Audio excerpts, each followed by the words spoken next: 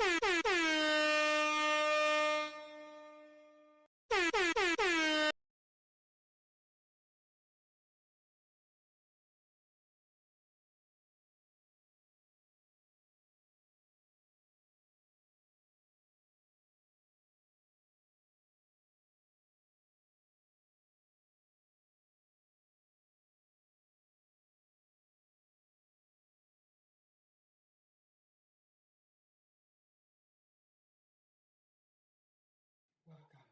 to the Susie B channel.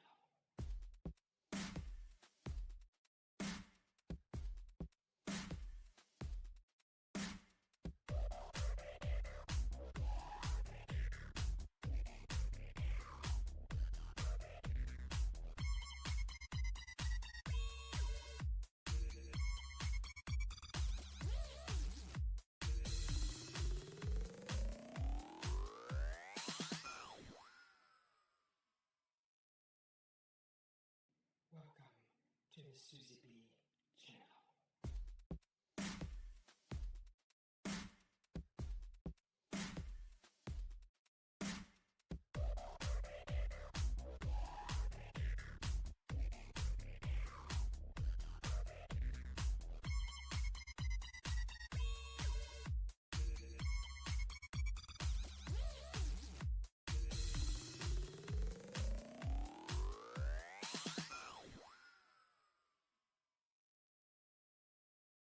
Welcome to the Susie B channel.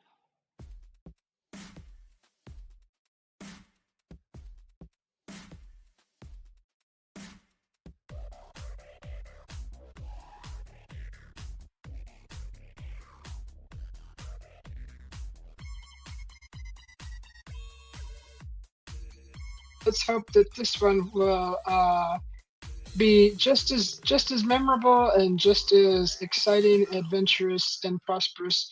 First of all, healthy. That should be on the first of your list. Health, health, health. Always first. Then all the others. But yeah. So welcome in, Rashad. Good to see you. I was just saying that my hubby may be passing through here, but he knows I'm live now, so I asked him to please don't pass through behind me without clothing on.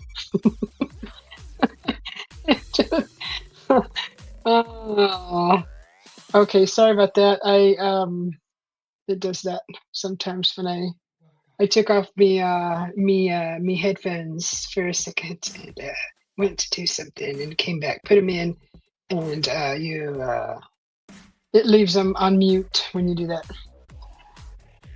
Anyways, welcome to the Susie B channel. I've been YouTube after doing a little bit of weed pulling in the garden today. I got some sun, got a little exercise, felt really good. It was a beautiful day, and we had rain early this morning. And last night, off and on, we got some rain, and then we had like overcast. It was overcast, and then I was like, oh, this is perfect weather for weed pulling. So by the time I got everything together and went outside, like the sky cleared up. Like the sky went from overcast to like blue, and the sun was shining. It was beautiful. My favorite time of day is in the evening, just between 2 and 5. That's like my golden hour for me. I love that time of day. That's just the lighting is beautiful, because out here in the desert, the sky turns pinks and oranges and molten golden yellow, like lava and purples. You just get all these beautiful colors. Anyways, the lighting is perfect. So it was just gorgeous today. And so I was kind of going through YouTube, and I noticed just some things in the news that I noticed.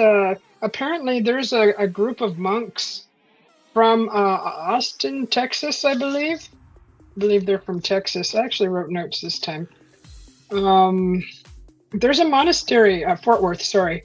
There's a monastery in Fort Worth, Texas, that these monks have set off on a journey across the U.S.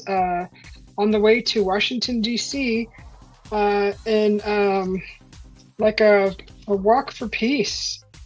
So they're walking for peace, and on their way, they've been walking for a while now. It's been weeks, if not months now.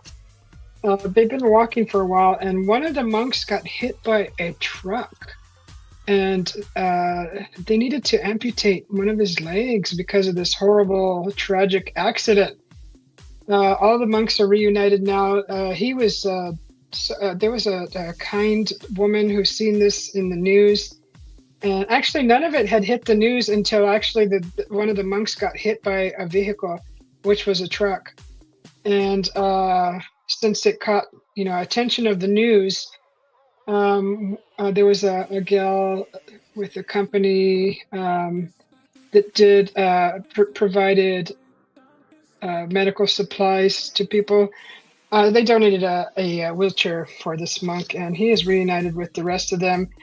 But they are currently, that I've seen since yesterday, in Georgia, and they're on their way. They're walking now, and so everybody's giving them roses and flowers and little edible things. And so I didn't even know this was happening. It's like because I don't watch the news. I don't know if any of you guys watch the news, but I definitely picked up this story.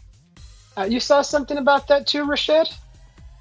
Yeah, so there's some monks walking across the U.S. on the way to Washington, D.C. They're walking for peace. So along the way, they're actually sharing. They're teaching as they stay the night in places here and there. They're actually sharing their messages that they're sharing are mindfulness and the simplicities of life. So these are a few of the things that I caught in the news that they were teaching, and I just thought that was really interesting that these monks, and I'm like, what nationality are these guys? Because I'm curious. I'm like, what do they do? They just left their country, came over here, set up shop in a monastery, and then decided to do a walk for peace. Like, these are the kind of questions that I had.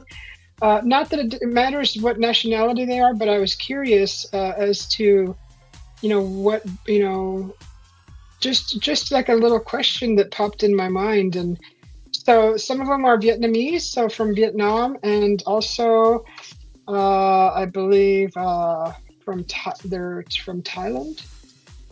So they may be of Thai descent and Vietnamese. So I thought that was interesting, and that's kind of different to hear about in the news.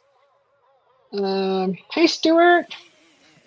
Good to see you. Welcome in.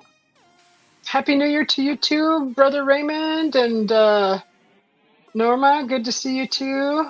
Happy New Year, everyone, from Stuart. And Wally. Hi, Wally.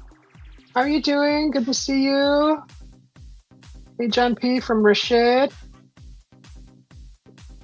JPA from Wally. Stuart's been a member for 2 months now. That's awesome. Thank you. Rashid says, hey, Wally. So JP, my brother from Stuart. Wally says, hello, Rashid. Hey, Wally from Stuart. Rashid says, hey, Raymond. Hey, Roger from Stuart. Wally says, just. Raymond says, howdy, Roger. Good to see you. John P, brother. Good to see you too. He says, Stuart. Wally from John P. And hey, Stuart from Rashid. Everybody's saying hello to everybody. Stuart is adding some emojis to the chat. World Peace, got coffee, moonshine, Kool-Aid, Dorkfish, wee, Mike, the fangs and the camel toe and cheers. He's using all of them. I still have to make some new emojis, guys. I think I may work on those tonight. I'll work on maybe 1 or 2 tonight. I need to do some New Year emojis. Oh my God, so many friends. This is John P. Stuart from Wally. Mike. Of course, he's using the dorkfish, dorkfish, dorkfish. We're definitely going to keep the dorkfish. I really like that emoji. I think I may come up with I might be replacing maybe. Uh, I don't know. I don't know yet. I just need to upgrade some. Maybe I'll keep the same things, but just upgrade them. But use something different. I thought most monks were from Tibet. That's why I was wondering where these monks were from, because I was like, what are they doing? I mean, we know what they're doing, but I was just curious as to where they were from. But apparently, there's a monastery in Fort Worth, Texas, where they started from. So that's they're from Vietnamese descent, which is Vietnam, and from Thailand. So Wally says, Mike. Raymond says, hi, John P. and Wally. John P. says, Mike. Mike says, Wally. Yeah, he just popped in the chat. My hubby's wondering if Mike is here. Hey, Mike from Rashad. Hi, Mike and Stuart from Raymond. Stuart says, hey, Mike, Happy New Year. John P. from Mike. Back on the road, says Wally. Awesome. Safe trips, safe travels to you. We will see you later. Thanks for popping in. Hugs to Norma from John P. for Raymond. Mike says, Rashad. Thumbs up, and what is that? Oh, is that a shot glass? Yeah. Hi, Raymond. Happy New Year from Stuart. Raymond says, hello, Stuart. Mike says, Stuart. Stuart says, Mike. Yes, so I noticed that in the news today that they were having there was a walk for peace from God, how many monks were there? There was, I didn't count them all, but just from memory, it looked like there could have been at least 10 of them, probably more. So they've been walking for quite some time now, and I'm just barely finding this out, which is kind of like, you know, the purpose is very meaningful, and walking for peace, right? And they're headed towards the Capitol. So I don't know what exactly is going to happen when they get to the Capitol, but that's where they're going. And on the way, as they travel, they are teaching mindfulness and the simplicities of life.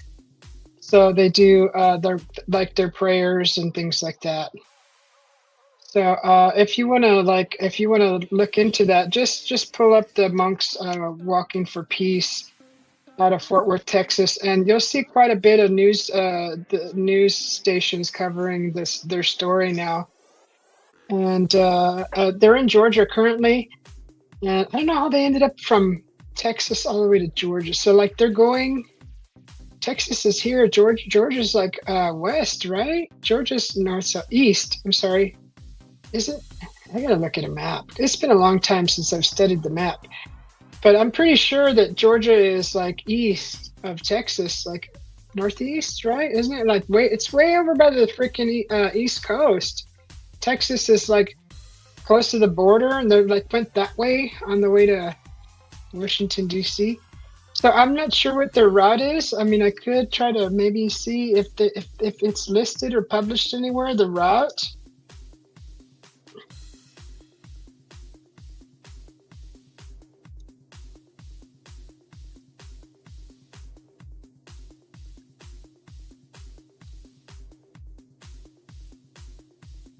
Let me see if there's like a.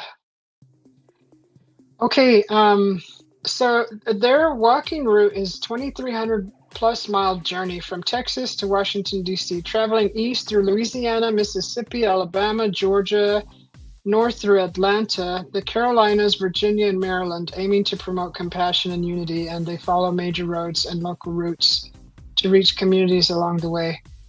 2,300 miles, guys, plus miles. So that's where they're going. That's the route they're going. So I didn't know all of this until, the questions pop up. Let's see. Hi, Henry. Welcome in. Happy New Year from Stuart to Henry. Henry says hello, JP. Hello, Scully. Welcome in. Good to see you. Happy New Year to you.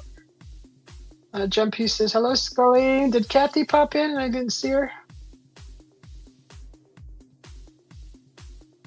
There she is. Happy New Year to you, Miss Kathy. Thank you. Hi, all in chat from Miss Kathy. Hello, Henry. Hello, Scully. Hey, Kathy. Happy New Year from Stuart. Henry says hello to Kathy, and John P says hello, Scully. Hello back from Scully to John P. Henry from John P. JP from Henry. Scully is saying tingles. Miss Kathy from John P. Hello. Just me. Oh, Henry's saying hello to Stuart. Happy New Year to Scully Pops from Stuart. Rashid says, hey, Kathy, Henry, and Scully Pops. Hello, Rashid from Henry. So yeah, this is hello, Rashid from Scully Pop, and to Stuart from Scully. Are you dropping the join link, or are you going solo? I'm going solo for right now, Stuart. Scully says Henry and Kathy, hello. And these are Scully's famous words. He likes that. Hello again to everyone, says Miss Kathy. Henry says, Scully. Okay, yeah, so I made adjustments to the Nightbot so he doesn't flood the chat, as you can see. So that's working out a little better. I wanted to see how that works out. But yeah, so these monks are walking across all these states that I just mentioned. So it's Texas to Washington, D.C. So they're traveling through Louisiana, Mississippi, Alabama, Georgia. They're in Georgia currently right now, through Atlanta and the Carolinas, Virginia and Maryland. So I thought that was just interesting. I've never heard of anything like that. They are Buddhist monks on a walk for peace. If you guys just popped in, anybody just popped in on their walk for peace, one of them got hit by a truck. His leg ended up having to be amputated. So that's a really horrible tragedy that happened. But I can't imagine, like, how can you not see a whole line of men walking down the road in orange robes? I mean, come on. I don't know the story behind it and what caused it, how it happened, but it's a really bad, tragic accident. The monk did survive, but he had to have his leg amputated, and they donated a wheelchair for him. So he was reunited with his brothers. I believe it was recently. Not sure if it was today. I'm not sure. I don't know, but it was recent, and so he is reunited back with his brothers. And it was a very touching moment to see them reunite. So how is everybody doing? People doze off driving a lot. Yeah, that could have been the I don't know if it was like a tractor truck, or if it was just a regular size truck, like a regular sized one. It did say truck in the news, so I don't know. They weren't specific. So how's everybody's first day of the new year? We came into the new year with a wonderful meal, and then we had our midnight toast, and then I stayed up just a little longer. I don't know if it was 4 a.m. maybe. I was tired though. Like, I got real tired because we kept the cat inside because of all the fireworks. And I was sitting here and I was kind of dozing off, just kind of watching a Vegas video live. And Vegas is an hour behind us now. So we celebrated New Year's here in Arizona, and then Vegas was an hour after. So I got to watch the fireworks over there, which was neat. Someone was live over there, Jesse Drone Adventure. So I was watching his channel out there in Vegas. So that was kind of neat. There was supposed to be like an aerial drone show with drones, but I didn't get to see that. So I don't know if that ever happened. Yeah, I guess I can look it up. But those are kind of cool to watch too, especially all around the world. Those New Year drone shows. Hey Slim, welcome in. Happy New Year. How you doing? Henry says I got a bit more snow. Asta, my dog, had a blast today in the snow. Oh, that's awesome. That's awesome. So yeah, we're having warm weather here still. It's actually really nice. I put pants on today because it felt really cool today. So um, I got kind of like long sleeves on, but it's cooling down for us for the our weather here. It's actually getting cool. It feels cool, cooler, but still beautiful during the day. High 70s and like low 50s in the night. So I'm not complaining at all. I was watching Sharky's live. He was out there shoveling snow off his boat, Glacier Sharks channel. I'm like, oh, that poor guy. He was on the roof shoveling snow off of it, and then he got in the boat area and he was shoveling snow off of that, and then I watched as long as I could till I went out in the garden, and then a little later on after that, he was live still. He was driving through the snow on the way home, and there's so much snow in Alaska where he lives. My gosh. Like it was like, I don't know, 4 feet high on the sides of the roads and just covered everywhere. His driveway was covered at least 2 feet.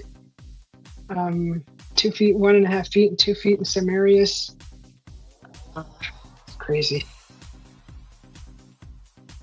Henry says, everyone have a good night. Susie B, be safe out there. Thank you, Henry. You also, and stay warm. Thanks for popping in. Good to see you. Slim says he was watching the ball drop till them two guys kissed. If that's their life, I just don't want to watch. Yeah, I kind of feel the same way, Slim. You guys want to do all that stuff? I'm just honestly, I'm not used to seeing that on TV, and I don't like to see that. When did that start happening? Was it the past couple of years, a year? I mean, I don't mind. Don't mind that. I don't mind men, having same-sex partners, and even women. But when they start showing that all on TV, like I don't want to see that crap. Right? I agree. I don't want to see that. It's just that's why I don't watch TV, because all these new shows and these new movies. They're comfortable in sharing all that stuff. And a good thing I don't have kids, because TV would be in the dumpster. There would be no TVs in the house. There'd be no internet for the kids. No internet access. It would just be because of all the crap that they allow on TV. So if we don't want to see that crap, keep your whatever you like, your sexual preferences privately to yourself. It's just I don't know. Some people probably don't feel the same way, but I don't like for that to be. I don't know. I don't have anything else to say about it. I just agree with you, Slim. Good night, Henry from Slim. What is that? More fireworks going on? These people. So not too far from our house, there was a double shooting. I thought I heard gunshots because it's not too far away from here, and gunshots the sound carries from 5-6 blocks away. And I thought I did hear some gunshots way after the New Year was over. It was probably right before I was going to bed. I heard probably about 4 to 8 shots. 4 shots and 4 more. Because that probably was that double shooting, wherever it was. I mean, I know where it was, but whenever it happened, I heard something.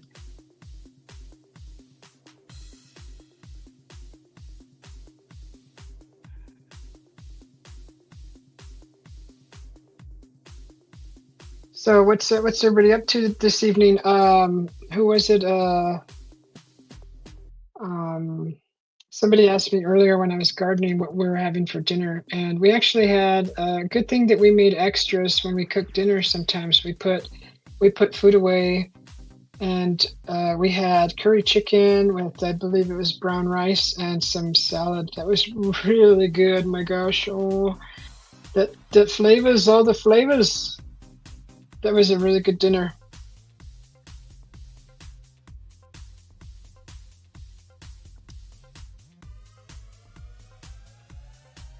Slim says we hear gunshots all the time here in the country. Yeah, target shooting out there, hunting. I can see that happening. But here, actually, I haven't heard them in quite a while till just recently. Usually, you hear them late at night, like between 10 and 2 and 3 in the morning. You'll hear them.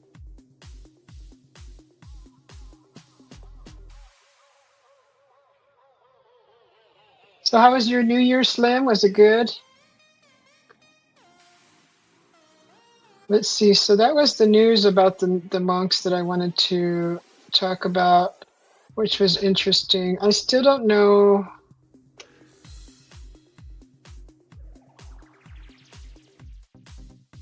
I still don't know what they're going to be doing at the Capitol. They're just going to stand there, and I don't know. It doesn't really say.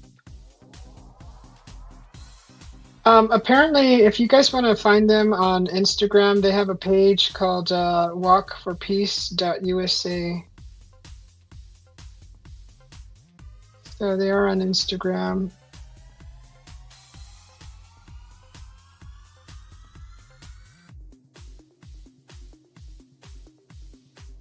Okay, so there's 19 of them walking. I don't know if that's including the one that was in the accident.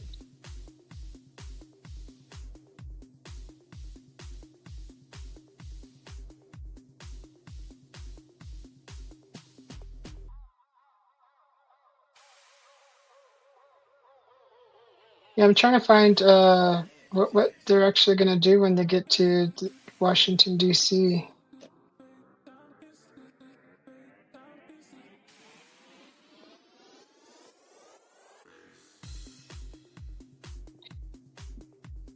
So I was actually paying attention to what kind of footwear they were wearing. A lot of them are wearing like walking shoes. One guy had looked like a pair of flip-flops on, but they were really souped up, like all-terrain. I was like, what the heck? You need some really comfortable shoes. I'm telling you, if you're going to be walking that far, you'll probably go through a pair of shoes.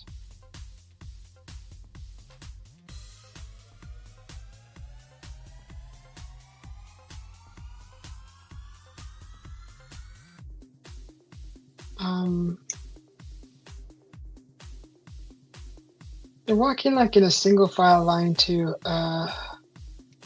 because they're using the roadways. But that's also interesting. That's just another something that I observed. If you got a bunch of your friends walking, yeah, I think there's 19 of them. I mean, like they could walk in threes and in groups of threes, or they could walk in in twos, but they're in one single file line. So I don't know if anybody else thinks that's most. It's not strange, but it's different. You don't party anymore. You're 205 years old. That's fine. There's nothing wrong with that. You, don't you push me.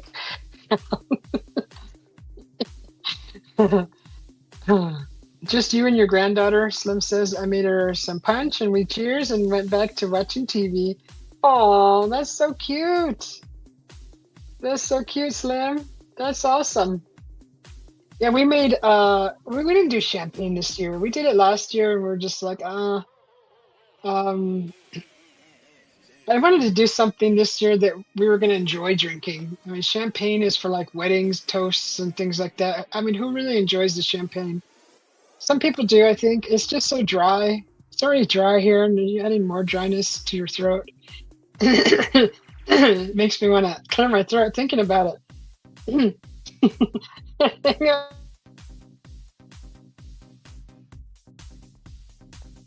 Yeah, but I made a wonderful cocktail of vodka, some Tito's. I did Tito's vodka, cranberry juice, and I have this package of like it's like a mango powder that you add water to it. So I threw that in the cocktail, and I added ice, and I blended it. So it wasn't stirred; it was blended. So it made kind of a nice slushy, and then I added these some ice to that, and I added mandarins, oranges, some mandarin slices inside of that after it was blended, and some. We couldn't find frozen cranberries, so my hubby bought. He bought some dehydrated cranberries, so they look like raisins, but still they worked just as good. I threw that in there, sprinkled those in there, and that was a wonderful cocktail. That was really good. I was thinking about doing Jello shooters, but I was too late in the thought of think of the shooters, so I decided just to do the cocktail. But I wanted to do something like a cappuccino shooter and like an espresso shooter with caramel and like a macchiato shooter. But I didn't have time for that. You need to prepare that stuff and then put it in the fridge overnight or to have it set. It takes like 3 hours or something. So I just didn't have time for that.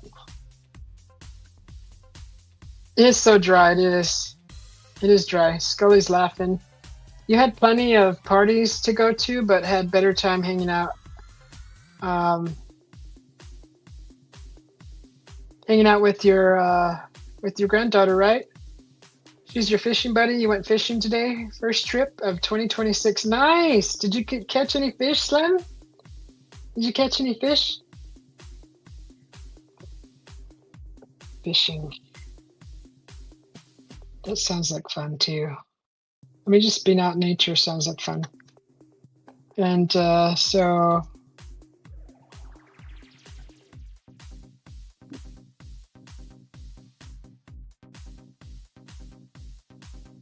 yeah, we didn't really, we're not really into the parties anymore either. They're just, I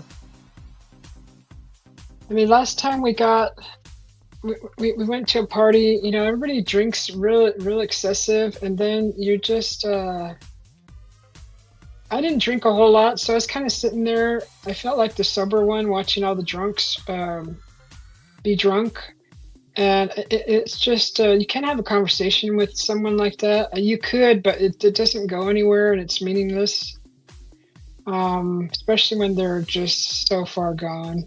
And it's not fun anymore. So it's just like, I'm not feeling it anymore. The parties. Uh,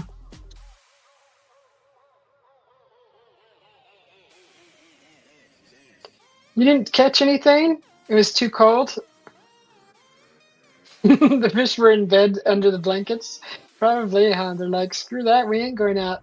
They're not even eating. They're just like staying in bed in their little houses, huh? Slim. They're like, screw that, we ain't going outside today.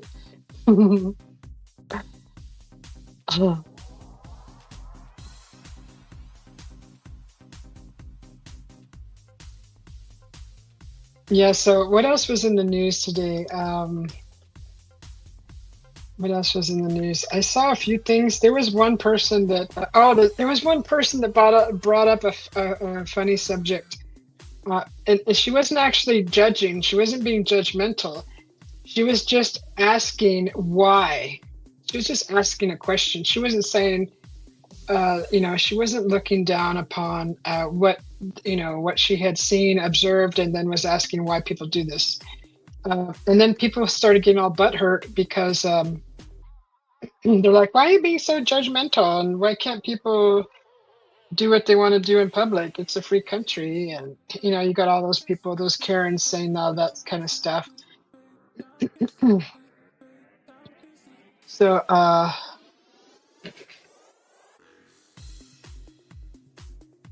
like it turned into a blast, that post. and it was funny. But I'll actually share the screen here, and I'll show you guys. I'll show you guys just a few things that are going on here in the neighborhood.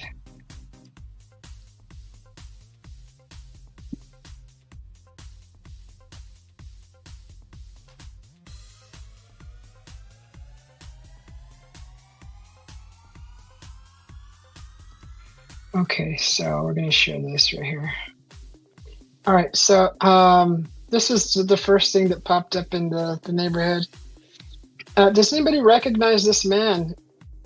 He's tried breaking into my house this morning about 6:45. That's not cool. That's not very nice, guy. All right, don't be breaking into people's homes. What else did she catch? Oh, what was he doing? Was that the old-fashioned credit card trick?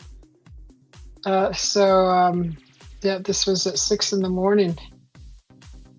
Maybe, he could have been, he may have been inebriated and he may have thought that was his house. And someone he thought he knew after partying all night for the new year. So yeah, that was the first thing. So I think what I wanted to show was, let me see.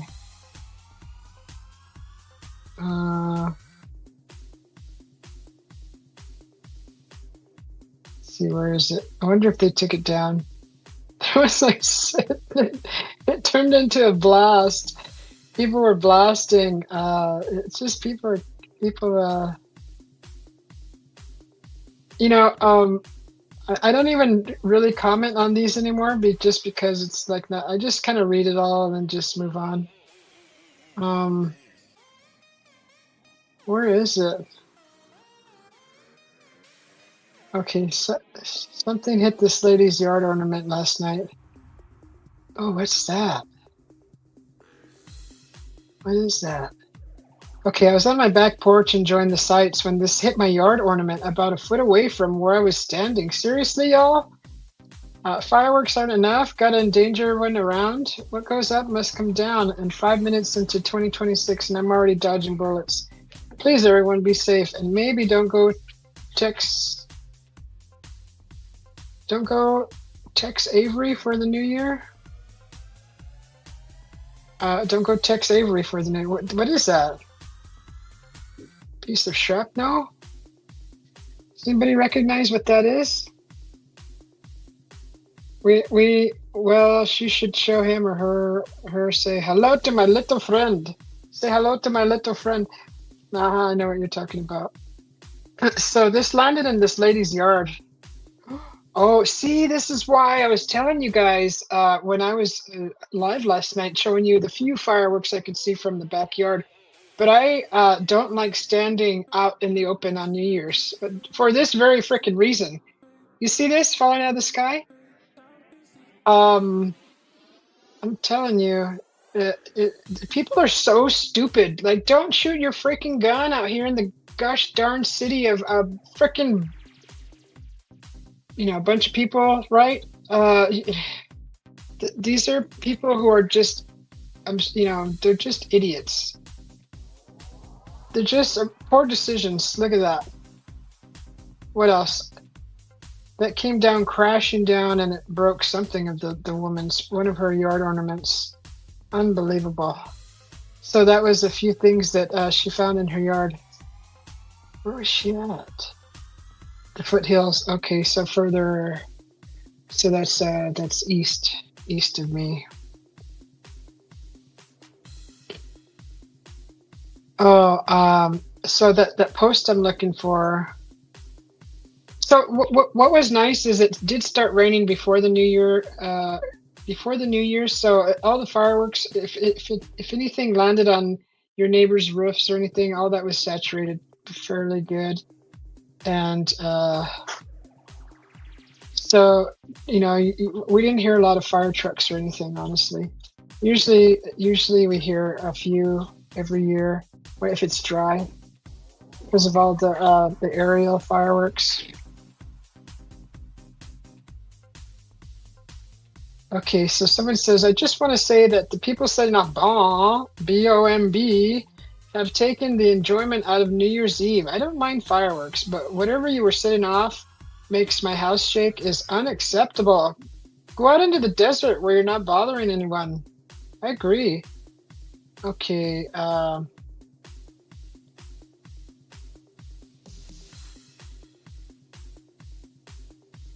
so just a bunch of people complaining about fireworks.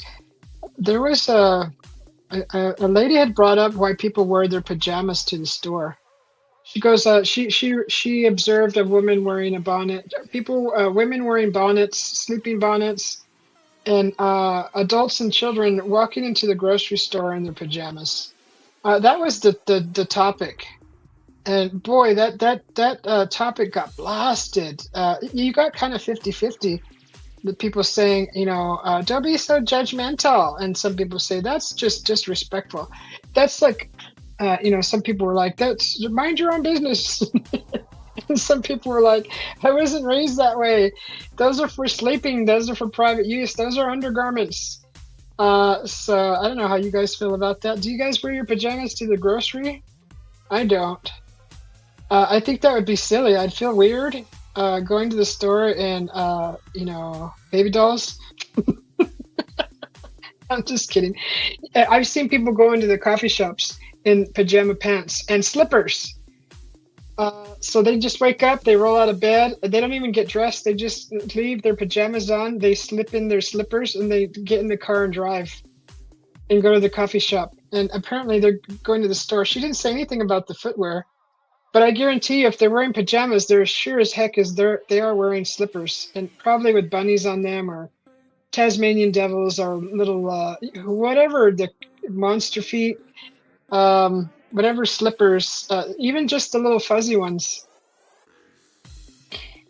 Yeah, what's up with that? Change your clothes, says Slim. Right? So a lot of people are like, mind your own business. Like, no, you freaking put normal clothes on when you go out in public. Like, come on. I kind of agree with it. Like, nobody wants to see people in their pajamas out in public. Like, unless it's a pajama day at the grocery, and they're giving away a roasted turkey for the best dressed pajama. Like, come on, really? I know that the schools do that. I think the schools may do that. Like, it's pajama day. But seriously, walking in public in your freaking pajamas because you're too lazy to change is just says a lot for um, how lazy people are.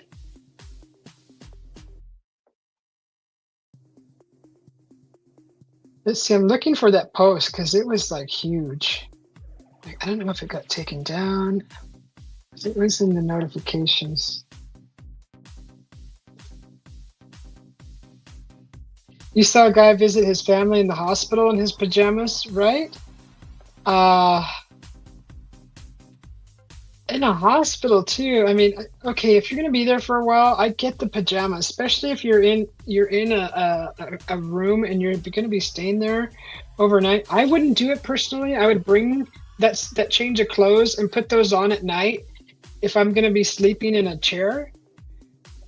I've done it before. But I didn't take pajamas. I did wear something more comfortable, like stretchy pants, and something that's comfortable to sleep in. But I don't know.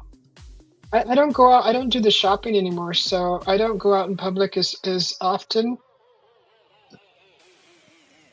Let me see. Where is it? It's a little older. Last 30 days. This was just one day, 21 hours. Uh,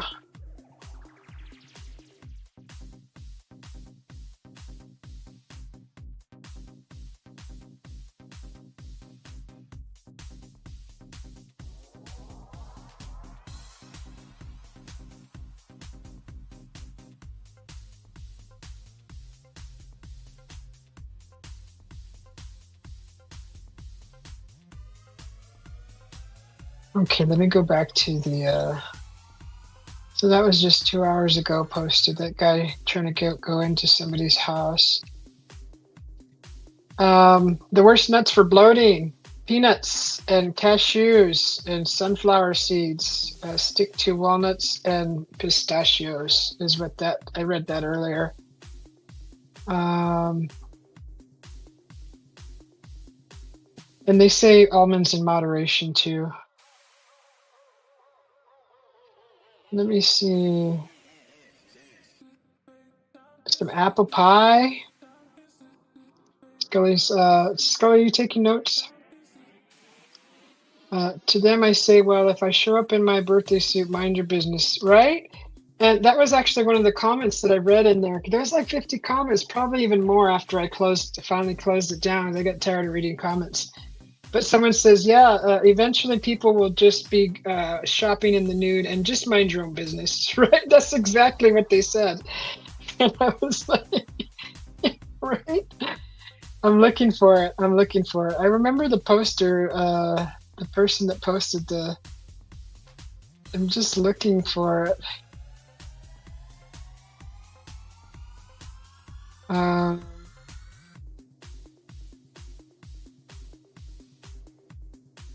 Where is it? I wonder if it was taken down. Let's see.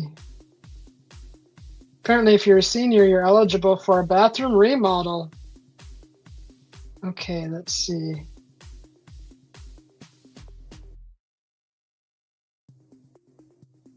The XP trike. Uh-oh, something's making Uber drivers look bad. Phoenix Uber passengers describe terrifying ride with erratic driver. Oh my God, we had a guy. I don't know if he was Uber. I think he was an Uber, and I believe we were invited to a Halloween party, and I believe that was 2 years ago, maybe 3. And that freaking guy, he was making me so mad. I was telling him to slow down. He was like just in a hurry to get to the destination. I was so pissed off. I was so pissed off. Like he was driving in a fashion that didn't feel safe anymore. I just did not like that at all. But whatever. This is about an Uber driver. Oh, see, they were pleading with him to stop the vehicle. Yeah, that's exactly how I felt. I just wanted to get out of his darn car because it was just horrifying. Let me see. Heat safety guidelines. Okay. That's not good. Where is that post at? I wanted to read the comments on there for you guys. There's a lot of animal posts in here. And then you get people complaining there's too many animal posts in here. Some people in here looking for attention just post a selfie of them, just real close-up selfie. And they're like, I'm depressed, or I'm, just like, some people will reach out and say, call me and I'll talk or whatever. But,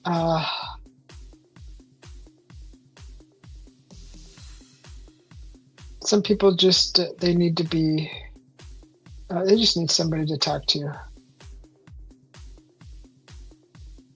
But they're like putting themselves amidst a bunch of strangers. Like, that's, call a family member or a close friend.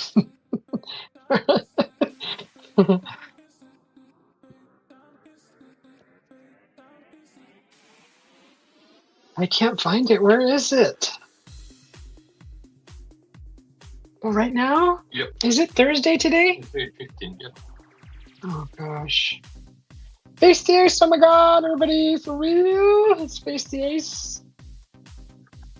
What happened? Happy New Year's Slam from Face the Ace. Ace seems like yesterday was 2025, right? It seems like only yesterday it was 2025. You're right. Oh my God, for real, Susie B? I was watching your live too, rewatching it today. No, you were live earlier today. I was watching that. Did you say you were at your uncle's house face last night?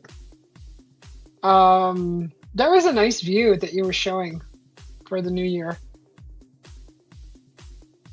Okay, where is that darn post at? God, I'm already okay. I'm barely in 2 hours ago, 5 hours ago.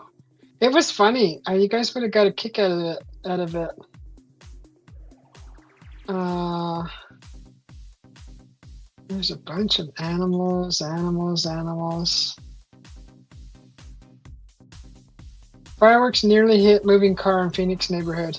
Okay, they're going to start cracking down on these people with fireworks because there's actually enough people complaining. Finally, that's the only way to take care of something is to be in numbers.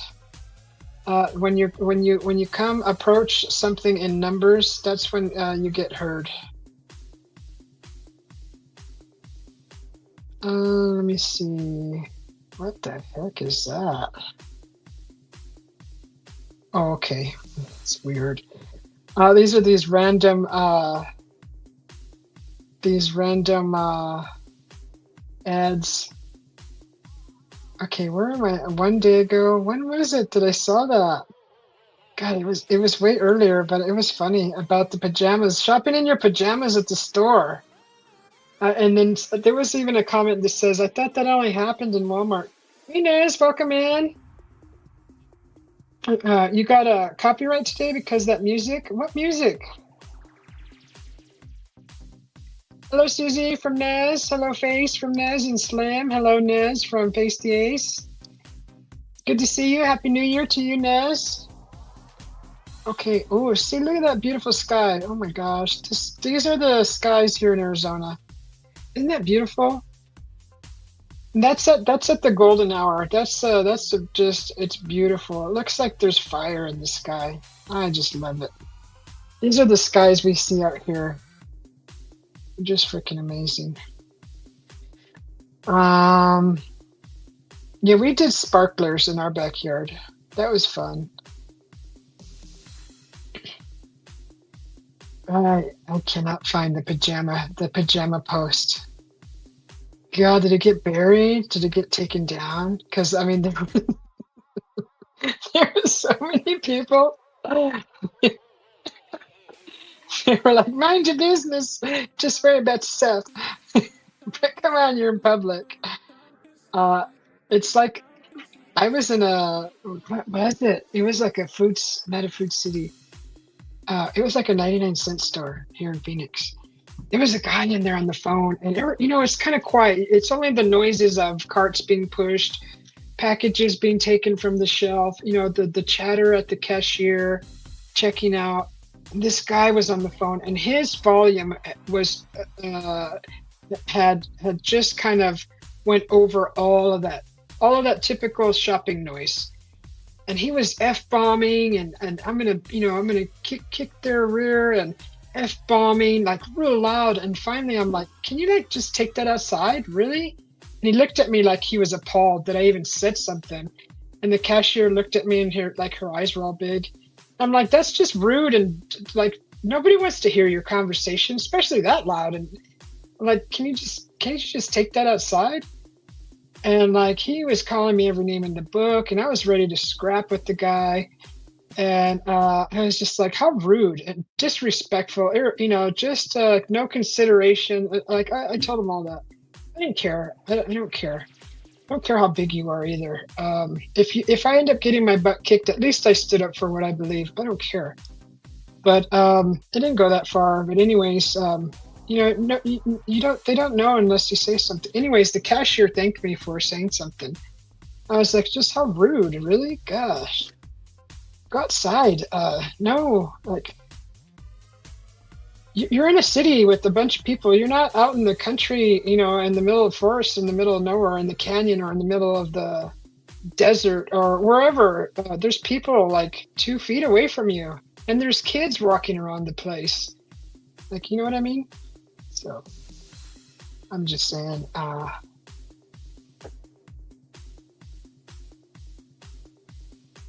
Ness says that she's hanging in there, Slim. How are you? You're gonna bring your friend? She's a YouTuber?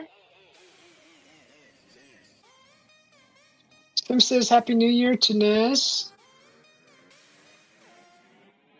Oh, Nez is sharing a lot of emojis. Thank you. Oh, the Spanish music? You hear Spanish music in your live?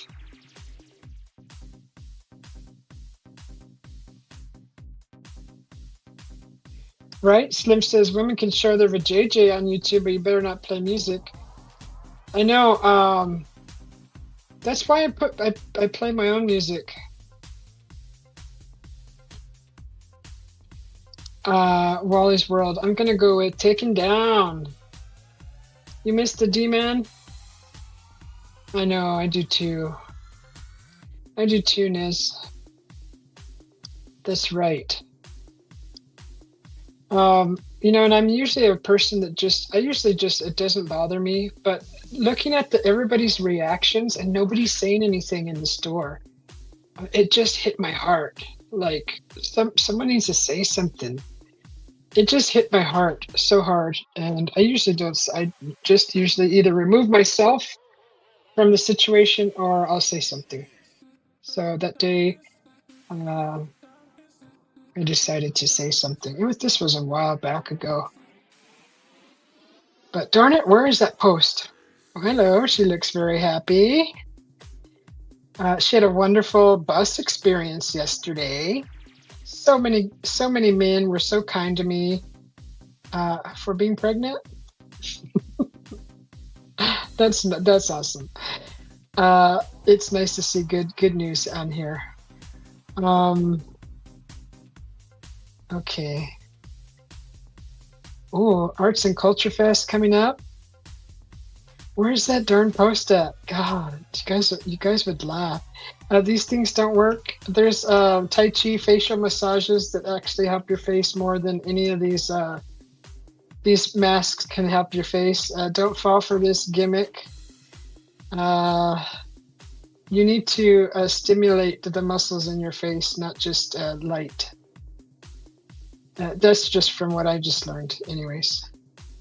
Let me see what else in my research. The light thing. Yeah, that's on gimmicks.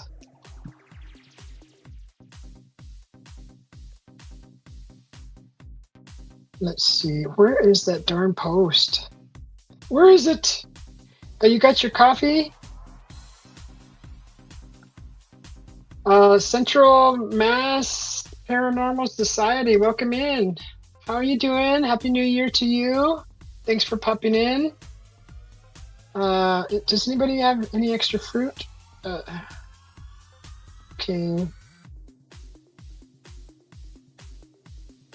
I don't know why it's so hard to find that post. Where did it go? Wonder if it got taken down. I'm barely at 5 hours ago. Where is it? It's just so funny, guys. Where is it? Shooting, lost dog, lost animals. Shooting, lost dogs, shooting, trespassers. All right, it goes on and on. Lost dog. Is this your dog? Where is it? Lost dog. Happy New Year's, everybody. Okay. Lost cat. Lost dog. Okay.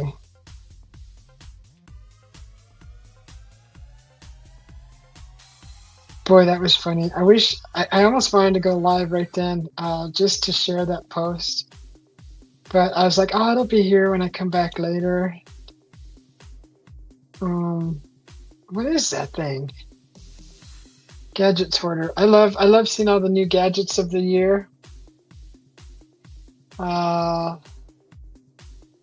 Central Mass Paranormal Society says, hello, everybody. Oh, her name is Victoria Darkwood. Oh, nice to meet you, Victoria. Thanks for popping in. Hello, Victoria from Face the Ace. Oh my God, for real? I love seeing the gadgets. Have you guys seen those that really cool furniture stuff? The furniture that it's like it looks like a little table, but it expands and like one little bench opens up to like six more little benches, and they've even got like a whole bench that expands like that, and you put the like the leaves in a bench with cushions. They have a bunk bed couch. Uh, they have a revolving kitchen. Oh my gosh, I just saw that last evening. It was a revolving kitchen for smaller spaces. I was like, what? The sink, everything. The sink, this, like the range, the stove, right, and the microwave, even a place for your glasses. A few like electronic, things like a mixer, blender for smaller, not too small, but all of that in a revolving kitchen. They had some cubicles that are round also, that are private cubicles that you can buy. And it's basically gives you your private space. This would be great for YouTubers. Especially when you do YouTube from home and you're doing like, like kind of like this setting right now, like I'm doing the coffee lounge where you just talk about stuff. So it's this cubicle that goes around you like this, and it actually slides, so it closes, and you're totally in your own little space. But within the walls of this structure, it has sliding like doors that slide, and it has like a cork board in front of you. It has your computer desk. It's got a bunch of cool stuff built in to so you can put all your things, your notes, your papers, or. I tell them 2 minutes break to shoot. Okay, babe. Don't worry about it. I'll be fine. So yeah, these were like the newest innovations that I've seen. So just some really cool stuff. That's what that reminded me of, these gadgets of the new year. Just I don't know what this is. Is this this looks like something for clothing. I wonder if it like heats your clothing. Let's see, what is that? What is that? I don't know what that is. So there's apparently some more gadgets. I'm gonna have to take a quick break here in a second, and I'm gonna just leave the camera because I have to go do something. It'll take like 3 minutes. I can't believe I can't find that post. That is just so funny. All the comments on that post with people shopping in the grocery market with their pajamas on. It's just so funny. Oh my God, I hope that cat was sleeping. Oh gosh.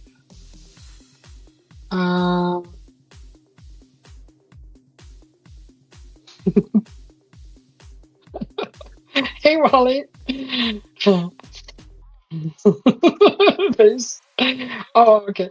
Nice to meet you too. Happy New Year, everybody, from Wally. Hello, Wally. Okay. Okay, you gotta go. All right. See you later, Slim. Thanks for popping in. Happy New Year to you. Thanks for bringing in a friend. Yeah, I'm just gonna go off camera real quick, and I'll be right back, guys. I don't think I have a video that's a intermission video. Do I? Do I have an intermission? Yeah, I do have an intermission video. I'm gonna play that real quick, guys, and I'll be right back. We're gonna stop sharing this here. So let me. I'll be right back. Okay, guys. All right. Be right back.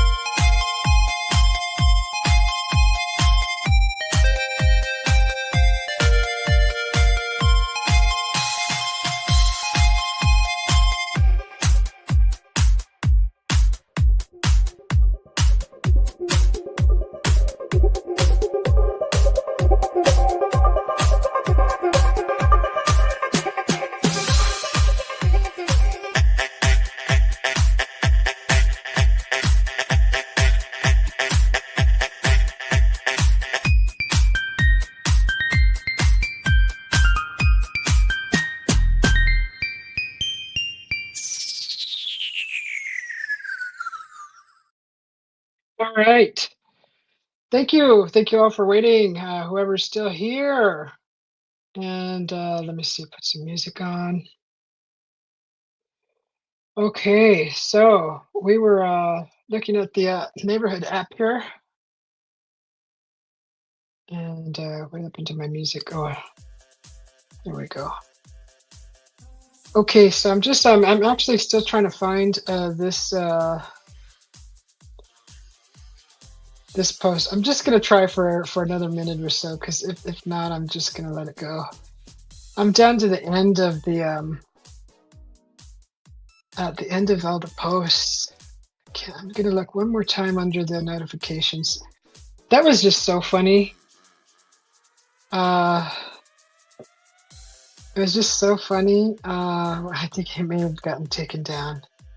Maybe the lady just took it down because like people were fighting. They started fighting because what they believed. Everybody's entitled to their opinions. I get it, but it was just funny to read the comments, like how everybody's thinking. You can see what page they're all on. Some people didn't care. Some people said there's more important things to worry about, and then others were like, "That's just." Some people were calling it ghetto, and then one lady went as far as saying those are the people on welfare. Oh my God, that's ouch. That's kind of throwing daggers, huh? Unless you've been there yourself, then you usually don't talk about being in that kind of tough situation in life. 'Cause I think a lot of people have gone through that, and you don't talk about, you don't put down other people that are currently going through that situation. I usually refer to people as being ghetto, and they're not necessarily on welfare. They're just they just were not raised with morals, or not morals, like with respect. I guess is um, you know. I guess when you get older and in life, you learn that hurting other people is pretty much hurting yourself in a roundabout way. So if you can understand that part, that teaching in life, then you won't ever try to hurt anybody else. You just try to gently let them know how you feel, and especially if you're a person that has anger management, that's a real big test to try to convey your message without being um, physical about it. So that's like a huge test for anger management people. Uh,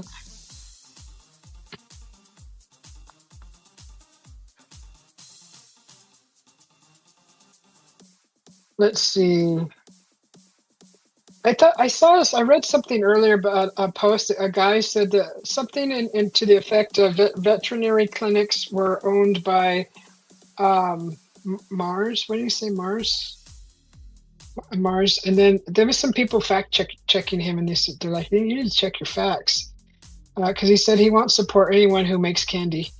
And it was a company that makes the Mars bar.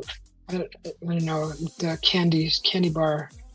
So I thought that was interesting. I didn't really read too much into it until he was. Oh, and then when I found out that someone fact checked him, and he said that his facts were um, needed to be rechecked.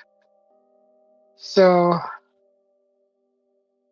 what else? What else? Car wreck. Yeah, I don't see that post anymore.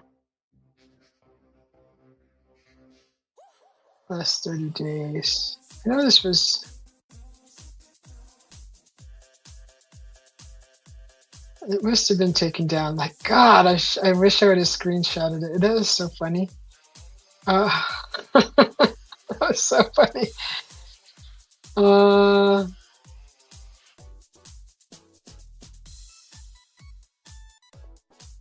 let's see. I'm still trying to find it. I'm just looking at any of the older posts. Yeah, it's not here anymore. It must have been taken down.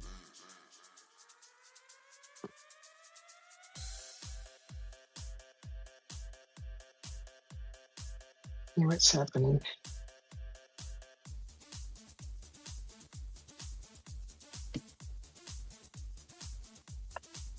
I was watching more of a channel on Sean Flynn,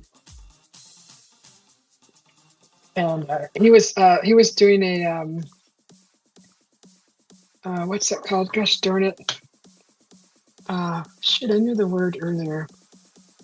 You know when you pull up some TikTok videos and kind of do what is that called? Gosh darn it! Like a review, you know, like you review a video and you talk about it. If there's a word for that, gosh darn it! Why do I knew the word earlier, and then as soon as I want to talk about it, it freaking escapes my freaking brain. Forget what the heck that's called. Anyways, he was pulling up a bunch of TikToks that people were calling this and that and everything under the sun a skinwalker. And this guy being from, you know, from coming from a tribe. I've heard him called clans also, but he refers to himself coming from, you know, from a specific tribe. Anyways, uh, he if you go to his channel, he goes in depth about what a skinwalker looks like, how they're made, and how it works, right? What they look like, what you should see. So that these people are posting everything that's not a skinwalker, and they're calling it a skinwalker. And I think it's probably for clicks. It's probably for attention. But basically, some of the videos he showed was like a real, very, very, very thin, like human-like being, no clothing on, all white skin, walking on all fours. And the guy that posted that was calling that a skinwalker. And I just thought it was interesting because he said, you know, those particular beings, they're wearing a skin and they'll have antlers on, and they don't crawl around on all fours like that without clothing. So if you know really what one looks like, you would know that all those videos are just, they're using that word just for attention, I guess, to get the views. So I thought that was interesting. Okay, I'm going to move on from that. I'm going to put the link in the chat if anybody wants to come up and talk about anything locally going on in their area, or they want to bring up something, a subject to talk about. I'm going to put the link in the chat, and I will also pin it up at the top for a little bit. And if anybody wants to come up that we're familiar with, that's familiar to the channel and has been here for a while, more than likely with the wrench, you're more than welcome to come up onto the panel. And I haven't done this in a while, so we'll see how this goes.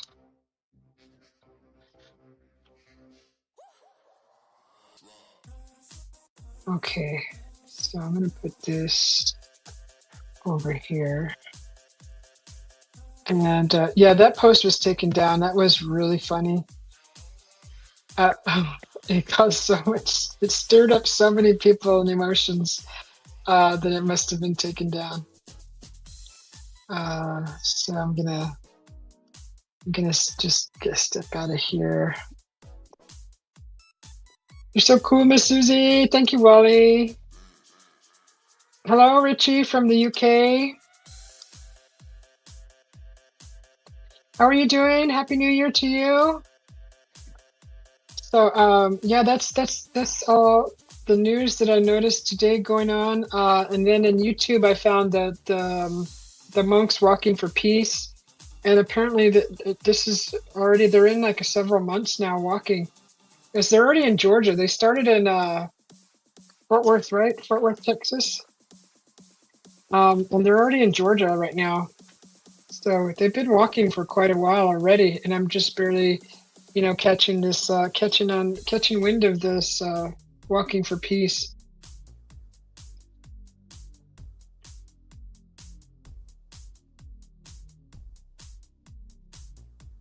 So does anybody have any like New Year resolutions? I think we've stopped doing those New Year resolutions. and I've just tried to be a little better every year than I was the year prior. That's all. Just do little things different, slowly but surely, not drastically to shock the body or make you wish like you didn't want to do that New Year's resolution. So, so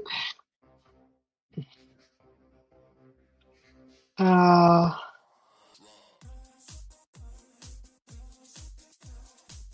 you retired, 67 years old. Oh, that's nice. Nice to be retired there.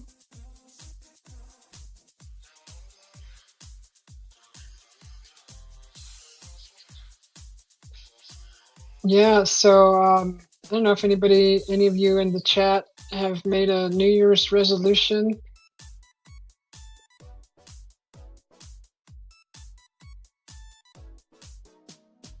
I'm just kind of staring out the window because I'm noticing that the overcast has returned, and there's only a few little gaps in the sky, but not really. And I'm noticing that the clouds came back. That's interesting.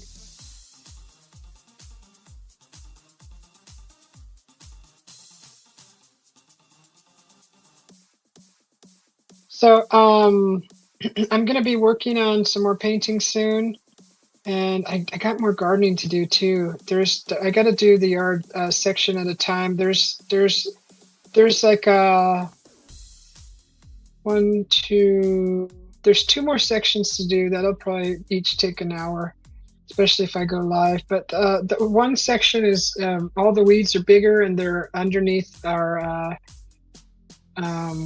our outdoor table, and they're growing out of the bricks. So and there's probably like 15 or maybe 20 weeds under there growing. I got to get on my hands and knees, crawl under the table, and get all that stuff. That's going to be fun. It's supposed to be nice tomorrow too, so I may do that more weed pulling tomorrow. And then I got to tackle the whole side where I planted the new cactus and figure out where I'm going to put that canoe that I was using as a planter. So we thought about putting it in the front yard, but I don't know. I don't know if that's going to look good. Oh, I see Stuart's back. You're loving the retirement since November last year. Oh, that's nice.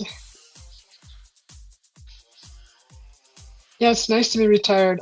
So what do you do now that you're retired? Have you taken on any hobbies or anything? Hello, Face. Face is gone. He said he was stepping out.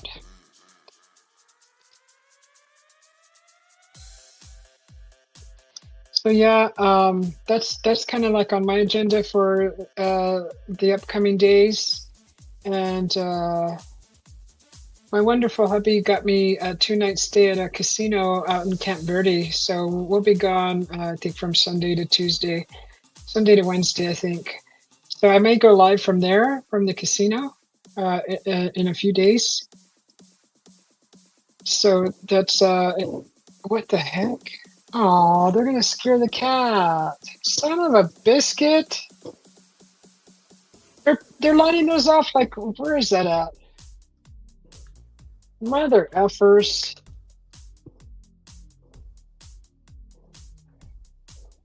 Oh my god. Hang on, guys. I gotta go check on my cat. Son of a freaking biscuit.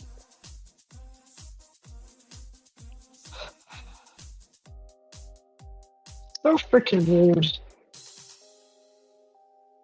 Puppy.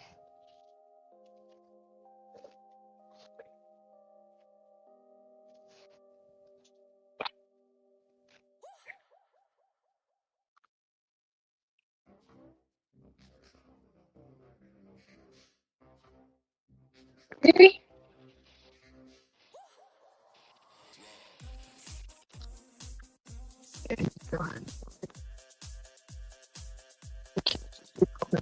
Careful.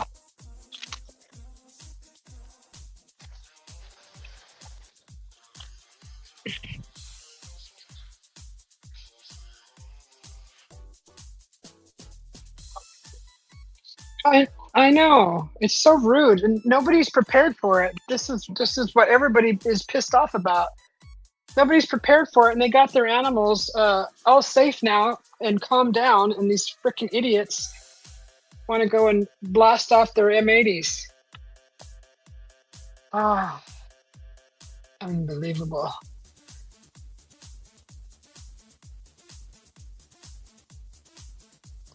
Okay, so you just like watching your team play, Everton? What's FC like walking? Okay, that sounds fun, huh? It's a nice way to pass the time. Whatever works for you, makes you happy. That's awesome. Yeah, someone's lighting off like big fireworks, like big loud ones. Like I saw the flash in our backyard. So I'm thinking it's somewhere over there. If I wasn't live, I'd go out there into the front and actually go look to see who the heck is doing that. It's so inconsiderate for people with animals. It's not only the animals; it's people with PTSD also. But they all kind of are prepared for the new year and the fireworks. Everybody likes to celebrate, which is fine. So if everybody prepares properly, but like the New Year's Day, right? And it's already the next, it's like almost the end of the day, and you get people who are just um, they have no compassion for the other people around them. You want to live like an idiot? Go live out in the middle of nowhere and do whatever you want out there. Like you got people living all around you. Like have some consideration. It's just that's just I think that's like universal law, right? It's just common sense, really. So my poor cat probably is in the neighbors. I don't like him to leave the yard, and he's really good about not leaving. But when you got freaking blasting going on, who knows where he's hiding and scared? And I just don't appreciate that people being inconsiderate like that. Because we pulled him in the house last evening for all the fireworks, and he knew what was going on because he stayed in here. He doesn't like to stay inside, but he knew what was going on, so he was comfortable in here and he knew he was safe. But some asshat is out there blasting M80s, and my cat is probably running for his life somewhere. And I just they get lost like that, so that's what worries me.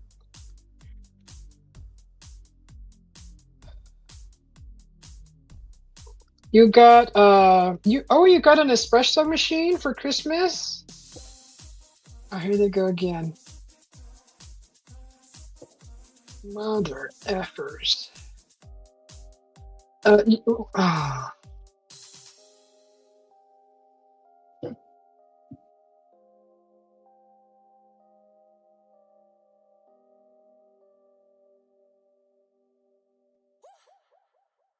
that's awesome. You got an espresso machine.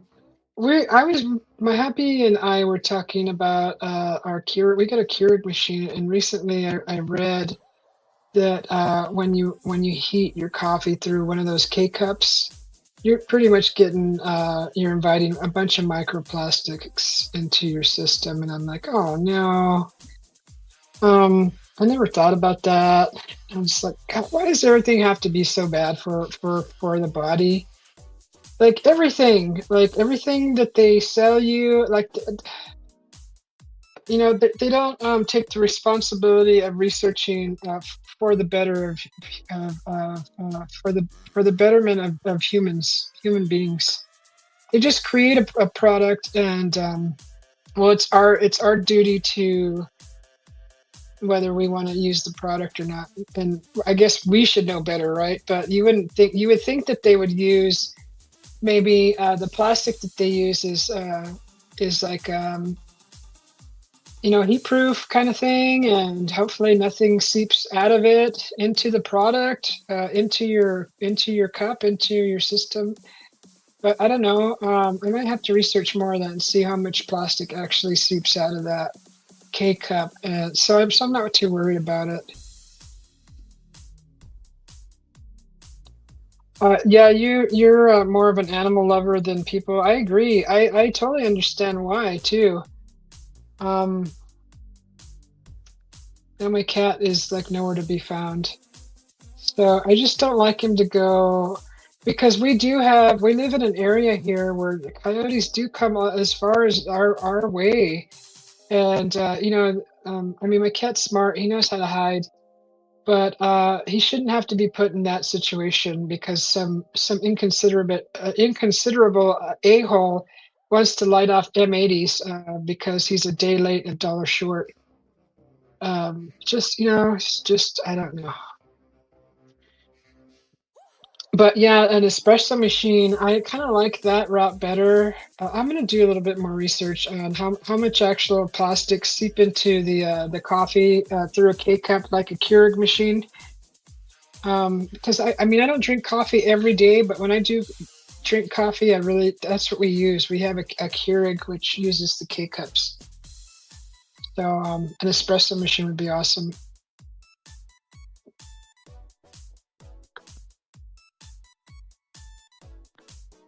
Right. Yeah, there's a lot of plastic in the world, especially in the sea.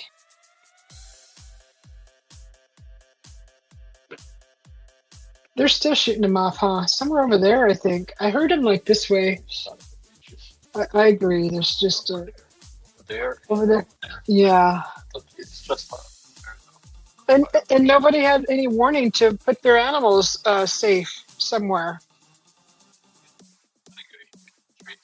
Is he? Did you find him? Yeah, he's over either over this way or he's over there. Hopefully he's okay. I know. I know. But anyways, yeah, those are the Keurig machine. That's awesome. I hope you enjoy your espresso machine. A friend of mine, when I lived in Idaho, she had one, and that thing was cool. That it was just really cool. It was the one that has the steamer, the milk steamer, and everything. That did the espresso, and it was like the little cup thing that locks in place. You ground your coffee and you tamp it down, and you lock it in place, and it pours your coffee like that. And then I thought that was cool. That was way back. That was a while back ago. They make them so much nicer now. They really compact them into a nice little box. It does everything. But yeah, I love coffee, and I love the freedom of making your own specialty coffee right at home. A friend of mine calls them diabetes coffees, the way I make them, because I put whipped creams and I put caramel, and I do chocolate powder, and like I line the cup in caramel drizzles, pour the coffee, and then usually I've been kind of slowing down on the Baileys lately. But I mean I don't drink enough of it to. But I think there's a lot of fatty in the Baileys, so I gotta like slow down on that. Because when I do have coffee, I usually like to put Baileys. But anyways, I'll do Baileys, and then I'll like whip the coffee, and then I'll put the Baileys in there, whipped cream, and then chocolate powder, caramel, maybe a chocolate drizzle, maybe even a miniature chocolate bar.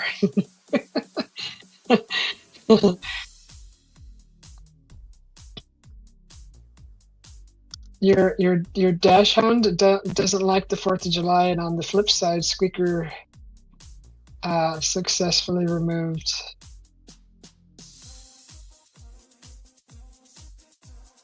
Yeah, I mean, no animal likes those loud noises. I mean, it's been my cat is like our cat is 7 or 8 years old now, and we bring him in every time, and he hears it every year. So I mean, I think he knows what's going on now, but we always keep him safe, and that's your duty as the owner of an animal to provide security for your animal, and especially with things that are out of their hands, where they out of your hands, out of their hands, and at least if you keep them inside with all the doors and things, windows shut.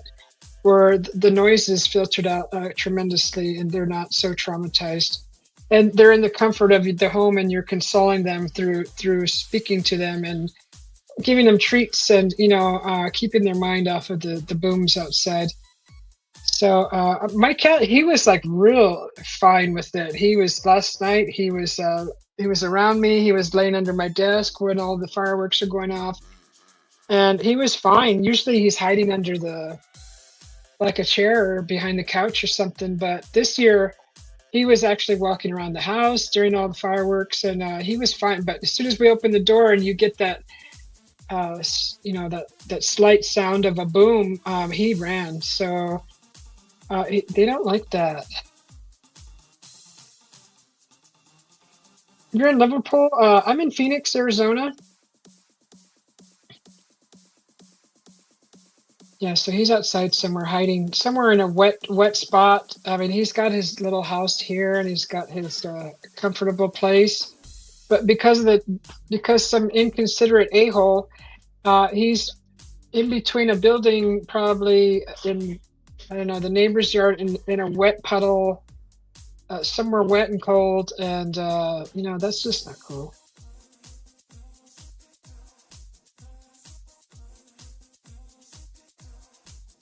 And Wally said he's in Lexington, Kentucky, East Coast.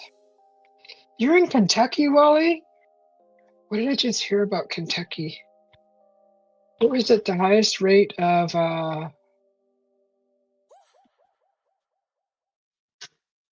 was it Bigfoot out there?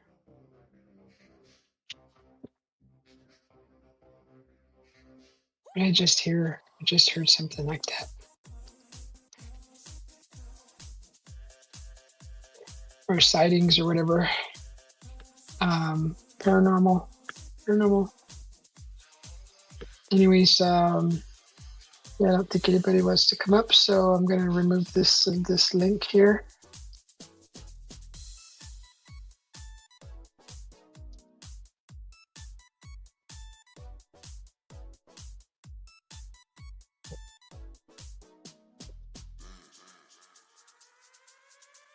Oh, did you want to come up, Wally?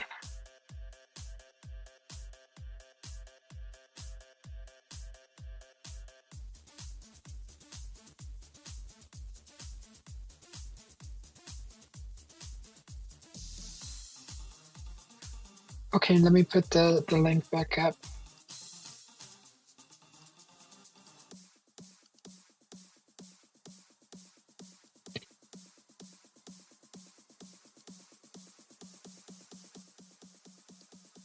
Just going to lower the music a little bit, just so it doesn't drown out conversation.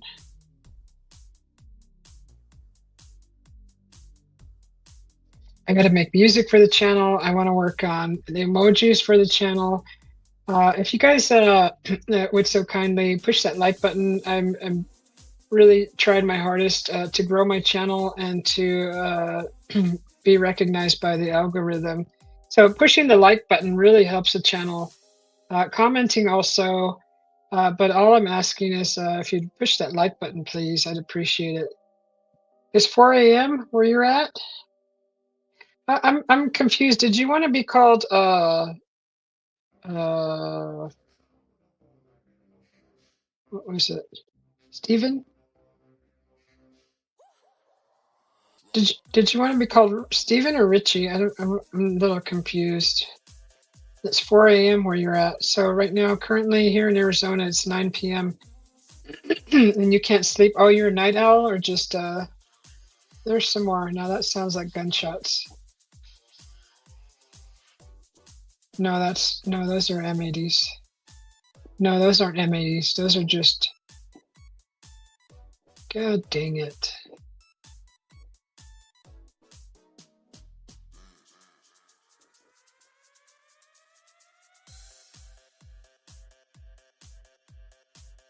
So you can't sleep, huh? Sorry, I'm just sidetracked by all the fireworks outside.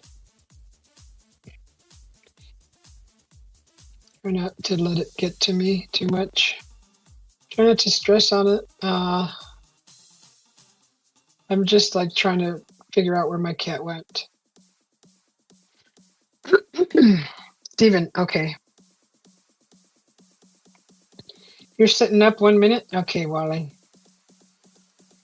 Yeah, so that's all that's been happening around here as far as usually the neighborhood app. I like to check that every now and then. Usually it's just repetitive stuff, people arguing and ranting. But I thought that was interesting today when I read about a person just asking um, why people go to the grocery market and in their pajamas. So everybody lost it. They lost it. Hmm. Mike, you shared that. Won't that help your algorithm? Yeah, sharing does help also, Mike. Thank you. I know pushing the like button helps also. Thank you, Mike. How are you doing? Probably in bed, huh? Yeah, so that was just real fun. It was just a funny post to read because of all the comments. I woke up and my hubby made me a fantastic brunch. He made an egg, a sausage, and he cut some potatoes, and he made me some steamed vegetables.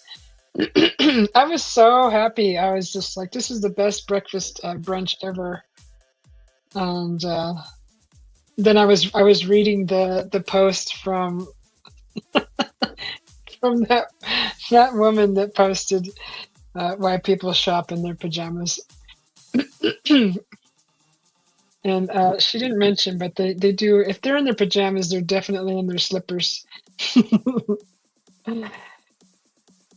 You're staying busy? Yeah, you're in bed. Congratulations on the 4K subs. Thank you. You've been staying busy. Mike's in sleepy time. I might make me a cup of coffee here. I was the reason why I didn't make coffee yet is because I was drinking my fizzy creamy root beer. Uh, it's that soda that doesn't have the dark caramel flavoring in it. It's just clear soda, but flavored with stevia.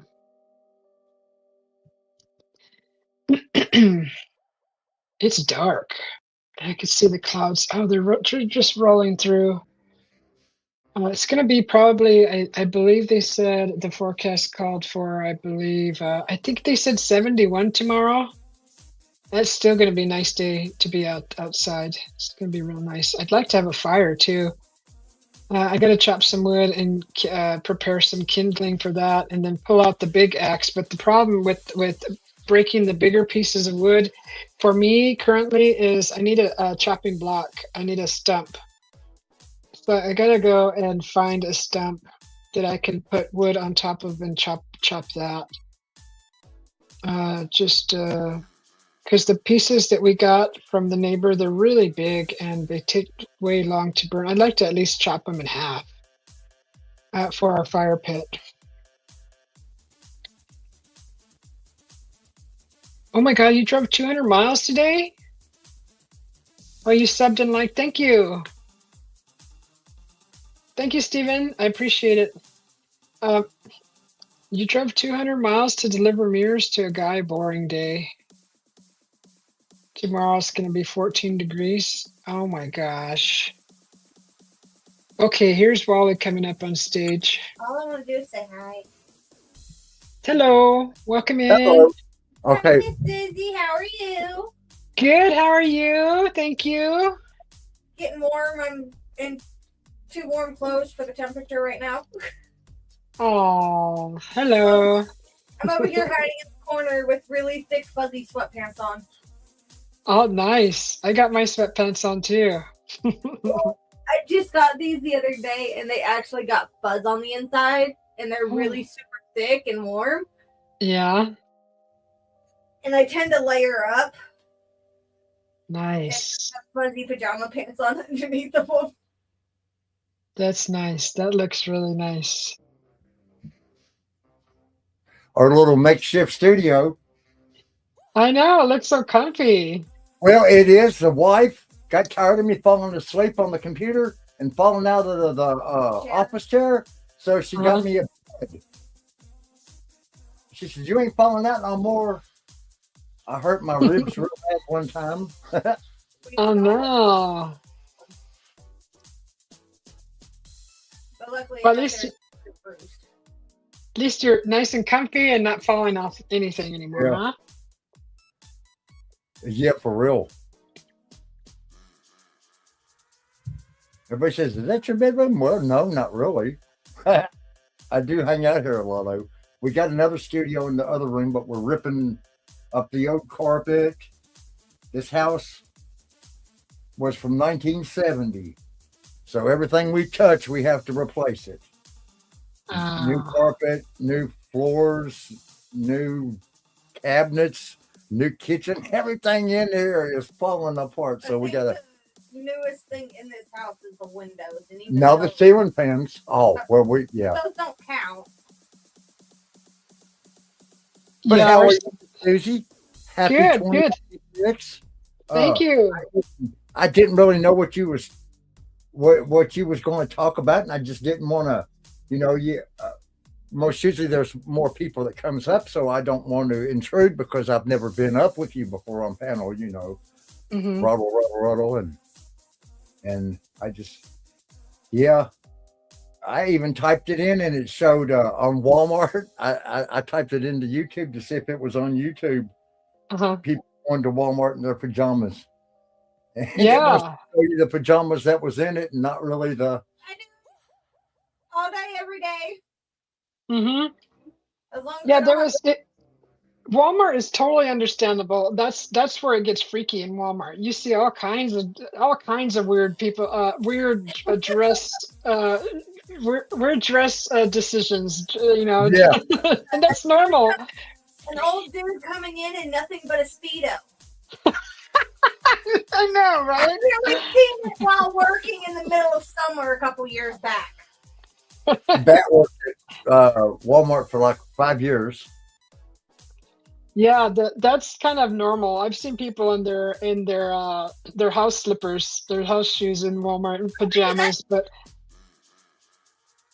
and in the coffee shops too. I've seen people walk into the coffee shops in their pajamas, and I'm like, okay, well that's comfy, they're cozy, and then maybe they just got up.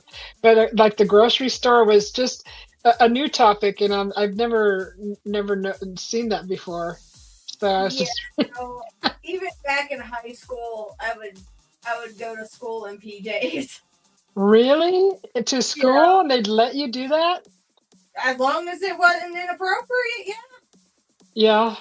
And my pajamas are 9 times out of 10 fuzzy pants and a t-shirt. Mm-hmm. But now you're a 90s kid. She's a 90s kid. That is true. I am a 90s baby. I'm a 70s kid. Born in the 60s, 70s kid. Yeah, so I'm late 70s, 80s kid. Yeah. My main thing when I go out is if I don't have to work, I don't want to wear something uncomfortable. And 9 times out of 10, that's all I have is like jeans cleaned. Mm-hmm. So it's like, I'm just wearing my jammies. Yeah. It's just like I don't have the energy. Right.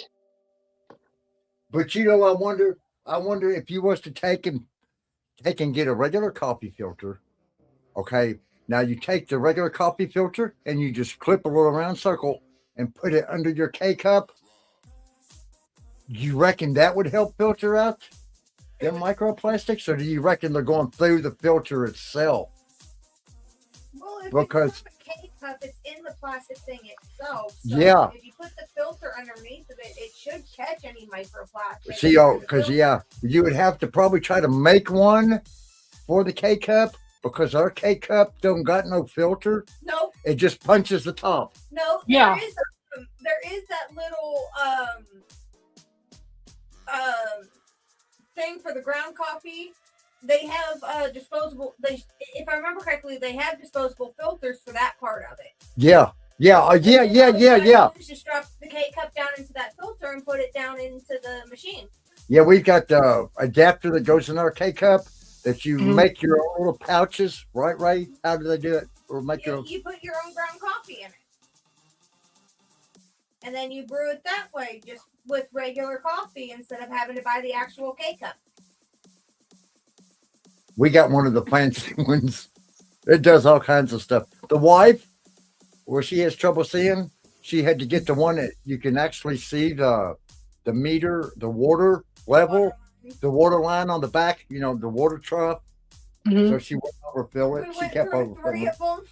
She was overfilling it, and it was getting on the burner, I guess, and blowing up the K cup. But now there's literally single fills. You fill your cup up with how much water you're going to need and then fill up the reservoir that way, and it doesn't hold any. And then we have the one that actually holds it. Yeah, we've got 3 of them. Yeah. Plus, we've got a Mr. Coffee. Plus, we've got a Mr. Coffee that we use to brew tea with. Well, So we got do. all of them. But now he said he had a really drink coffee. cappuccino machine. What did he say he had a while ago? What he got him a cappuccino? Espresso. Espresso. Yeah. Oh God, those things. Them do is- everything. Yeah. Is he Those still are here? nice. Yes. But I Oh, was why wondering do you if it have was the steam one. The steam one. Yeah, What that steams the milk? Yeah, ain't that what the espresso machine is? That the one that does the steam? Yes. They usually come with that the section of it where the tube and you put the milk in there and it steams it for you. Usually they do. There's so many. That's familiar. Okay. But for the K-cup machine, we actually have it's a reusable little cup that you can pour coffee grounds in that, and then it brews the coffee, and it has a screen all around it. But it's a reusable one. It's like a little. So it is made of a hard plastic also, but it has a mesh with Yeah. it. So I'm just trying to be mindful with my health, because Yeah, I know. Yeah.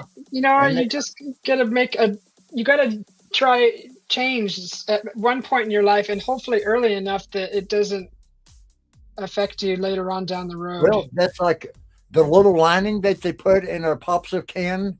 Now that's supposed to be bad for us, and I've been drinking Mountain Dew for 50 years. I loved it in a bottle. And then they just quit producing it in the bottles, and I don't like the way Mountain Dew tastes in plastic. So I have to drink it in the can. But they said that the little lining that they put on the cans is bad for you. Oh what I heard. gosh. Yeah. Yeah, just any kind of canned product for that specific reason. I try to stay away from using canned products. I used to like anything, eat vegetables, but if I really need like diced tomatoes and I'm too lazy to chop my own, I'll use canned diced tomatoes, and I really don't want to, but I try not to. Even that.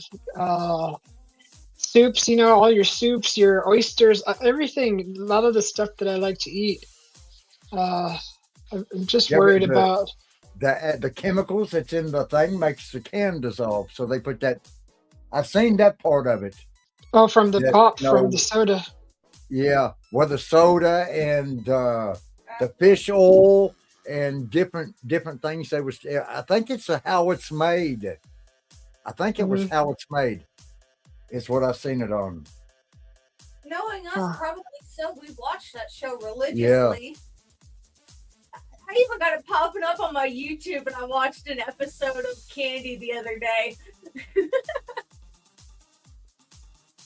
Yeah, I hate to feel like to be paranoid about all this stuff, but you're starting to see health issues, and it's starting to come back to consuming products that are plastic. Now they're saying drinking bottled water is seeping. With I heard that last night. Yeah, Yep. no, they've been saying that the BPA and everything in the plastics. Yep. And I've been drinking bottled water since it was bottled. It used to taste good. It's But coming to the U.S. soon. I'm sorry. Go ahead. no, I was just going to say that 90% of the water that we actually drink comes Hmm. from the limestone quarry here where we live. We Uh-huh. buy our ground, our spring water, hybrid spring water. We buy it from the people here local, Uh-huh. Uh-huh. and then I just take it and I put it in regular bottles, used water bottles. But Yeah. I'm wondering if it's still stripping the microplastics in that bottle, and I'm still drinking it. That Yeah. was just the stuff that was running through my head since you brought it up a few minutes ago. I watched a Right. video with the man who went. I believe he went all the way to Spain. I think it was Spain, and he did a detox of microplastics. And he says if you can find water anywhere being sold in glass, to buy that instead. But he showed how it seeps anything being consumed out of a plastic bottle is going to seep eventually into our blood, and then it gets into the arteries through the heart, and all that's when it causes all these health problems. Through his research, and he just said, this type of detox with the microplastics is only done over there that he knows of. I think other countries may do it, but he chose to go to Spain, and he said that they're working on bringing clinics over here to the U.S. that can detox from microplastics soon. He said, but I don't know if it's within the next year or two or five or. But he showed basically it's like when you give plasma at the blood bank, and they recycle your blood through a machine, and then it pulls the plasma out, which looks yellow afterwards. If you ever given plasma, he showed what's the residual, what's left over in these bags that hold the fluid. You see like orange and almost even red stuff left, the residual, like that's pulled out of the blood. And he showed the bag of his. This guy was healthy too, and I'm like, oh my god, if he was healthy and it pulled all that crap out of his blood, can you imagine any one of us? Like Yeah, just for real. that are not an athlete or an Olympian, or he looked pretty fit too. But I was just like, oh my gosh, so it's kind of scary. It's just a Yes. little scary. There, maybe there's other ways of there are other ways, I think, herbally detoxifying the blood, but I don't know if it flushes out the microplastics like that. I mean, this machine actually filtered it out of the blood, so I don't know if there's any other natural remedies that help filter, that act as a filter for the blood, or even expelling it from out of the body. Maybe possibly through the urine. I don't know, like an herbal supplement that reroutes it, all of those toxins out, maybe out of the urine. I don't know. Is it possible? Is that even possible? If it's in the blood already, like how do you filter out your blood other than going to a clinic and having them do it? Bloodletting. It's still not filtering it out. How much blood do you need to lose before all the microplastics are out? You're just like plug the cork, you plug the hole, right? Let it all ooze out, plug, and then plug it. Like, how long do you have to do it till all the microplastics drain out? I'm thinking with my Aztec brain and bloodletting, because I know that they did that a long time ago for health reasons. I don't know if it works that way. It probably doesn't.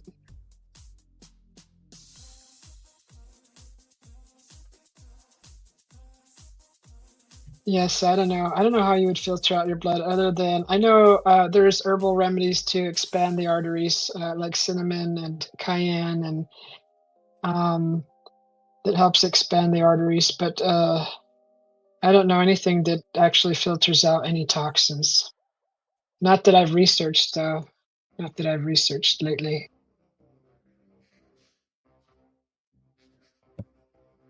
Callie. And honestly, I didn't start drinking bottled water till I moved here to the city, because I used to live in the mountains, and I was living in a place where I was living on a well. I was drinking well water, and Loving you know, it. Yeah, and I didn't. It's been 13 years I've been here now, maybe 14, that I've been drinking semi-filtered water, but a lot of bottled water. A lot of bottled water. I have had all sorts of. I've drank all sorts of water. I've had city water. I've had well water, and I've had spring water. All Yeah. directed straight into the house. Now, well water is from aquifer. Yeah, the well It's going to be water. from an aquifer. Well, surprisingly enough, our well water actually came directly from a spring. That's We had nice. that was a well that the well actually went straight into the spring, but they kind of just had like the little pump down in there for multiple places at a trailer park, and then I had another one that was just the spring itself. Like they didn't even put a well or nothing around it. The Yeah, was spring water. That's the best, spring water. Oh, God, it was so good. Mm-hmm.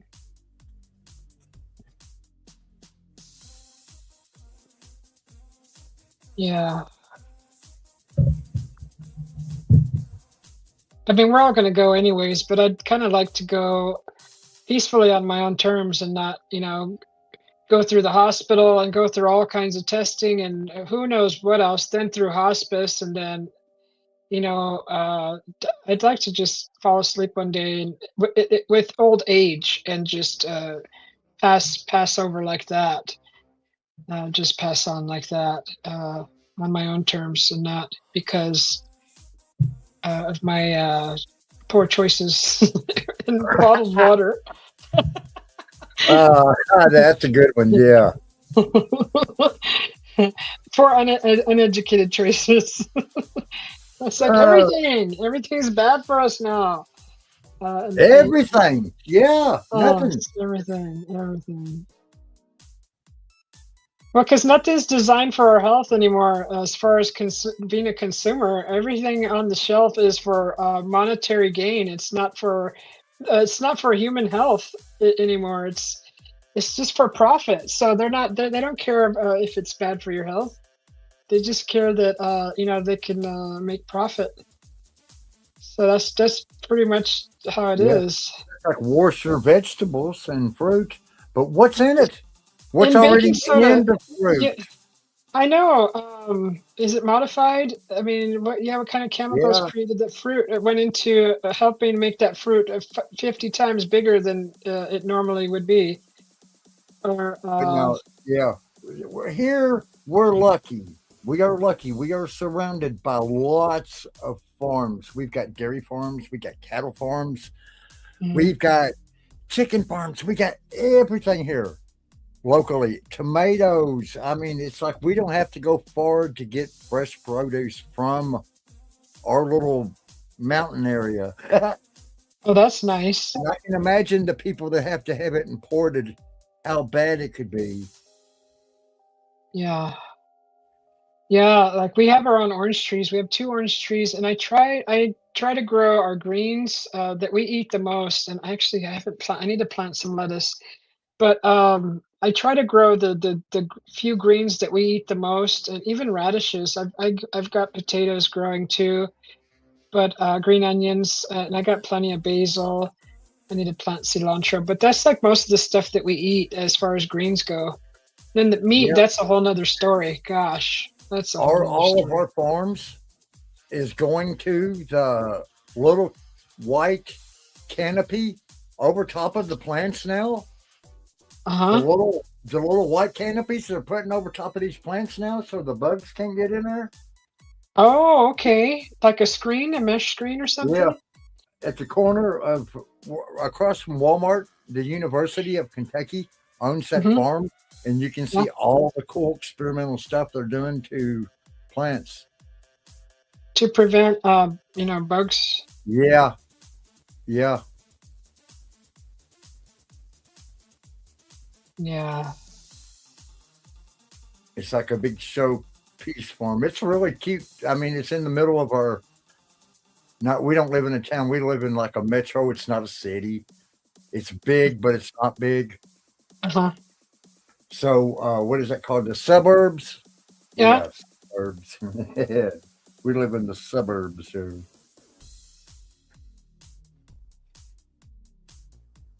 yeah. That's I don't know. Like if I've always just wanted the lifestyle of living out in the forest somewhere and knowing a hunter, possibly learning myself eventually, but buying meat from a local hunter and live that way. But that's not the case right now. yeah. But now, I mean, I heard you mention Bigfoot a while ago, and I've got a really cute story that happened not to me, but to my uncle. Uh huh. He's seen Bigfoot. Oh yeah. He went camping when he was younger, and he had seen Bigfoot, and it was across the river. And he said he knew it was Bigfoot. He said he knew it was Bigfoot because he said when he watched him walk across the field. But after he had seen Bigfoot, he deemed his whole life going back to that same spot. We went camping so many times when I was a kid. Hmm. It was over there, kids. That's where I saw Bigfoot. He walked right across that bank right there. He come out of that fence row and he walked back in the woods over here. Yep, that's where I seen Bigfoot. Yeah, it drove my uncle crazy. My uncle Yeah. went nuts. Literally, Yeah.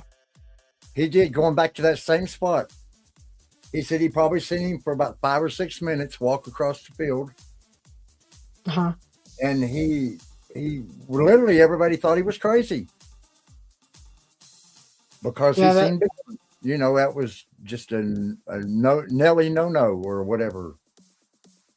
Well, I can understand how it kind of it took over his life because I mean it's like Yeah, it seeing did a take over his unicorn, life. right? Yeah, It's like seeing a unicorn. It's just something that stays with you. It imprints on you so deeply that people don't understand. But it can take over, and you can get obsessive with it. And when it becomes unhealthy like that, it's time to walk away from that subject and move on to something else. Because once it gets unhealthy, you should think about moving on to what you're really in the forest for, as far as viewing beautiful nature and seeing the water flow and the flowers grow. You need to rethink your life and what's truly where the true beauty in nature is. Um, it can wreak havoc on your life. Because I think people believe me, I've been there. I've been in the Bigfoot thing, and I lost what my passion for nature was. I was always chasing Bigfoot in nature, and I forgetting can what see that. the beauty, Yep, forgetting I, about the beauty and the whole reason why I was really there. yep. We were taking. Eventually got a boat, a runabout. Like the little family for four boat, and we Hmm. would drive up and up and down the river. Yeah, like you said, obsession. Yep, he was obsessed with it. Bigfoot's probably up on the hill watching, just doing this like a Yeah. tennis match.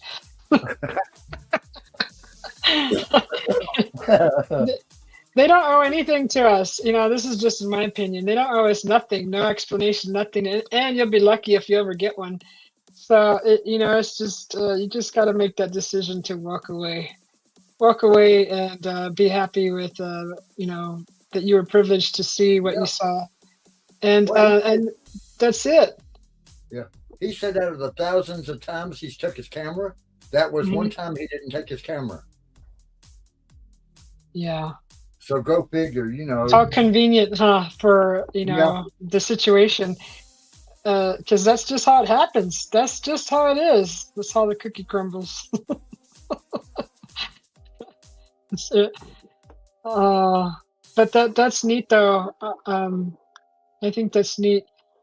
I even saw some crazy thing about unicorns and the history behind it and those things.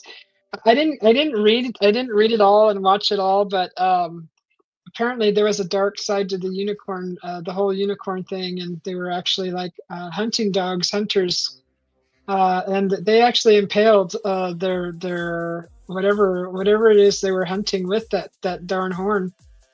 So I was like, "Well, that's kind of dark," and I kind of got sidetracked because I'm easily sidetracked. But I think that's my attention span is so short.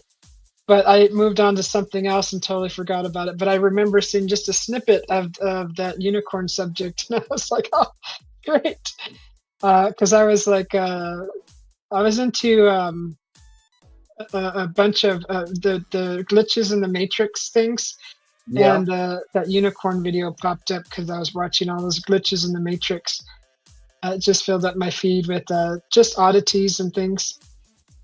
But yeah, if I can find that, I'd like to go back and see the history of what they were expressing or sharing, the history on the unicorn thing. Because you see them sewn into tapestries and castles, and you're like, what?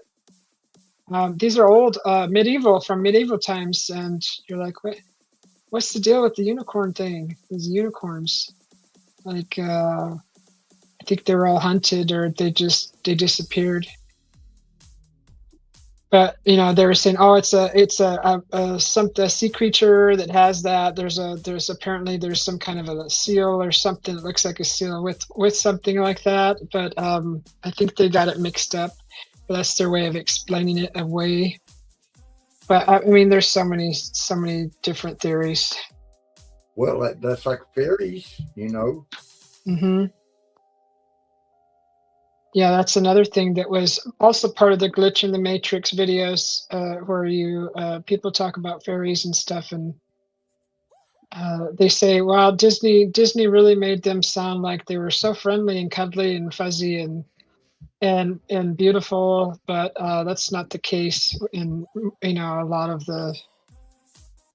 the experiences from people that have shared their stories like 20, 40 years later after the experience, because they were embarrassed or afraid that they'd be ridiculed, and Yep. so all these stories are coming out now that had happened 40 years ago, 50 years ago, all over the world.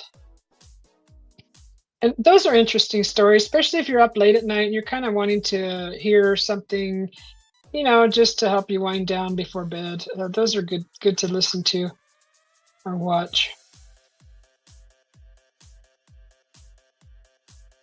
But I'm kind of I've been watching a little bit of everything, a little bit of Egypt history, some new things, and then Yeah, that new, evidently they shot solar or some kind of beams down in the ground and found all them structures under the pyramids.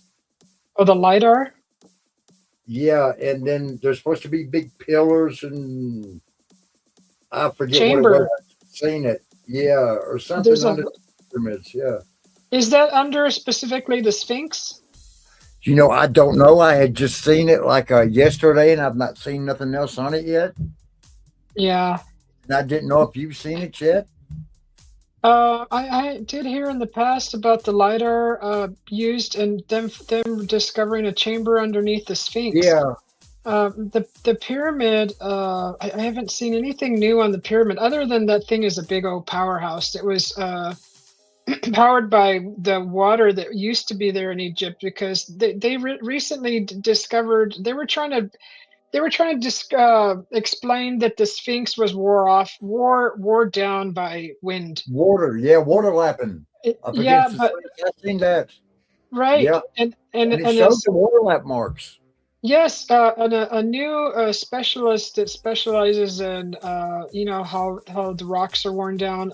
He said it was water. It was Yeah. submerged in water, and from the years and years of constant, the water, you could see as it how it wore down the stone. And they're saying that they're trying to say no, it's not that, but that's science proving that it was water, not just someone, not from a story, or that's like them using science. But yeah, there was a recent discovery on, I believe it was Cleopatra, and supposedly she had a sister, a younger sister, but they found some. They found a mummy that was in a tomb, and that they believed it was Cleopatra's little sister, but the DNA research, it came up that that was not a female; it was a male, but deformed. And but he was given a like a royal burial, and so they think that maybe she it was her little brother, like she had a little brother, but not from even the same bloodline, because it said that he was was it Spanish or Italian? God, it was not from the family, but given a royal burial, but not where a royal burial was supposed to be. It was hidden somewhere else, somewhere far away.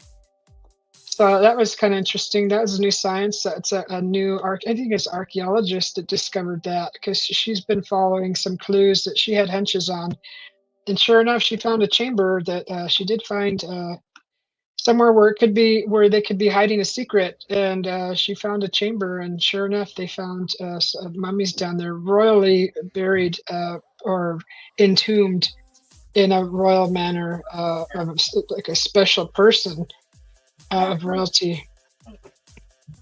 And they think that who was it? Who was that famous gold statue? The one that you see in all the books and everywhere, where it's golden and the lines. Is that Tutankhamun or Tutankhamun or King Tut, or someone was Yeah. placed in the who they thought was in there wasn't really who everybody thought was in there. It was somebody else. Somebody else was in there.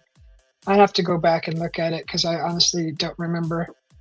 But it was a twist. It was a weird twist in who was inside that fancy gold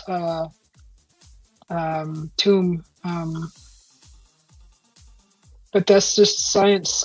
Them doing new tests, and with the new technology and everything, they're doing like DNA and all that stuff, and they're finding new things. They say But, that you know, that just goes to show you that they have no respect for the dead.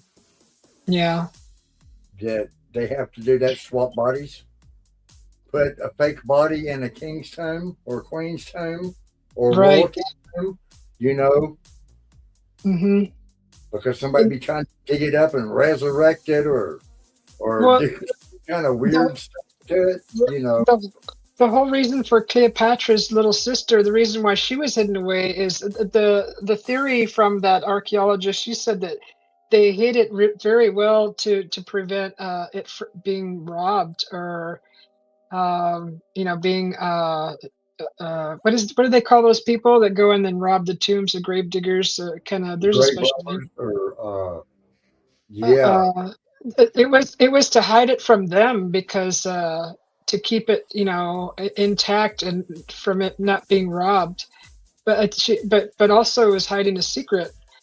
So the stories don't match what the DNA says. There was actually a male inside there, a young male. I think he was what was between 7 and 13. I think, really young. Probably one of her brothers.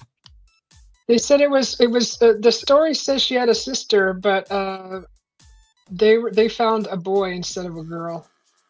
Uh, could have been an ancient transgender. Who knows what it could have been? We don't know, and why they were hiding it, and from the story to what they found. Well, oh, well, that's the thing, is if it was a little brother and they were at war, they probably would have tried to hide him as a girl to keep him safe. because Right. they would kill the male, They would kill the pharaoh, which is the male. or the Right. son. So they may have dressed him as a her to keep him from being killed. So that's Yeah, actually a great observation. They probably mentioned that too. But yeah, that would be the smart thing to do.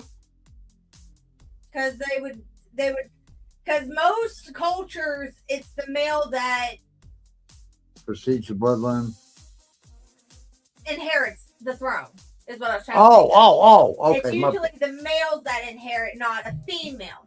So, in case of ancient Egypt, Cleopatra was the pharaoh, but if she had a younger brother, they would have thought he was actually the pharaoh and tried to kill him. So, in order to protect the little brother, or could have been a son, or who knows, her favorite male servant that looked like her or some shit. I don't know. But in order to protect him, dressed him like a girl. They also mentioned that the body contained a lot of deformities, like the jaw was deformed, and his teeth couldn't even touch when he chewed. They said he would have had to swallow his food instead of actually chewing. So he was very deformed. So I don't know if they were hiding him because of that, and maybe that would have been like hindering the family, the whole family line, and making people think like what's going on. And but now, wasn't they bad about marrying their sisters and cousins? Yes, they were inbreeding, very bad, very bad.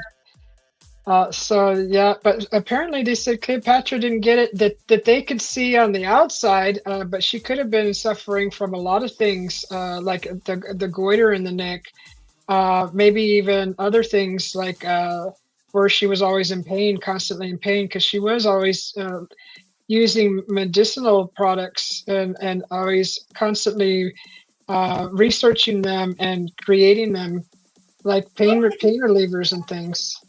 If you think about it, if you inbreed a lot, even if the outside is fine, you don't know what defects could be going on. She could have had a heart defect. She could have had a lung defect. Heck, she could have probably been autistic for all we know. Right. And they think that she may have designed her own jewelry to hide a lot of her imperfections, and the eye makeup to hide her, imperfections in the eyes. Well, the eye makeup also was used to protect their eyes from the sun. Yeah, that's interesting. The things that they did way back then. It's kind of neat. That kind of history, I'm really intrigued by and fascinated by, just because. How I remembered all of that. Yeah, I mean that's good that you have all that knowledge. I'm just barely learning. I mean, I've known about Egypt forever. I mean, I actually went to Egypt, and it was really neat. And honestly, the people that were living there looked just like me. Like they're pretty white skinned over there. Yeah, they looked like Spaniards. Honestly, they looked Spanish. What color are the Romans? Well, they were olive skinned too. They were lighter skinned. Like the Greeks. Yeah, if you think about it, Egypt, you had the Romans attacking, you had Caesar going after them. Well, when the Greeks and the Romans were fighting, then they hit Egypt there too, if I remember correctly. And if I remember correctly, the Greeks are lighter than the Romans. But now, what is one thing you learn in what is it, biology or biology? The darker the skin, the closer to the equator. The lighter the skin, the further north or south. Yes. Yeah. But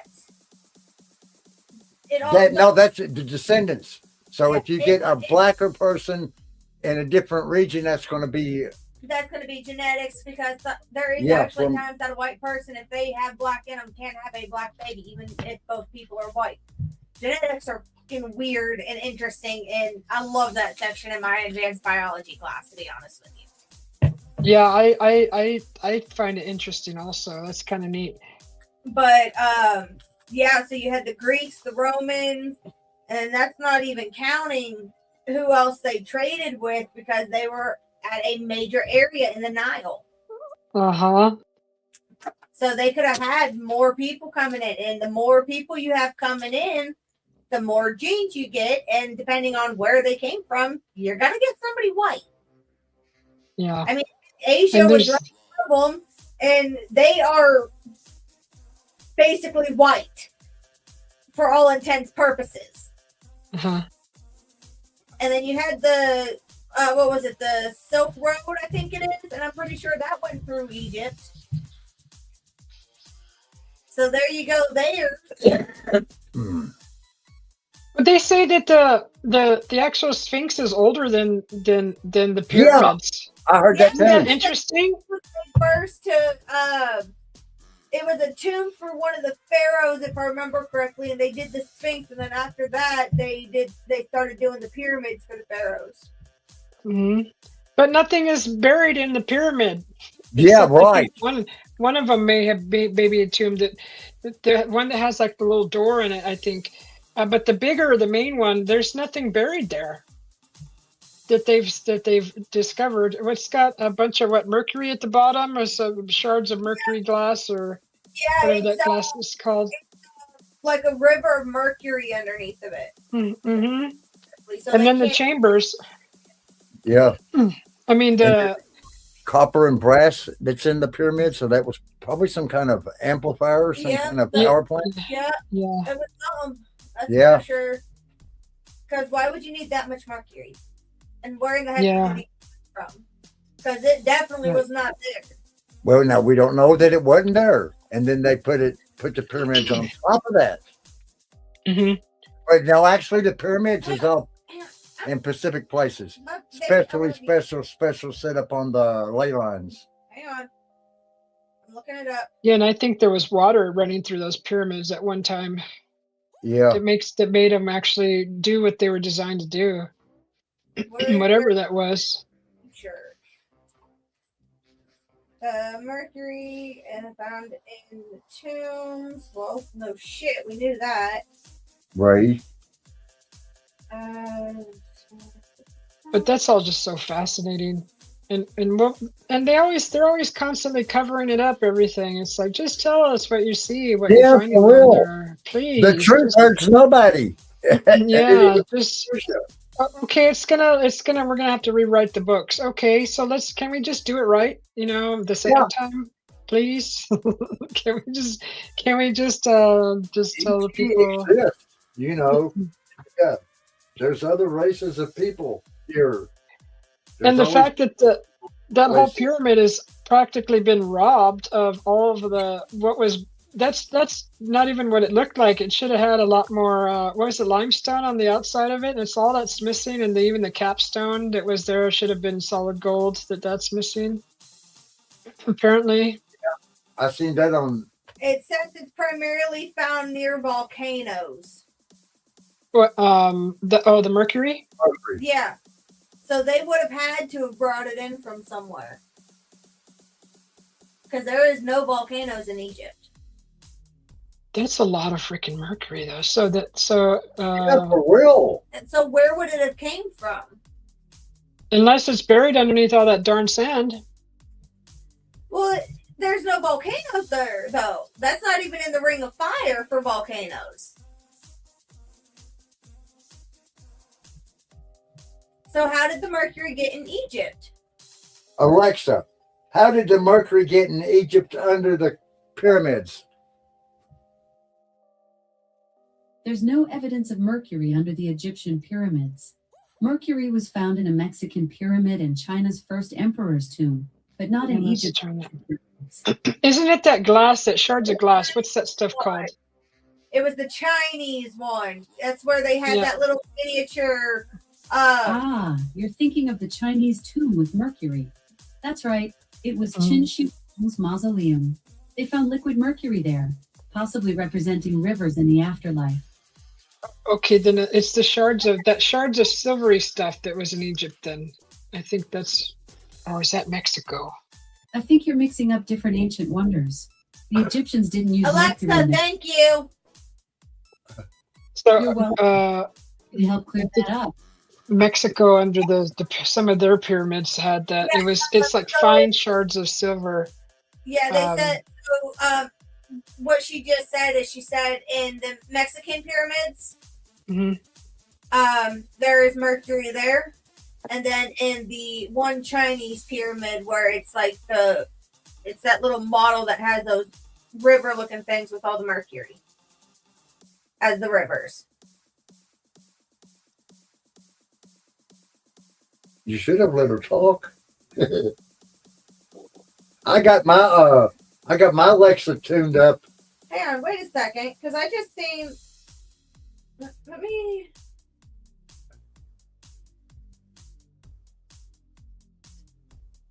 I talked No, to it it like says right here, Mercury was found in Egyptian tombs at that date from 1500 BC. Canabar and the most common natural source of mercury has been in use since the Neolithic age. So there is some. so it would be imported. It would have had to have been, and they said that is the most common, and you have to basically melt it down to get the liquid. Because it's like a. Hang on, let me get back up here. Da, da, da, da.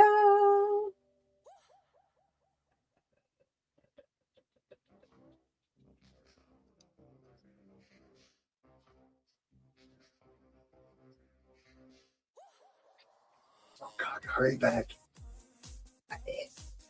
I gotta figure out what the Canabar is. Ah. Bright red toxic sulfide. So it's kind of like sulfur.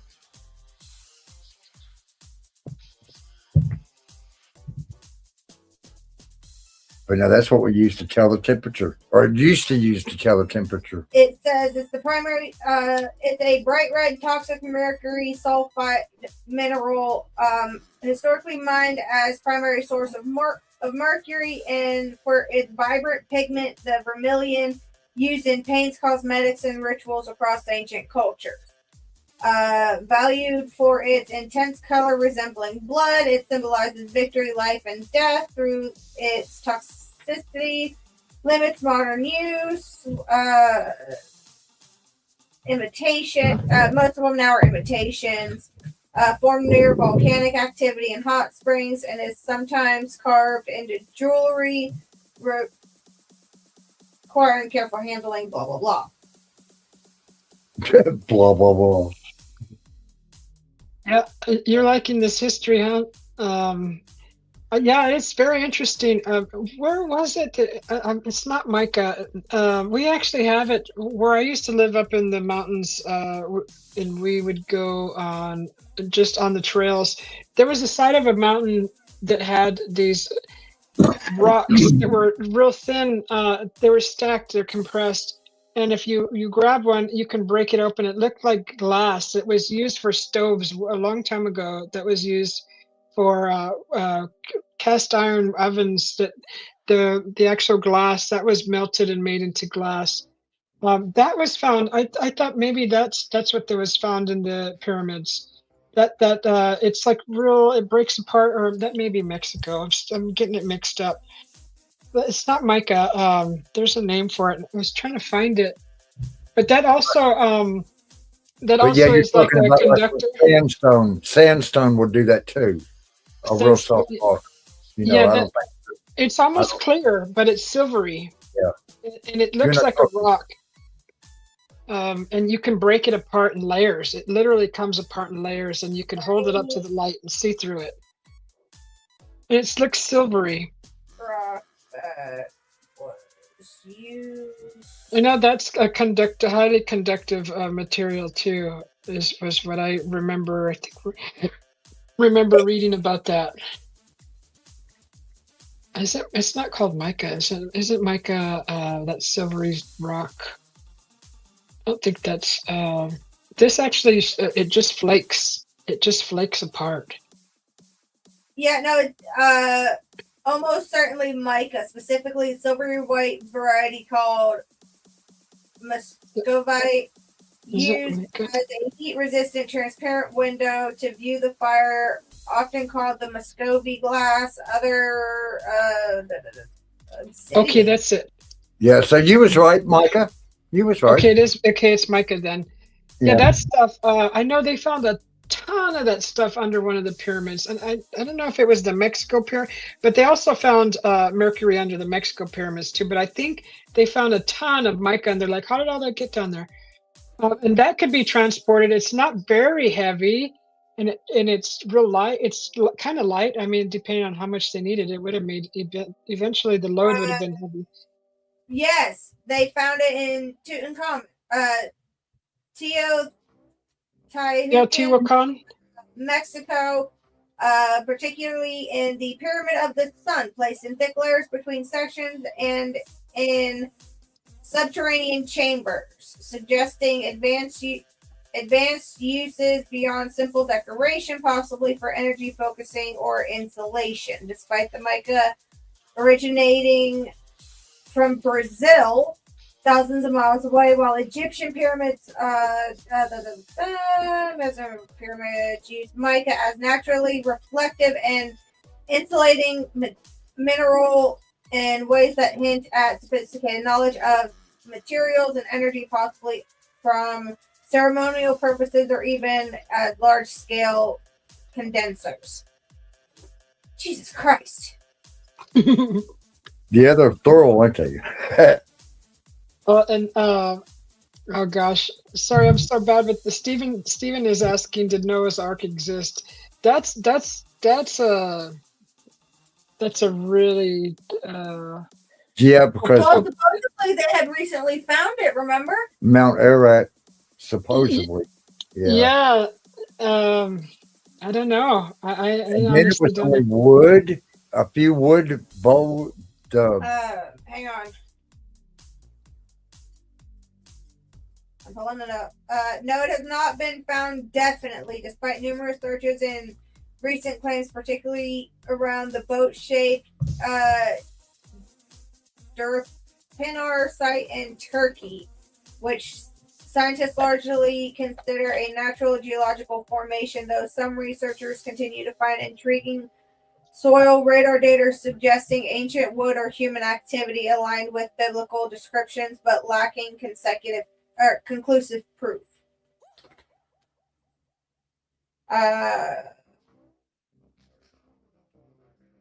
So we got half of the stories. A possibility of it actually being found. They're still researching it. Yeah. I recently come across someone debunking. I think he was a geologist, debunking the theory of the Eye of the Sahara being Atlantis, and he actually broke it down where he showed the different sections, the layers of the dirt or the earth, and he said there's no way that this was Atlantis. But the theory out there is that the Eye of the Sahara was Atlantis, and he goes, "There's no way," because he did the research of the geology of the area, and he goes, "There's no way it could have been." And I know I've seen that in the past too. People are like, "We know Atlantis is here, and it's this big old circle with the circle in it." And I thought Atlantis was built on the side of the ocean, and then ended up. Or on the side of a cliff and ending up falling into the ocean. I don't know. I've never heard. You hear so many different things, but I just heard that they got too powerful and they ended up blowing up themselves, and they all ended up in Mount Shasta, or some of them did. But I mean, if they blew it up, that definitely looked like a bomb site. That's for sure. Yeah, so I don't know. It's hard. Of it right now. It's just a bunch of theories. There's really no proof of anything, really, honestly. It's just a bunch of theories. Or I wouldn't spend my whole life looking for Atlantis. I mean, it happened. Oh, hang on! It's volcanic rock layers. What, the Eye of the Sahara? Yeah. Yeah, there was a guy recently. I saw a video, and he went as far as showing what the layers looked like, and he said that there's no way that would have been dome that had been worn down over time. Mm-hmm.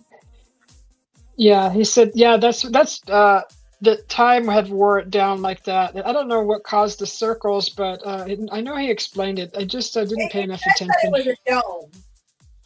Oh, that's a volcanic cap, right? Okay, now I remember. It was a cap. Where Mercury came from. That's the piece that's missing, is where the circle indentation was the cap, the actual cap that was a volcano, right? That's where all the obsidian is. So it says that it's deeply eroded symmetrical dome of sedimentary and volcanic rock layers. So yeah, it would have been the top, the crater of the volcano, but since it was inactive for so long and it's so dry there, and the winds and the sand and all that eroded it down to where it looks like that.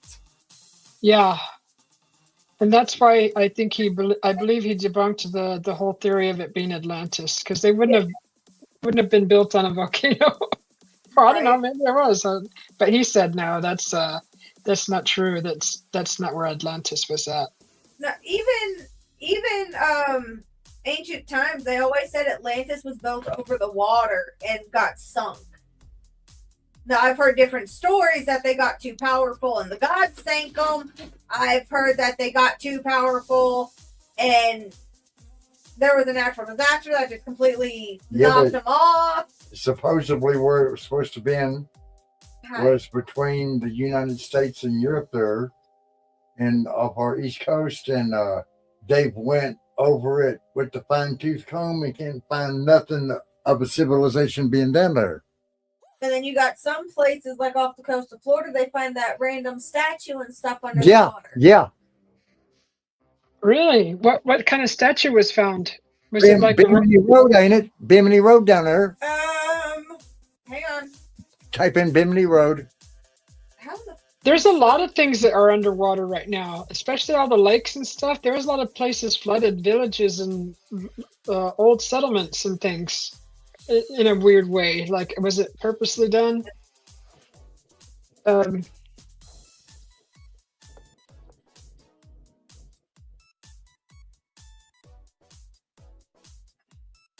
then we haven't explored our oceans enough, I think. Well, not publicly. Anyways, I've said this before. Yeah.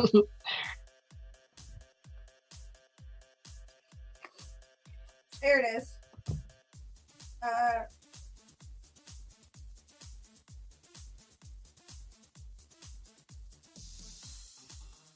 Images. Yeah, there's a statue of a person sitting under there. There's like pillars and stones on top. Oh, like Romanesque, like There's like a paved road. There's a statue of a lion down there. In Florida? Off the coast of Florida. What's that? That's interesting. Well, look at the freaking things found in the Grand Canyon over here. The Egyptian artifacts and the Buddhists. Is known for its long, parallel, rectangular stone blocks, fueling theories that it is an ancient man-made road from Atlantis. While some believe it's evidence of the lost civilization due to its precise alignment, most scientists attribute it to natural geological processes like limestone erosion. Through some acknowledge a potential mix of nature and minimal human alterations. It's a popular spot for divers, blah, blah, blah, blah, blah. Oh, that's interesting. Then you got the 18-foot underwater statue. That's crazy. Yeah, now that LiDAR. Multiples of them.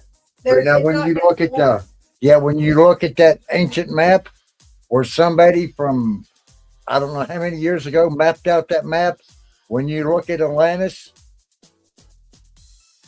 a part of it could definitely touch down in there somewhere, because it looked like a big horseshoe-like thing.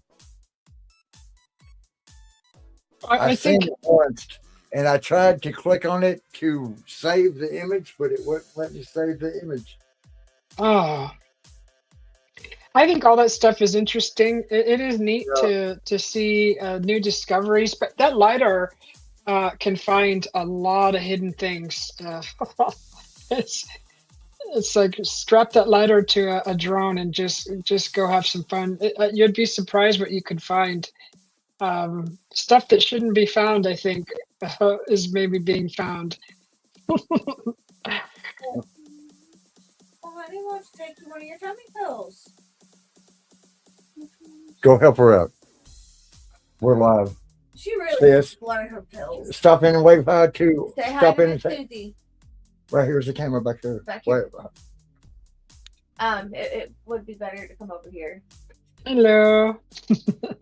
She's coming. She went the wrong way. Yeah, wave at her. Which way? At the camera. Hello. That's my granddaughter. That's Pat's daughter. Oh, hello. She's shy. It's like, oh, Okay, so Look how tall she is. oh, it's just growing. she's gonna be like her daddy. Her daddy was tall. No, Daddy, but skinny like her mama. that's awesome. Yeah, these I hadn't heard about the Florida thing. Her dad was murdered, and the police didn't do nothing about it. Oh, I'm so sorry. Sorry to hear that. Yeah, that's messed up. Um, Yeah. So I adopted them too. oh, bless your heart.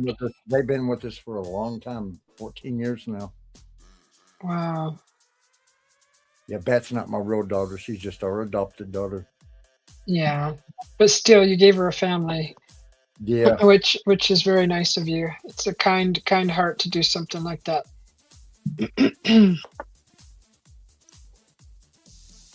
But that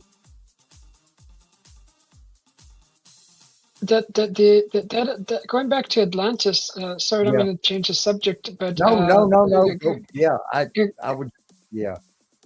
that was that recent news, or is that like 5 years now, or a few years now? Discovery. How recent was that? Because I've never heard of Well, that. The lion no, thing is interesting. it was just me watching Bimini Road on the History Uh-huh. Channel, Uh-huh. and then looking at that map. Supposedly, somebody made a map from a long time ago. I'm sure if you was to type it in 100 times on Google in different word phrases, it might pop up. Yeah. But it was a map of Atlantis. I mean, do we really even know what it looked like? Was it even round? Because everything that I've ever seen, they said it was a round city, like totally round on the water supposedly. You don't know. I mean, I don't know. Yeah. See if Yeah, that's what if I remember correctly too, Atlantis was supposed to be like on the water and so advanced that the gods got jealous or Yeah, some there it is. shit, There it is. and then the gods got angry and sunk it. That doesn't Yeah. sound like a loving God, now does it? He's supposed to be non-judgmental. It was one of the ocean Well, gods, so like if- Poseidon, Neptune. Yeah, but now if you go Oh, back those to, kind of gods. if you go back to the That's like Greek Nordic gods and mythology. the Greek gods and Yeah. That Okay, that makes sense. is mythology. It's But not. every myth is born based out of truth. Hmm. Well, the story that I heard, they were just too powerful, and they just kept pushing and pushing the power, and it just but kind now of were like they overloaded. Yeah. and it And- makes you and- wonder, were they actually gods or just angels? Do you know? So you never The know. people of Atlantis, you mean? No. The Norse gods and Okay. Oh, what they were. Oh gosh, I don't know. I'm sorry, Miss Susie. No, were they that's- actually gods or were they angels? Well, hang on. The story of Atlantis originating from Greek philosopher Plato's writing describes a technologically advanced and utopian island civilization that sank beneath the sea after angering the gods. GODS. Yeah, GODS. yeah. The island Mm. Poseidon was gifted Atlantis, an island larger than Asia Minor and Libya combined, with mountains in the north and the vast plains in the south. Atlanteans were skilled in war, metallurgy, and the arts, and governed by a wealthy ruling class. Atlantis fell out of favor with the gods and were punished with earthquakes and floods that swallowed the island in a single day and night. That sounds like the flood of Noah's Ark. Historians Noah's Ark time.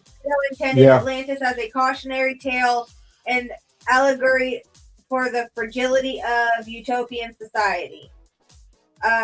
Modern debate myth continues to captivate audiences with speculation ranging from the island being a Greek volcano to being hidden under Antarctic ice.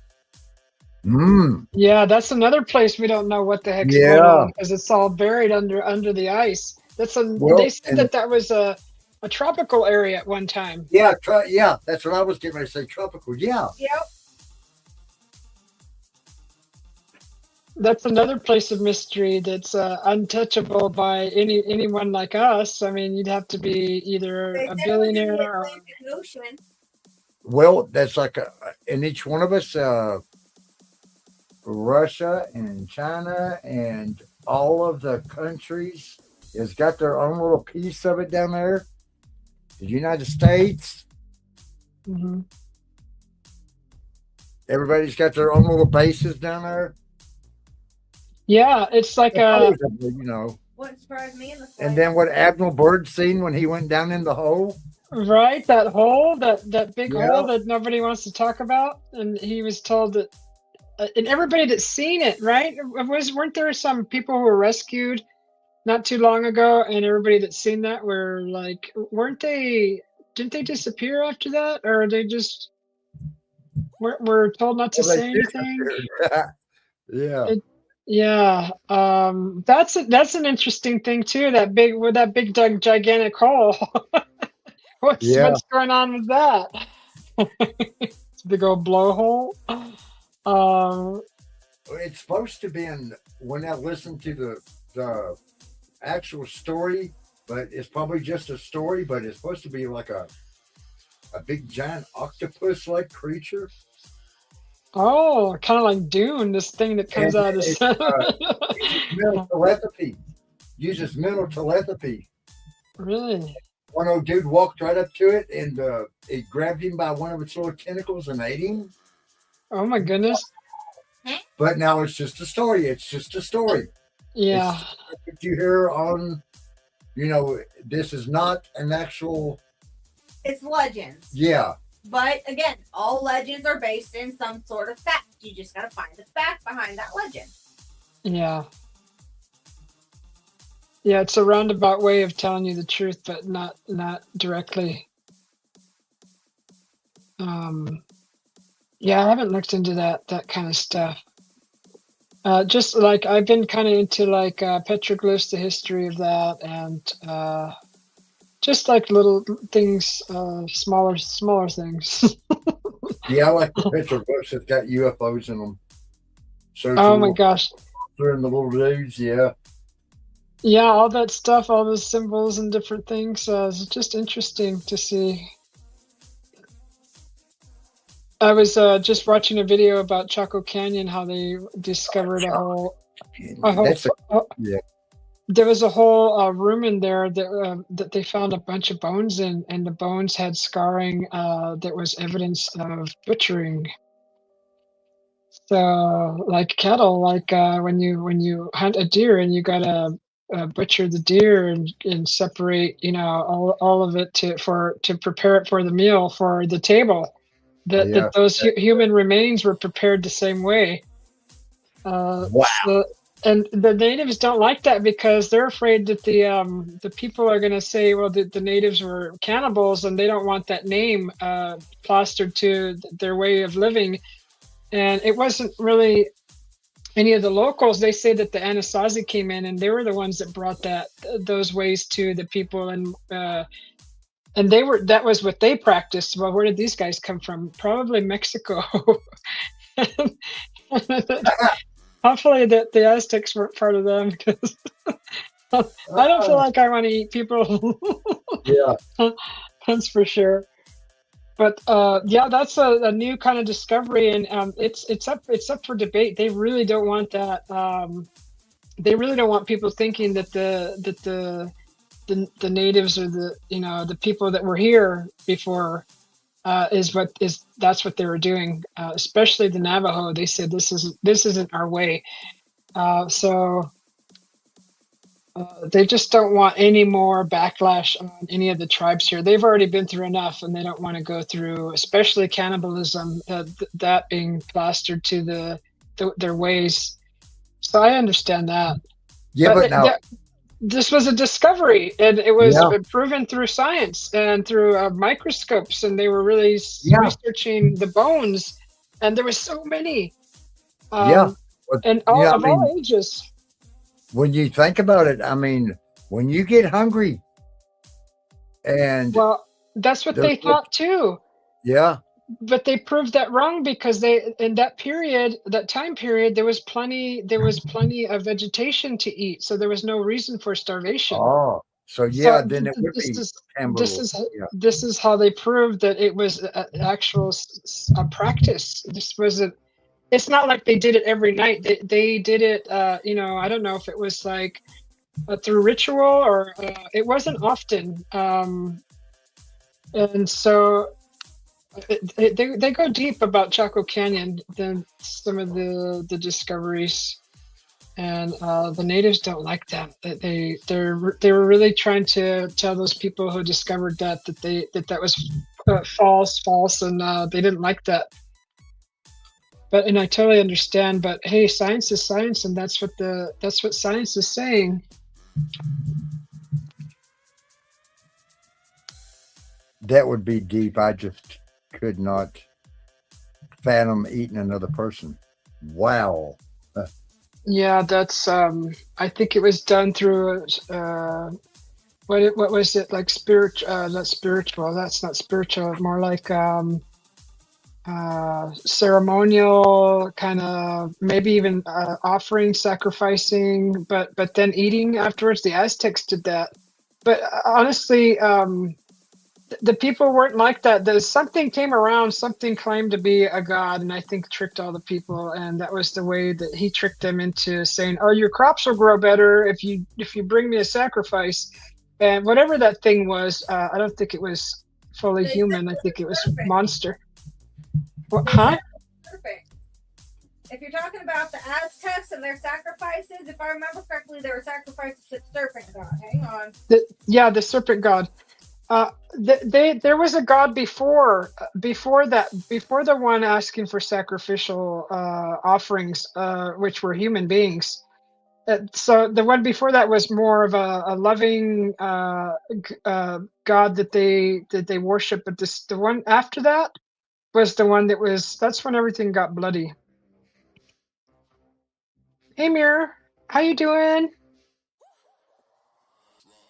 Because I did some research on the Aztecs, and there was more than one that they actually worshipped for a while, and but the last one that they had, that's the one that corrupted everything. I think that's why they built a lot of the churches on the temples, because they were trying to get away from those traumas. Yeah, Mir says, "Hey, chat. Hope you're doing well, my friends. Welcome in. Good to see you. How you doing?" But yeah, that's they're still digging though. They're still coming up with new evidence and new. They're not theories because it's proven with the evidence that they're finding. There was another place outside of Arizona, I think, or that was New Mexico, Chaco Canyon. But there was another place. I want to say, like, I don't know if it was like Illinois, where someone was treasure hunting, and they ran across like a cave or something. They used a backhoe to dig it up because they found like a map or something. Instead of finding a treasure, they found a whole den of bones. And they're like, "What the heck? What was going on here?" I haven't heard anything anymore about that. I don't know if it was Illinois. It was another state. It's totally different from New Mexico or Arizona. I don't think it was in Arizona. But a whole another pit of bones. And so, Oh, like, yeah. did you Our hear about farm. that? Well, no. Here's the truth. Here's Okay. the.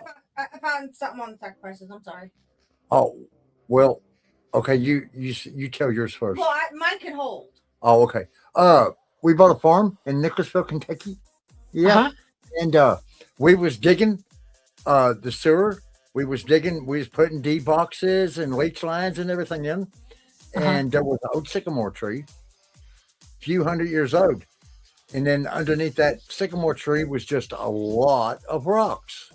So we ended up Uh-huh. using that for a rock pile. Well, that was a good place for us to set our D box at the bottom of our hill, for Uh-huh. all the slime to go to, and you pump it out, when it gets full. Mm. And we started digging with the backhoe, and then all of a sudden the whole side of the hill fell in, and there was a cave. And Oh. whenever we went up in there and was looking, it was really creepy as all get out. Uh-huh. And there was one skeleton, and this skeleton wasn't buried, but there was like 3 or 4 more graves. It could have been more because of the rocks, but 3 or 4 graves, you could tell they were graves. Oh. And then Gotta so do a burial we ground. we had to stop what we was doing. Then we had to go call the police, and then the police had to call the historic people, Uh-huh. and come to find out it was Indians. Oh It my was part of gosh. the Indian tribe, Oh God. and evidently the little dude that wasn't buried was the last one alive that buried everybody else. Whoa. Yeah. So Oh. after we got done, we took and we got some dynamite and we caved. We caved the cave Closed it. part, and then put a lot of rock from there. The historic people bring more rock out so we could close it all off. You Yeah. basically filled the tent. Yeah, but the government was in on it. They went in there. They done a Yeah. stop on everything. Our sewer system had to wait for a few months while they done their little thing. Yeah. They had to figure out what that All them was. bodies were, yeah. Wow. Can you imagine how many others are around there like that? Well, if you think about it, they had burial grounds everywhere. When they migrated for the seasons, if someone died in a different location, they wouldn't just take the dead body with them to where they're going. They would Wait. bury them right there. Yeah, but you got to think we're in Kentucky. We got a lot of caves here. That- We got a lot of caves. I mean, there's caves everywhere. I can there within was 10 literally a minutes, I city can called probably Mammoth take Cave. I can take you to two or three caves here in our little where we live. Neck of the woods. Yeah. Uh-huh. You got petroglyphs around your area? No, I've never been into the caves because I'm scared of claustrophobia. Or pictographs? Yeah. Yeah. Yeah, I No, I don't. totally understand that. Yeah, Yeah. no, I have to have openness. I start to freak out if I'm in a small area too long. And that includes Yeah. bathroom.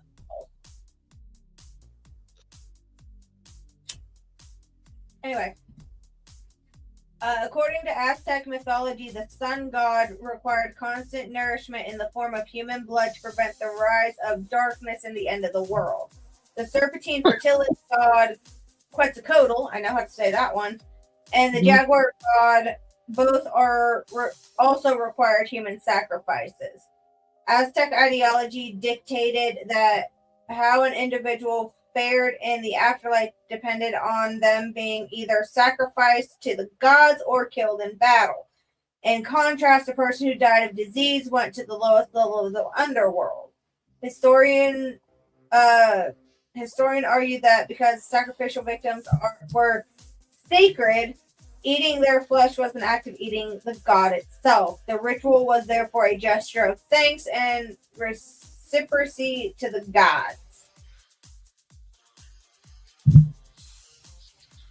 Yes, and at some point I read that the gods had tricked the people enough to tell them that if they didn't get the sacrifice, if they didn't get him what he wanted, when the sun went down, it wouldn't come back up. So he had them in fear. I'm like, well, that wouldn't work every day unless, he tricked them into doing that every day. I honestly think they were tricked by a trickster. That whoever that was,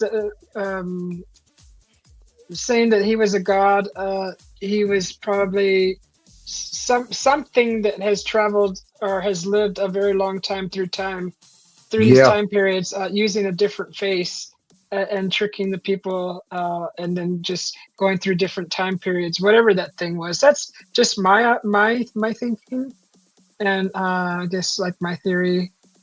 Because what a horrible thing, those poor people. They were good people. They knew how to farm, and they actually were clean. They recycled their waste. I mean, they were very clean people. They had a perfect water system going through their cities. So they had all the food that they wanted. They were trading with others, and they were a flourishing population. That they're but that darn whatever it was, it tricked them into doing that sacrificial stuff. That's when Well, everything went bad. at the very end of it, it said that it also could have been that the reason that they went to cannibalism and thought like that was because they lacked protein. They don't have big animals to be able to eat, so they didn't have any source of protein other than the cannibalism. Yeah, because if you go into Mexico today, you'll see grub worms and worms and things and crickets and a bunch of stuff, insects that they would eat. They still do, actually. You can see it. Like, most of the time, that's their only source of protein. Mm-hmm. Yeah. That most of the time, the people that were sacrificed were willing victims. Yeah, they were willing. The ones that wasn't was when they sacrificed a warrior from the opposing side. Mm-hmm. For the most part. But it was women, children, and warriors who were sacrificed. Children were made sacrificed to their water and rain gods. Yeah, that would be that one pyramid that was in, I think, Mexico. The twin pyramids, one was for the sun, one was for the rain. But no, they found baby skeletons, Yeah. or kid skeletons. Yeah, that would have been for the rain god. That's so weird. And then they were cannibalized by the priests. It's so hard to wrap your head around that culture. It's so real. confusing too. Like I even bought a book on a lot of the stuff that was written and just looking at all those pictures that they made. They made books that unfolded and just ended up being a long piece of paper with a bunch of their writings in there, and just looking at all that stuff, it's just like, oh, what kind of monsters? It's looks like a bunch of monsters, drawn and with teeth and fangs, and it's like weird. It's like hard to understand, and it's just weird. Just how they drew, and they had their all their drawings were perfect. They were perfect, even like everything was just how it was drawn. It was all perfect on there, all just spaced right and everything. It was just they took their time writing their histories and stories down. But a lot of the stuff that they wrote was just or drew was weird. I looked at it for hours and just trying to like figure out what the heck was going on here. And you can get it translated too. There are translations for it if you take the time to translate each symbol and they use days as they drew in days as like dots and lines, and they did their things differently. They didn't use numbers. And all this symbols for like the crops and flowers and things like that, and those are all pictures. There was no words in there. Just different. I just think that the poor people were deceived by something masquerading as a god. I can see that. Demons. I mean, if that person was hungry and didn't want to live in a cave and just capture whatever person walked by, what better way than to prove that they were some kind of god and then have everybody worship him and then willingly give themselves to feed this thing. So it's like that was just pretty smart, whatever trickster it was.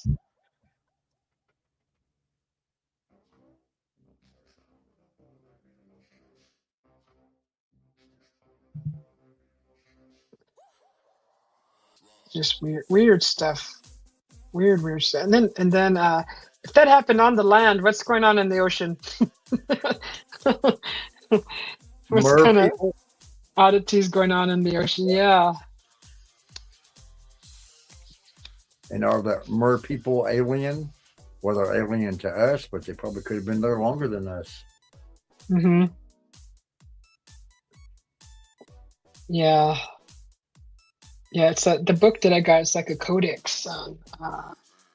It's written by or put together by a Spanish like a priest or something. He was able to put this all into a book, or it was put into a book, but he put it all together. He actually saved it from being destroyed.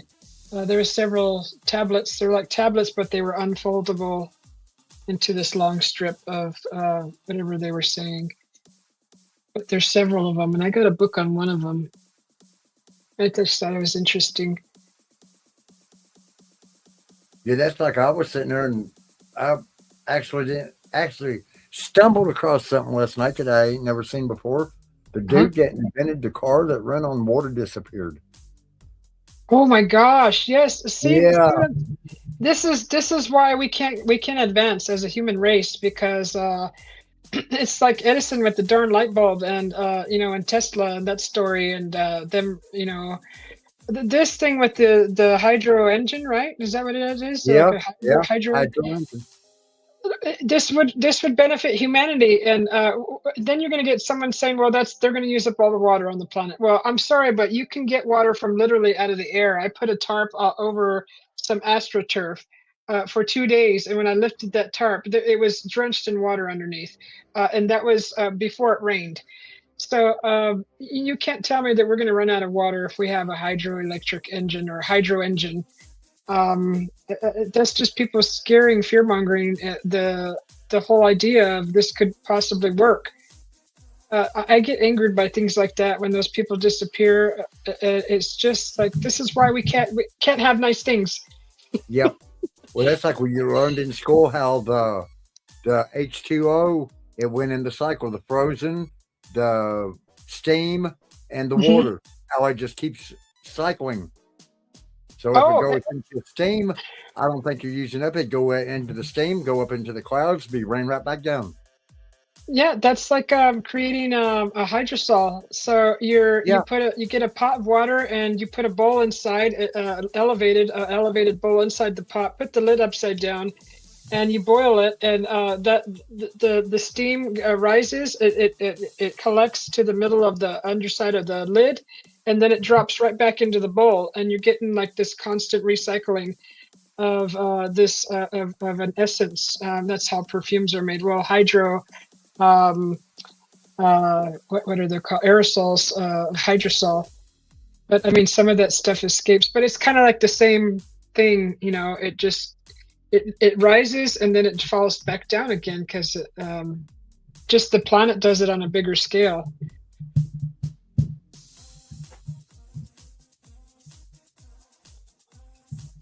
Like that could probably be a ever revolving type of engine, heating water, and then the steam going up and then dripping back down and then feeding the engine again. And you I mean maybe that would work. I'm not sure.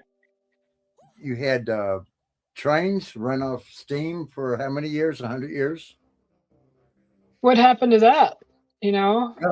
They went to diesel and Yeah. burning dino fuel or whatever you want to call it. What? Dino fuel. Dino fuel. Dino Yeah. pod, dino poo, dino pee. I mean, And actually, I don't really think it is. I think there's the oil. The Earth produces the oil. I thought, Basically, what oil is it's organic matter that has been compressed in the deep layers of the earth. yeah, and it comes up, and it comes, yeah, Yeah. yeah. did you see that inventor that was able to heat water with sound? Oh no, not yet. Yeah, that guy, his stuff, I think, was bought and put in the deep abyss vault that never got released. But he basically was able to direct a sound into a pot of water, and it made it so hot that it started boiling the water with sound instead of fire. Yeah, well, that's like the tuning forks. When they ring them tuning forks in that frequency, it's supposed to be healing for the body for certain things. Yeah, I actually I have some tuning forks. That when I came across that kind of information, I was like, oh, I'm gonna go get those specific tuning forks for that.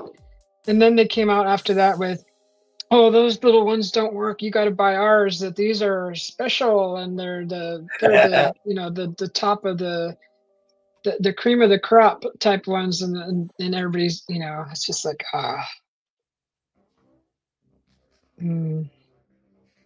well, just throw them to the side. But I still use them though every now and then. Actually, just like 3 days ago, I used them. I pulled them out of my drawer. They're sitting on the side of my bed now. But I still do use them. I still believe in that, the tuning forks. But it doesn't hurt to do them or try every now and then. Something different, a little stimulation doesn't never hurt. Nothing. Well, look at all the basic homo type of medicine you got from the East. The tea, what they cure. If you drank it with Keurig or drank it with sugar, or I forgot all the different ones. I just seen it the other night. The different things you can drink tea with that cures diabetes and cholesterol, and I can't remember them all. There was a mini sun created in California in a lab. I thought that was like China, didn't they? I thought they created their own little mini sun. Now this would be great for an underground civilization if they needed to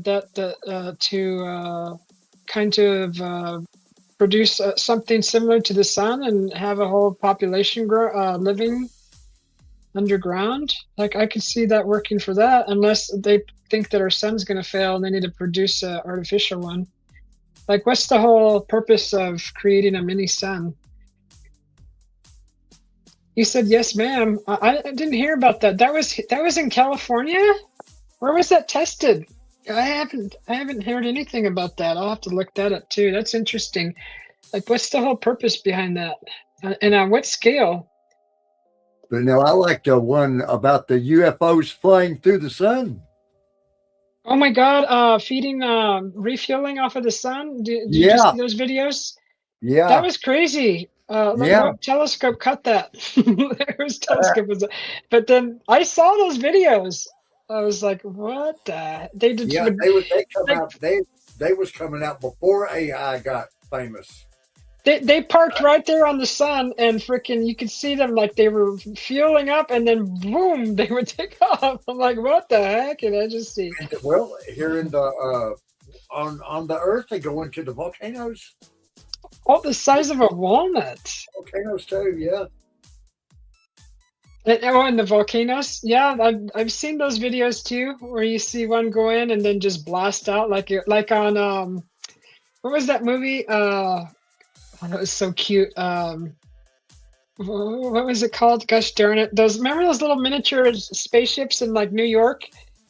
And they were gonna shut down this little mom and pop little diner, and they were trying to build skyscrapers, and they were trying to buy the building, and then they tried to burn it down, and then these little spaceships appeared. And they would have to plug themselves into the light socket, the power socket, and once they were done, they would start shaking, vibrating, and they would just fly away when they were fully charged. Oh, what was it called? Remember that cute little movie? And it had little bitty like robot like things. Yeah, they were like little robot. They would land, and their little legs would come out, and their little lights in the front looked like their little eyes. They even had like a little mouth. One of the dudes that played on the Cocoon played on that. Yes, that man, the husband. More power. It could have powered a small city with no issues. What? The size of a walnut? What kind of energy was that? Was that like based off of Tesla's energy, or who's backing that design? More power than nuclear power and no radiation. Wow. I wonder where that's gonna end up. Where's that gonna be used? Because they're not going to give it to the people because they still, well, I don't know. I mean, I'm not, I don't want to think negative for the future. But Well, if they you do don't give think it to us, they're gonna? Yeah, they're not going to tell us about the hydro cars, and they're not going yeah, to tell us about the free energy because of the power unless company. it'd be nice if they were just like, ta-da, here's all of these new things. This is going to be our future, and this is for you guys. I'm hoping that will happen, but I'm trying to be real here. I would like to. I would like to be able to utilize new technology like that. It's a thermal fusion, just like a sun. Man, that sounds cool. I'm gonna have to look into that because that energy. I bet. I wonder if it's like, does it involve plutonium and all of this stuff? Is it stuff that it's extremely expensive and very hard to get a hold of? The materials needed to build a mini sun, and what scientist is working on it? It's probably like a 13-year-old genius that thought up this idea. Probably 7 years old. Some of these kids nowadays, but they're all snatched up by these big corporations, and they're like using them probably. I don't know. Yeah, snatching them up like they do the houses, It's and thermal fusion, yeah. tripling the rent on poor people. Ah, $600 houses going for $1,800 now. That's crazy. How long the reason our rent's so cheap is because we're buddies. yeah, they make it hard for normal people to make a living. It's sad. It's greed.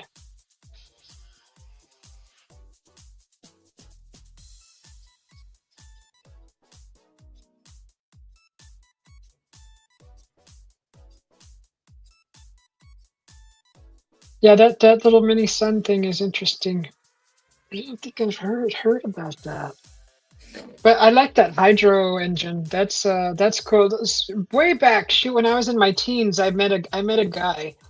I was living in Kingman, Arizona, and this guy was pulled over on the side of the road. I don't even know why I approached him. Everything had to work out just right. Why I was there and talking to this man. He had a red truck. He had his hood open, and he was pouring water in there. And I'm like, I don't know. Wait, what are you doing? What do you? It was hard to remember the whole reason why I was there. But anyways, he said that he had made his engine into a water hydro, where he would pour water in there and it would run instead of gas. And I'm like, what? He goes, yeah, just don't tell anybody. And I'm like, well, I mean, is anybody going to believe me? Anyways, I was like probably 18, 19 maybe, a long time ago. And this guy already had this idea running in his engine. And he was really adamant about me not telling anybody that I saw him doing that. I'm just like, oh, okay. And I mean, I'm saying it now, but it was so long ago, and I don't even know who this man was. I don't remember. But this was what over. Shoot, if I was 18, shoot, this was like over 30 years ago. Well, 28 years ago or something. I don't know. Long time. And he was really wanting to keep that hush hush, but why would he tell me? I don't know. Maybe I was on my bike riding down the road. I don't know how I met him, but smart guy, I guess. Or I don't know, was he telling me the truth? Was he just trying to impress me? But why? Like, I didn't get his number or anything. I didn't never see him again.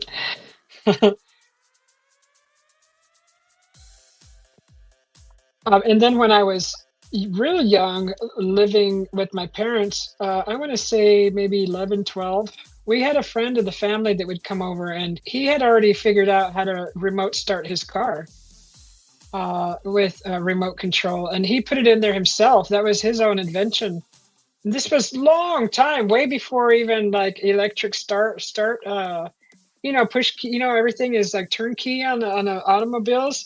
He had Yeah. already figured out how to remote start his car. He had the remote looked like big too. It was kind of like big boxy. But he figured out how to start his car with the remote control. And he had that in his car. So that was like, I guess I was lucky that I had run across. So those are two people, one with the remote starting and one with that hydro engine. So that was kind of cool. That was way before it's coming out now. But now, I mean, back in the day, I could remote start my Dodge van from a big old wire I had draped inside my house. Yeah. Yeah.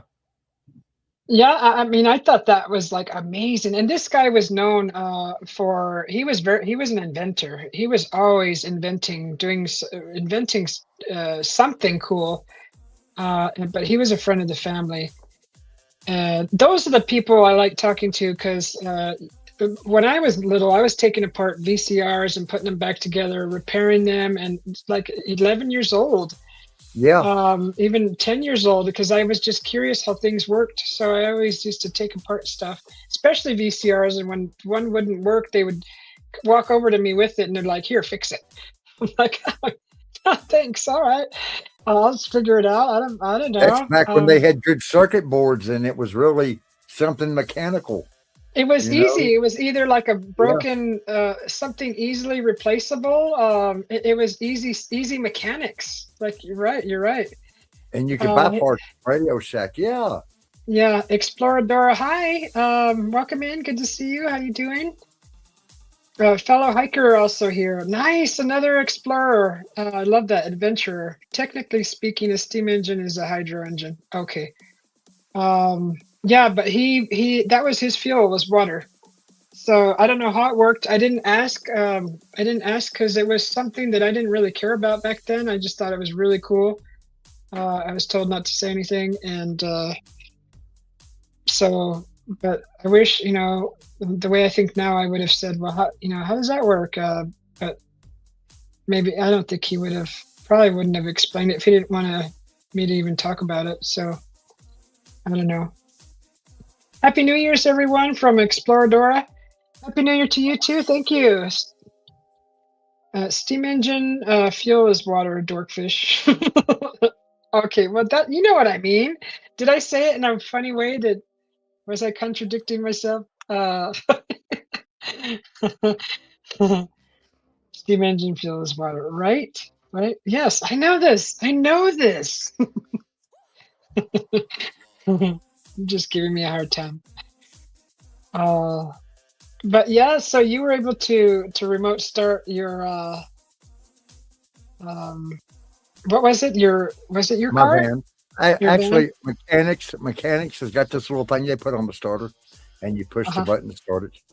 You Yeah. just turn the ignition on. So I just took and I rigged up 2 sets of wires, and I run them to one of them orange drop cords, and I would push start my van and let it warm up in the morning. Yeah. Flip and then go out there and unclip them. But now I'm a mechanic and I can make my own pigtails and everything. But now it was a pain in the butt to unplug it because you had to lay it down on the ground and plug it up and unplug it. But it was great for storms and what have you. Mm-hmm.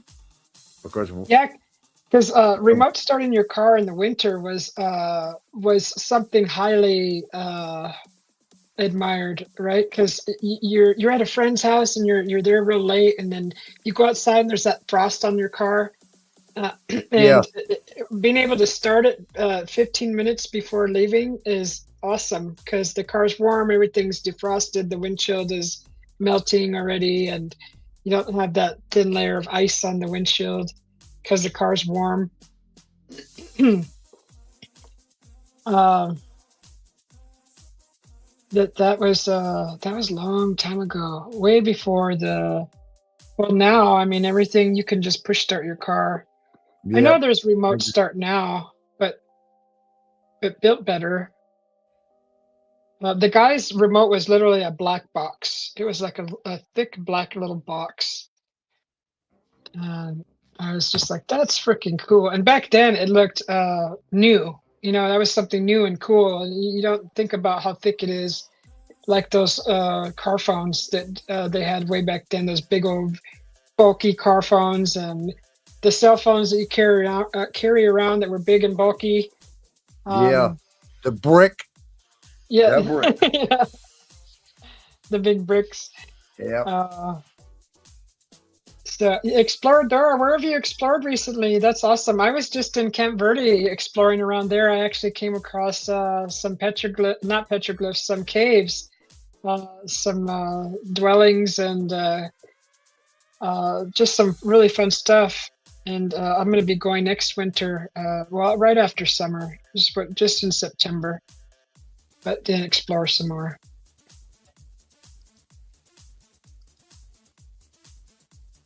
But yeah, that's that stuff. And what's funny is those people who were inventors back then, they didn't tell anybody. They didn't unless he was getting ready to maybe sell his idea. I don't know whatever came of that. I was too young to follow up on what became of that. But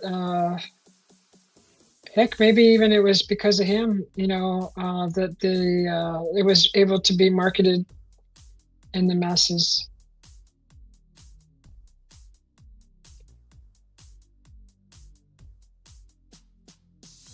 But I kind of stopped after a while being kind of like curious about machines and how they work. I did like to in school when they taught circuits, like on a circuit board, how you had to route the circuits, and if you did it right, then the light would turn on. I Yep. loved that kind of stuff. Capacitors. Yeah, yeah, that stuff I loved, and I loved chemistry too, or the biology where you were in a lab and you had beakers and you had all these Yep. They don't different. teach that in school no more. They don't teach I nothing. know, I know. The last year that I seen it was in my junior high, and I loved that class. I loved going to that place. I loved that time of day. But they took it out after that year that we had it.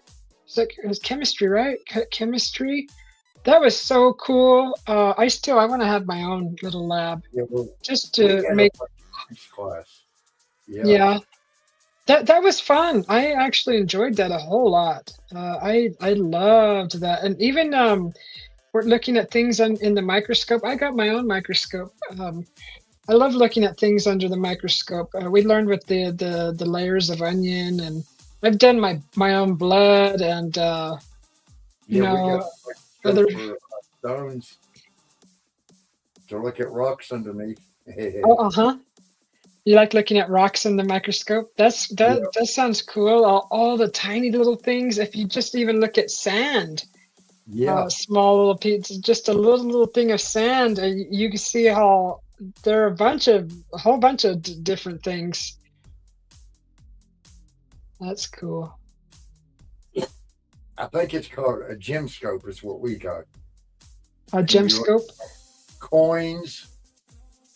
Oh, okay. I found it was in the coin section. Mm-hmm. I bet I can look at my rocks through this. My stones, my crystals. Yeah, that Yeah. one's just a little different from a microscope, huh? It's Yeah. yeah. Yeah, I think I've seen those too. Yeah, I have the microscope, the actual one that you can see your cells and things. That's how far it looks. The magnification on that one. Yeah, I think ours it's plugs so into cool. the computer, which I would Mhm. like to have. Like you said, I like to have the microscope that plugs into the computer too. Yeah, you can connect this to a monitor or a Yep. tablet or something and see what you're looking at. That's the one I have. It's really cool.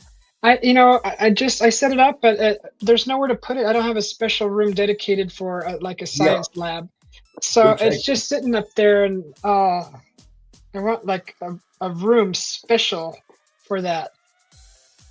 I'd yeah. like to do. I'd like to have a little lab and make tinctures and extract oils from plants and plant matter and research and do some studies and experiments and all that stuff. But you need a special room. You need ventilation. You need little burners, and you got to have a dedicated spot for that. You can't just do that in the living room. Just can't do it. Damn. Maybe next lifetime. I don't know. Yeah, so we like that with our little rocks and stones and stuff. Yeah, we don't.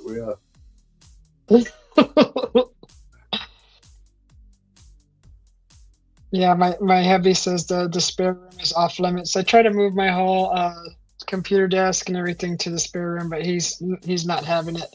He wants me right next to him.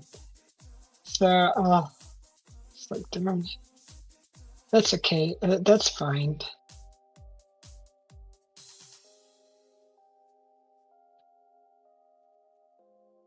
But yeah, I like that stuff. That stuff's fun. That's like it's actually making discoveries and inventing and creating things and uh, studying.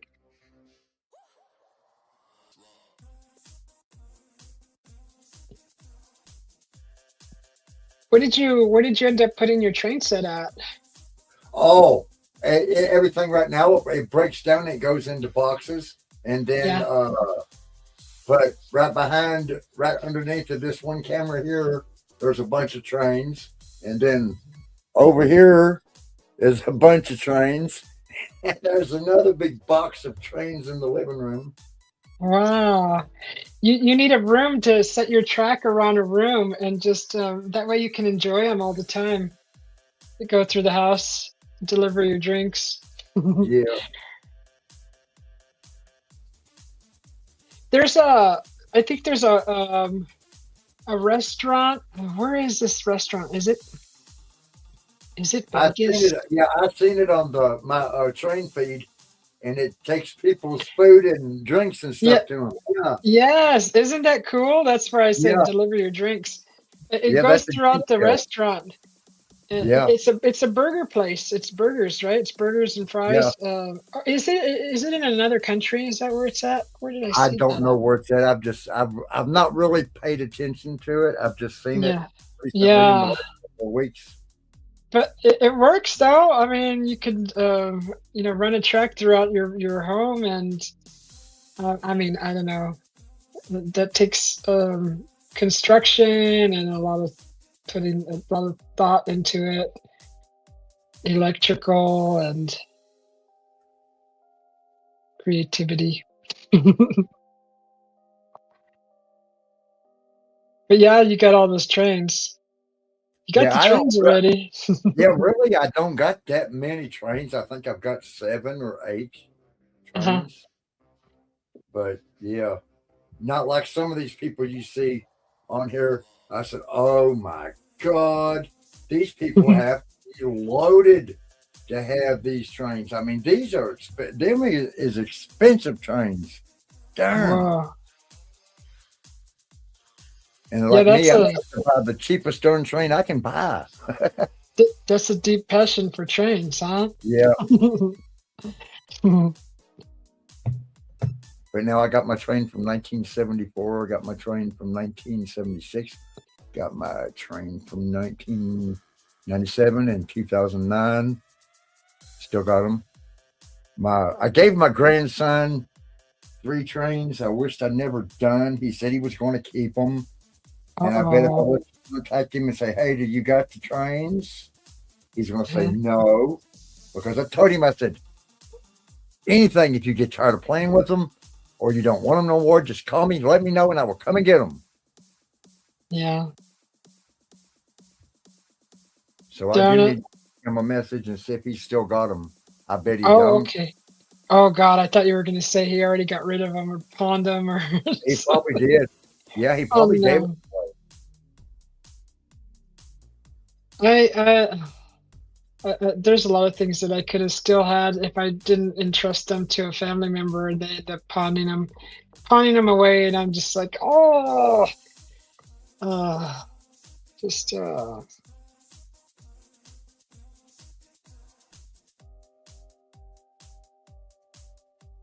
there's a guy. he's he likes to fabricate things.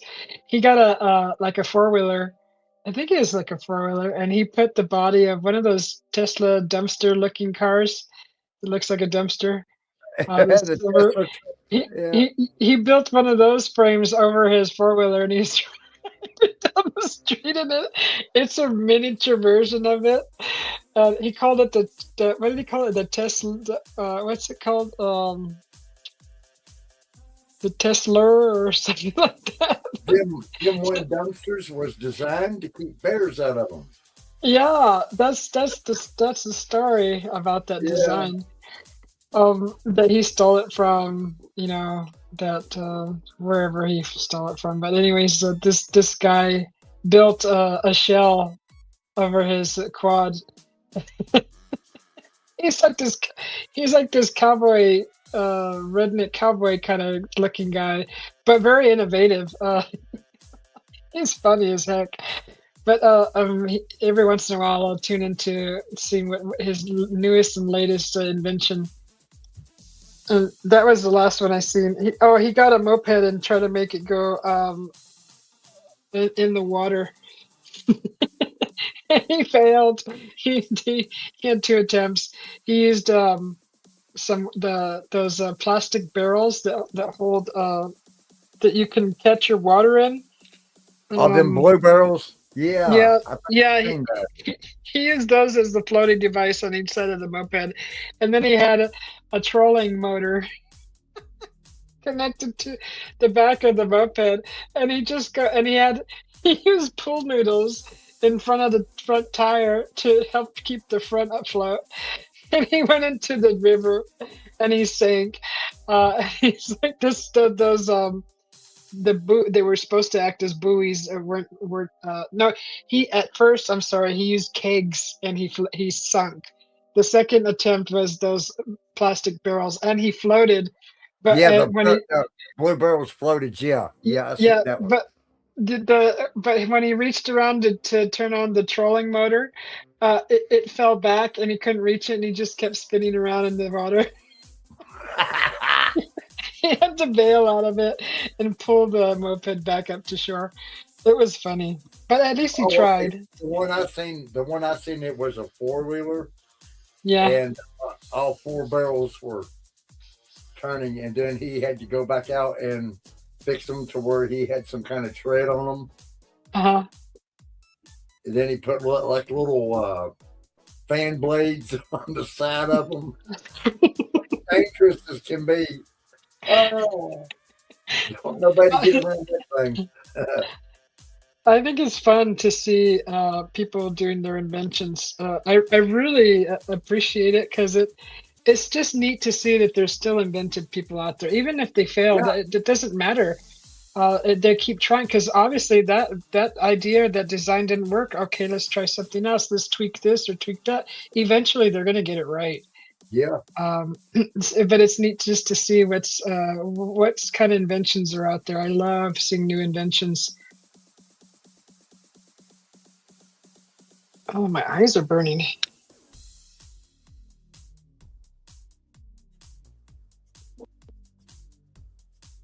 Hey, Slim, welcome in. Happy New Year. Sorry, I meant to say hello a few seconds ago, but my eyes are burning. Welcome back. Yeah, those inventions, they're so funny. uh, I've seen whole little, tiny homes built out of pellets, and just some cool stuff. I like watching that. Those people go into the forest and build a whole freaking cabin out of stones, and cement and wood and moss, and oh my god, it's kind of like a bushcraft style. Yeah, I love watching those videos. Just I love it. I love seeing them use the mud and make like a stove, a clay stove, and oh, I just love seeing that stuff. So neat. You drew a masterpiece, Slim? What does it look like?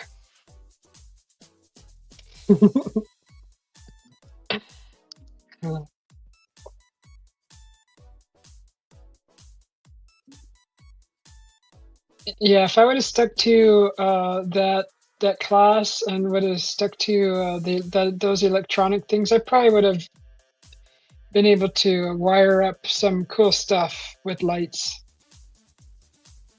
But I didn't. I was yeah. They an only had idiot. like 1 year of it when I was in high school, and then Y- my Yeah, high school was over. Yeah, they got rid of all the good stuff. And then even when I went to the college, like I was taking a painting class and a silversmithing class, and then I took welding.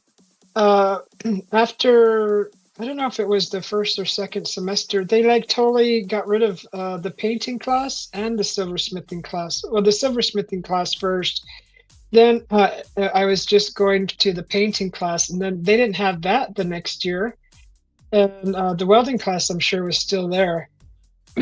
But I was so pissed because I wanted to. They also taught like pottery in there too, and I had already had pottery classes just like out of high school.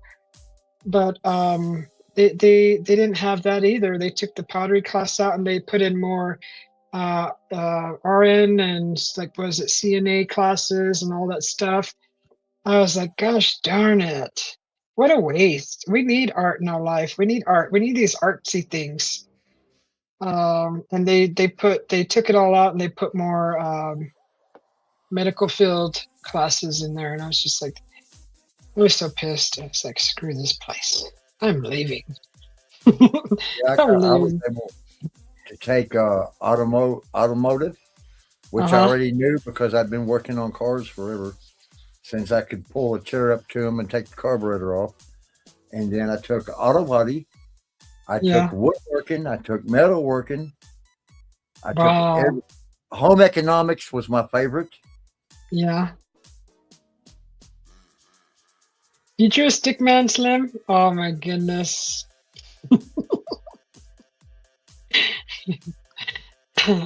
That's probably good for you though, huh? Stick man? Can't screw up a stick man. Yeah, those we had like what was it called? Wood, not woodworking, it was called something wood where they showed the students how to like build cabinets and shelves and things. That was still in our junior high when I got there. As soon as I hit high school, like all that stuff, all those classes disappeared. The only thing that was really good was the studio art class. That was my favorite. Studio art. I don't think that there was anything else that was like woodworking or a lab. There was no lab. There was no. They had a boring history, which was stupid. It was no wonder why I left. I hated to be there. I liked my art class though.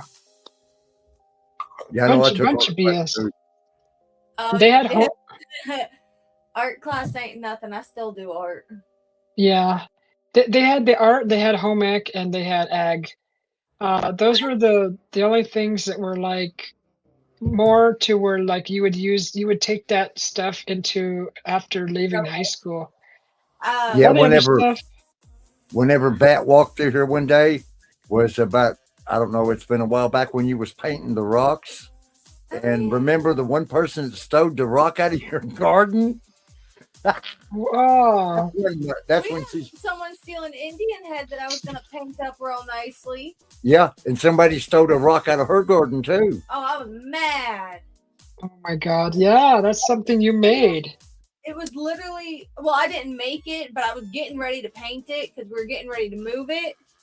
Mhm. That thing was heavy. I'm surprised someone actually, I mean, I could pick it up, but someone literally, without us noticing, somehow or other came, stole the Indian head.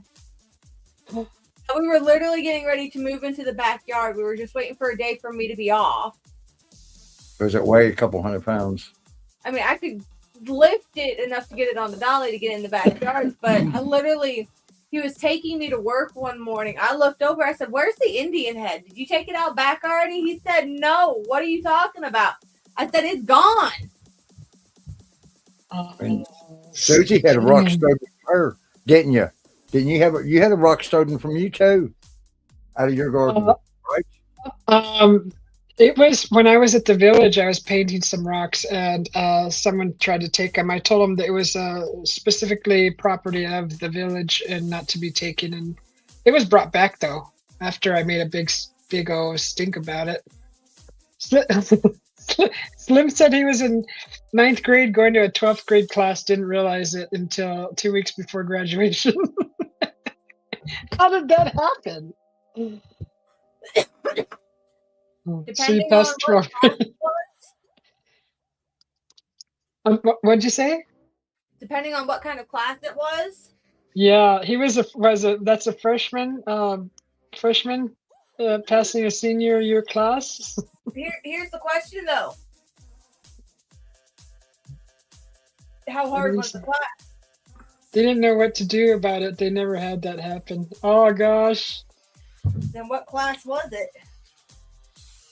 Yeah, do you remember what class it was, Slim? Because I'm kind of curious. All 12th grade classes. So he was in a senior grade and he was taking senior classes in the 9th grade. All of his classes. Oh shoot, Slim. So basically he graduated without having to take the 4 years. Did they graduate you? Oh my gosh. Oh, that would be awesome if they actually let him graduate.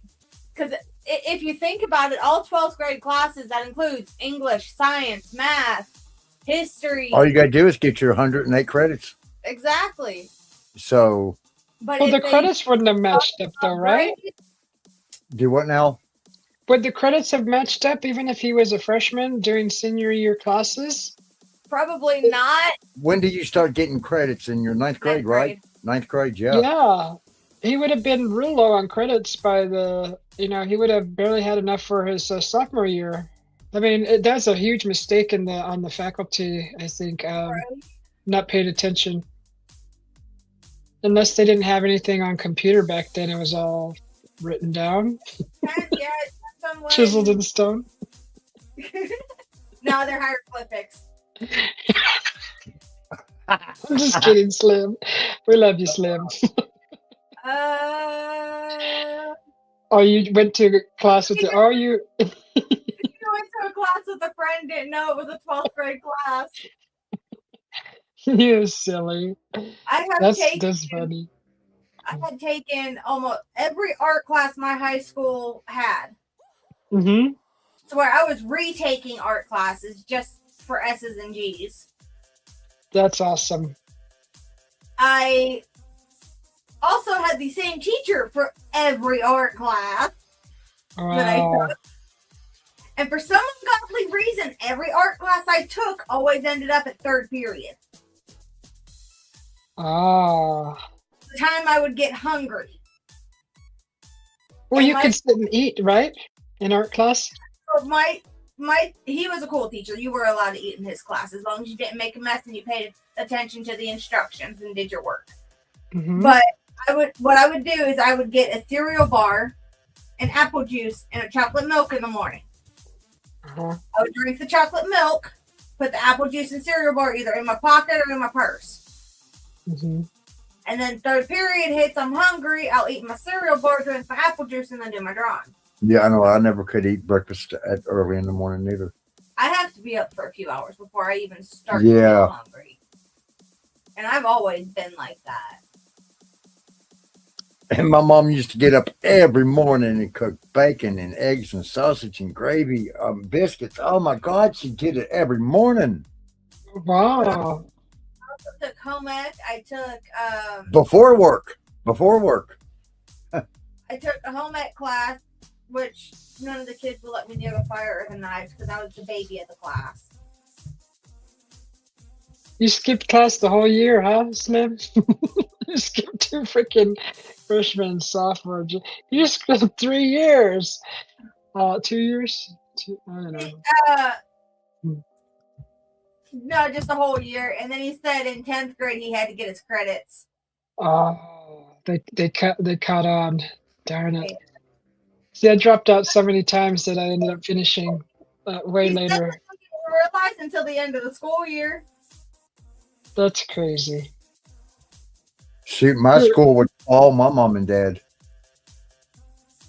And then First my of all, mom and dad was worse than any law could ever be.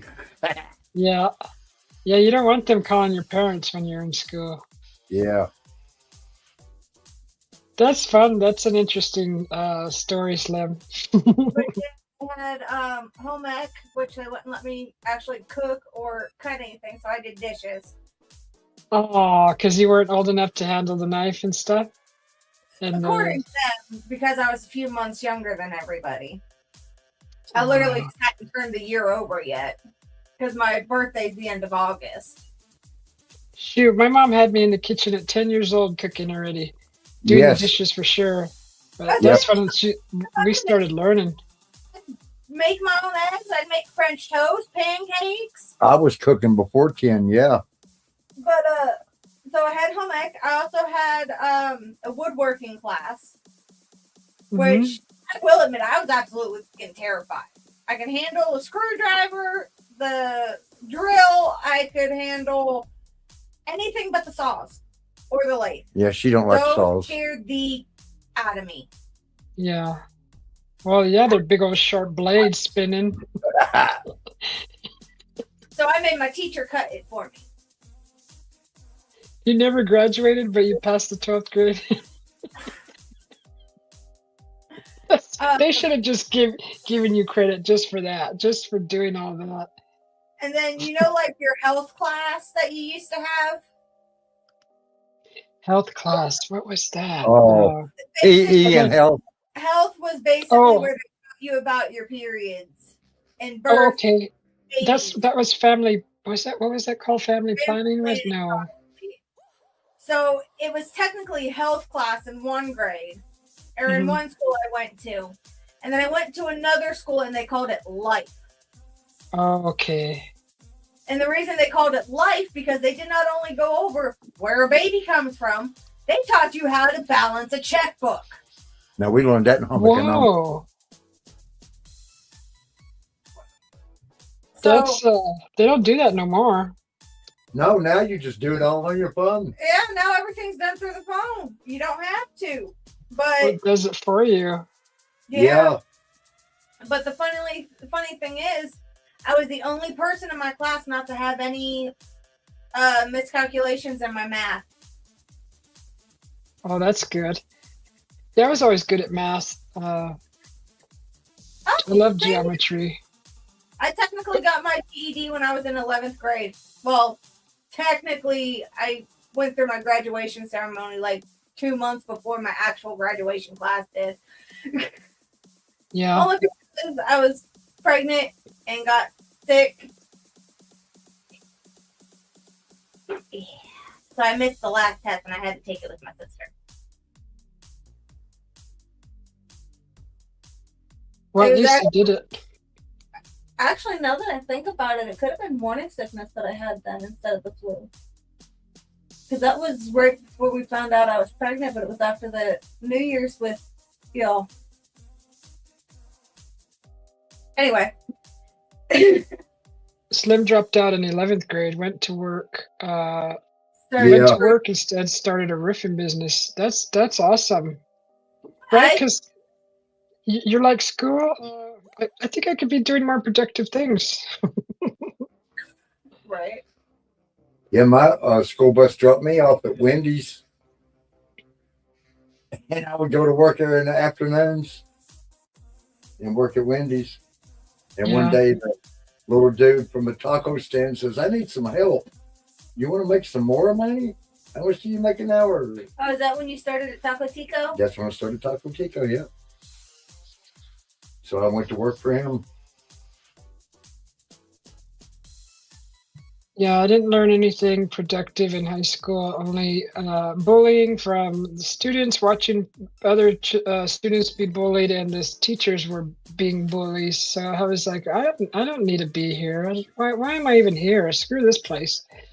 Yeah, I just walked. Literally walked off campus, never went back. I was like, screw this place. I ended up having like a kind of a breakdown, and I was like, I'm going to the mountains. I followed the canal and just started walking towards the mountains. I'm like, screw this place. Some guy on a horse found me. He's like, what are you doing out here? I was picking oranges on the way to eat. This guy on a big old horse. He's like all looking down in the canal at me. What are you doing out here? I'm like, I'm heading up there. He goes, where? I'm like, up there. He goes, you can't go up there. He goes, just stay right here. He called the cops. And I was like, gosh darn it, I was so close. Right. Well, in my life class, not only did we do the normal, like I was telling you, the checkbooks, they also Mhm. taught me to make a pillowcase and sew a button. How do what? That was our home economics. I was lucky enough that the sewing came in handy. I'm the only one that sews in the house. No, Yeah, I oh, can just let my you do it. I learned that at home. My mom taught me how to sew too. So I know how to sew. But that's a good thing to learn. How to use that machine. God, if you learn how to use that machine, you could do so many favors for yourself and your Oh yeah, friends. oh yeah. Just little simple things too that they're like, I just need this, like a button or pull up a hem or Yeah, no, fix. I had a friend out at work who accidentally ripped one of her few pairs of black pants while I was working at Burger King. I put my black thread, my needle in my bag, and I went to work. I said, give me the pants. Yeah. So, while waiting on them to come pick me up, I sent them right there. Yeah, isn't that a neat thing to be able to do especially for someone, and it makes them so happy. They're like, "Oh my gosh, like you just saved the world." Well, especially if those were her favorite pair of pants. Yeah, clothes are so Yeah. expensive now. Yeah. Slim says he sold that company and 12 years now. Them gray ones with BCTC on them, I've had them 12 years now. wow. Slim sold that company and became an electrician. That's awesome. He did Yeah, that for 17 years. And then he started his own company. Now his son runs it, and he just does small jobs and service calls. Good for you, Slim. That's awesome. Excuse me. See, that's a success right there. And I don't know where he learned electrician or even roofing. But if you fell into that, On the job. Depending yeah. on what you did it, they'll just teach you on the job. Well, you're That's the right, way- because they didn't teach that in school. He says he's 205 years old. He's older than 3 piles of dirt. 3 eroded piles of dirt. Oh, geez. That's funny. That's awesome though, and a lot of my friends did the same thing. They left school to work because they wanted to be like on their own already. It's like they didn't want to live at home anymore. They wanted to be independent, and they did whatever they had to do. They fell into some kind of a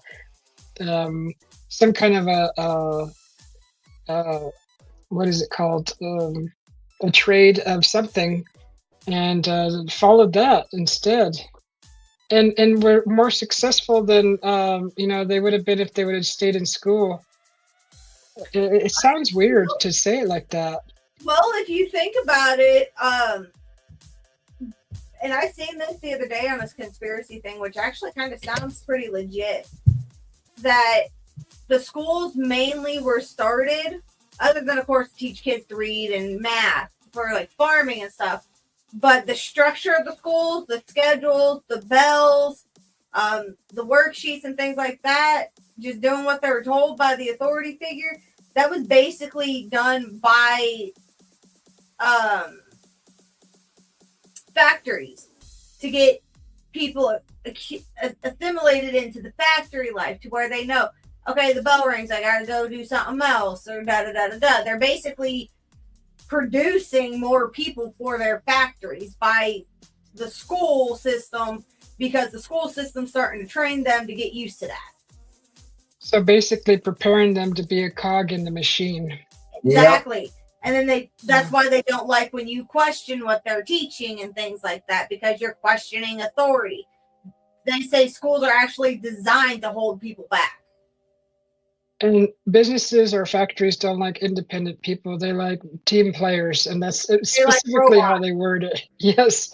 If you're not a team player and you can't work with other people, in this repetitive business or repetitive work, then this isn't the place for you.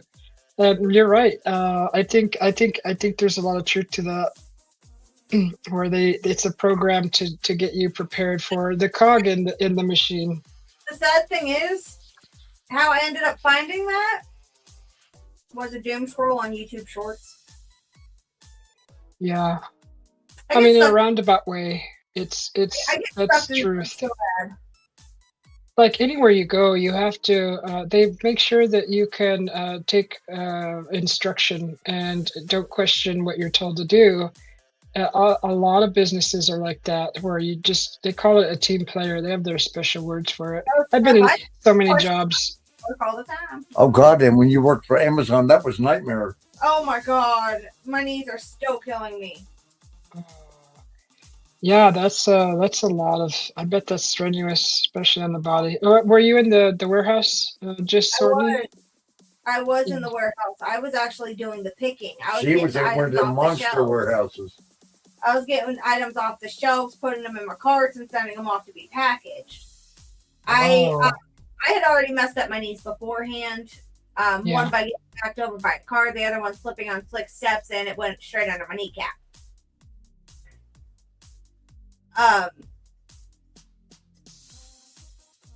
Sorry, I got distracted by what Slim said. He said my mom only one that worked. Dad wasn't ever around, so I had to work to help mom out. So school wasn't important. Plus, I thought I passed the 12th grade and the 9th grade, so I'm good. But that diploma I didn't have, so I got my GED. Yeah. Sorry. That's okay. That's still you still achieved. Right, yeah. You still technically graduated. Yeah. The key point of it. You have your general education. The same darn thing. It's the general education degree. You've got your GED. It is a general education diploma. You passed high school. Yeah. Except you took a faster route. Is basically all that is. You just didn't walk with your class, basically. Yes. Anyway, what was I saying before that distracted me? Yeah. But no, it's 1:30 here. We're going to have to get off for a minute. Yeah. Yeah, it's already 4 hours in. What time is it here? It's 11:30 in Arizona. Oh, I was going to say that's like 2 hours behind us. Yeah. In mountain time. Yeah, I really enjoyed having you two up on the panel. That's it's been interesting. Yeah, I love the conversation. I like talking about this stuff. Just everyday things. Well, we tried doing stuff like this on our channel, but really we only have like 2 or 3 people ever show up. So we don't really get to do no shows. It don't help that we end up doing them so late at night, trying not to overlap somebody else. Yeah. Just work on your own schedule. I mean, don't worry about anybody else. That's what I do. And I go on different times, different hours. So just, you'll figure out the right slot for your channel. And yeah, 60% of our subs is in the UK. Yeah, because these hours, right? So I've found going live at 1, 2 in the morning, I'm like getting, a few more people, which is fine. It doesn't have to be thousands, but a few other new viewers. That's awesome. Yeah. Oh, I remember what I was saying at my work. I question them all the time because some of the stuff that they have us do just don't make any lick of sense, and all I'm doing is making a reservation for hotels. Wow. But some of them have these stricter rules that we have to go by, and it's like they don't tell us something, and it's sitting there, and it's like one page of information saying, okay, unapproved hotels at this amount you need to get authorization for, but it doesn't tell us if we're allowed to choose that or if we have to start with the approved. And then one of them I seen today said must go to the primary, but it didn't tell me what the was. I'm supposed to place them at. Yeah. And oh my gosh, some of these times I question them like, what do I do to help these people? And they're like, oh, there's nothing you can do. I'm like, that don't help me at all. Yep, they're yelling at you. They wouldn't take. No booking. Yeah. So it just wasn't organized enough to where you could do your job. Not worded properly, basically. I hate not having tools. That one, luckily enough, the one that said primary, there's literally only one approved hotel, so that was their primary. Oh, I tell you, the biggest headache of going out there, if you work on the phone, is Medicare. Work for Medicare. Oh God. Yeah. No insurance. Yeah. You get sucked into them rabbit holes and you forget what you were looking for. Yeah, for real. I mean, yeah. So I did both Medicare and the health insurance marketplace. Oh. Okay. I did Yeah. both. I would rather do Obamacare and having people cuss me out because their advanced tax credits didn't come through or some BS like that. And Yeah. it's like, oh yeah, the reason that happened is because we didn't get your paperwork right. Or we needed you to send us documents and you didn't send them. Or Yeah. documents didn't work, but for some reason you didn't get the notice until too dang late. This is what you got to do to fix it. Yeah. Medicare. We didn't really go into fixing anything for them, but we explained things to them. Oh shoot, that's bad. And that explanation, you can sit there and look. Say, for instance, someone calls in because their wheelchair was denied. Mm-hmm.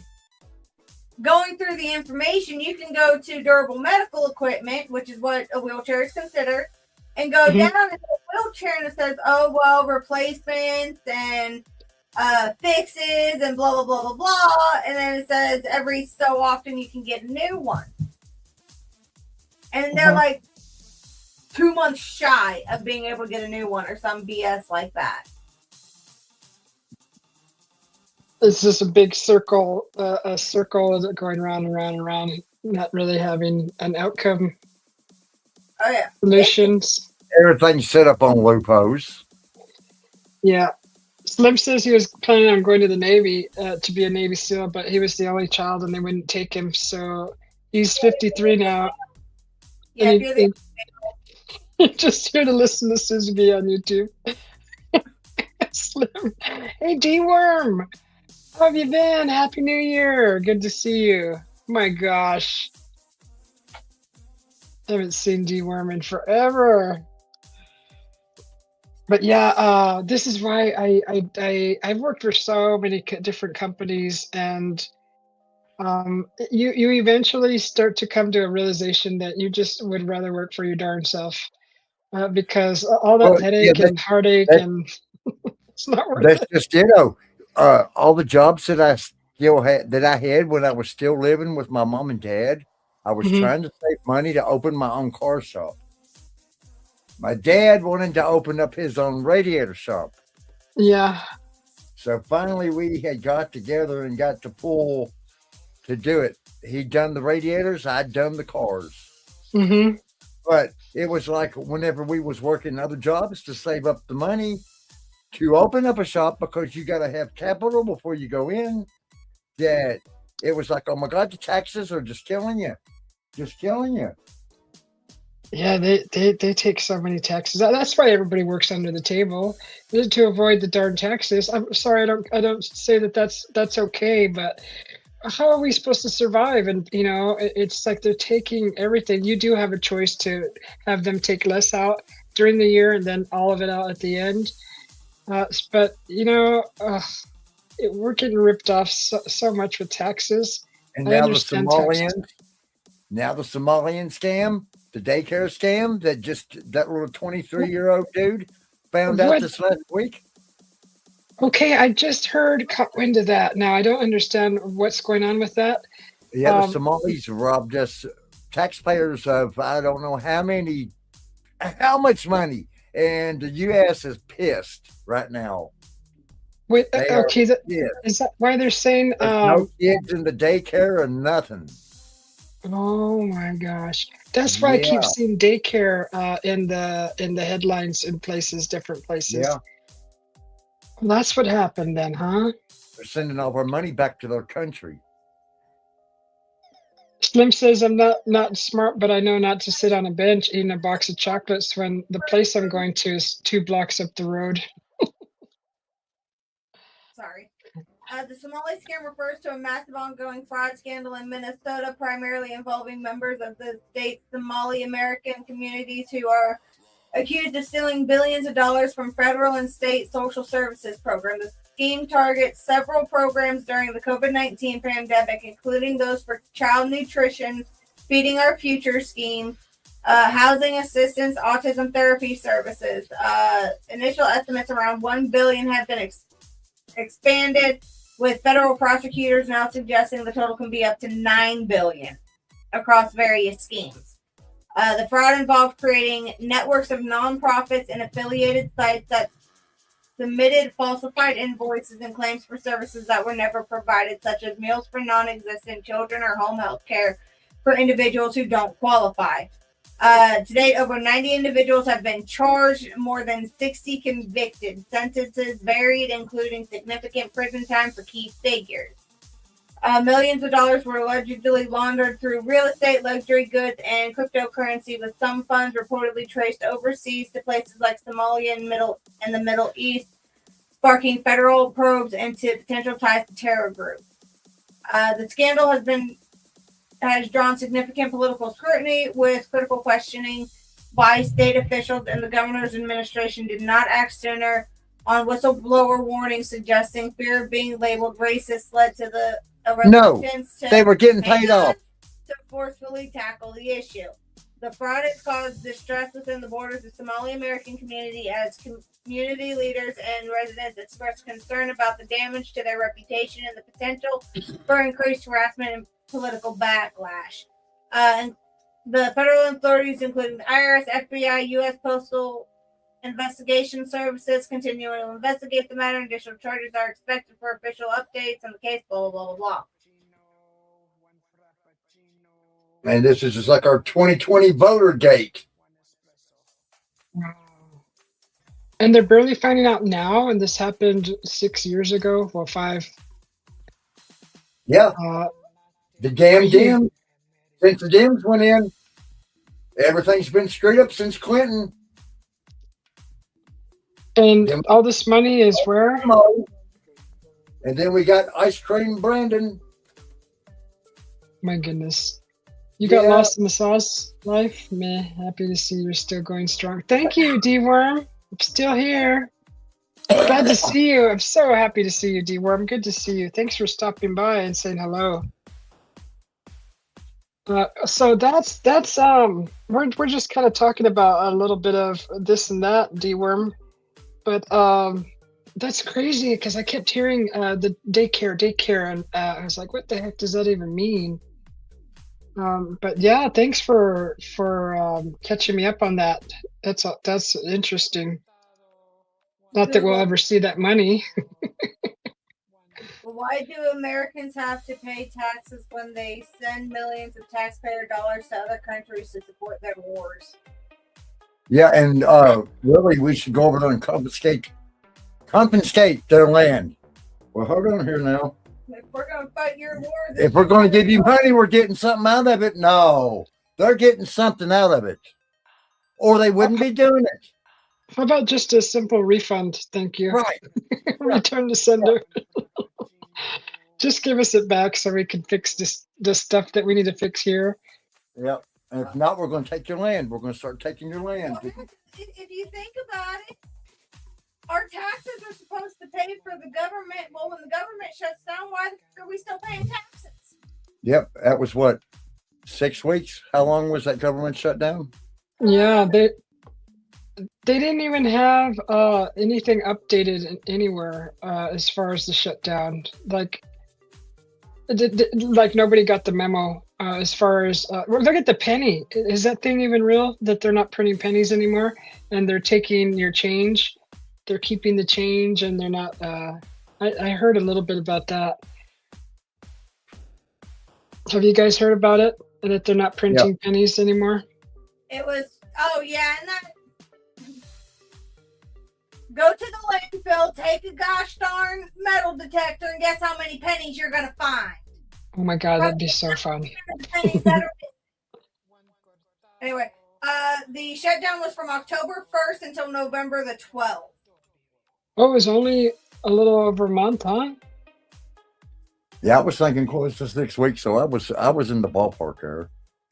That was a long time, it seemed, because that's when I was up in the village, and the parks that I wanted to go to, I couldn't because they were closed.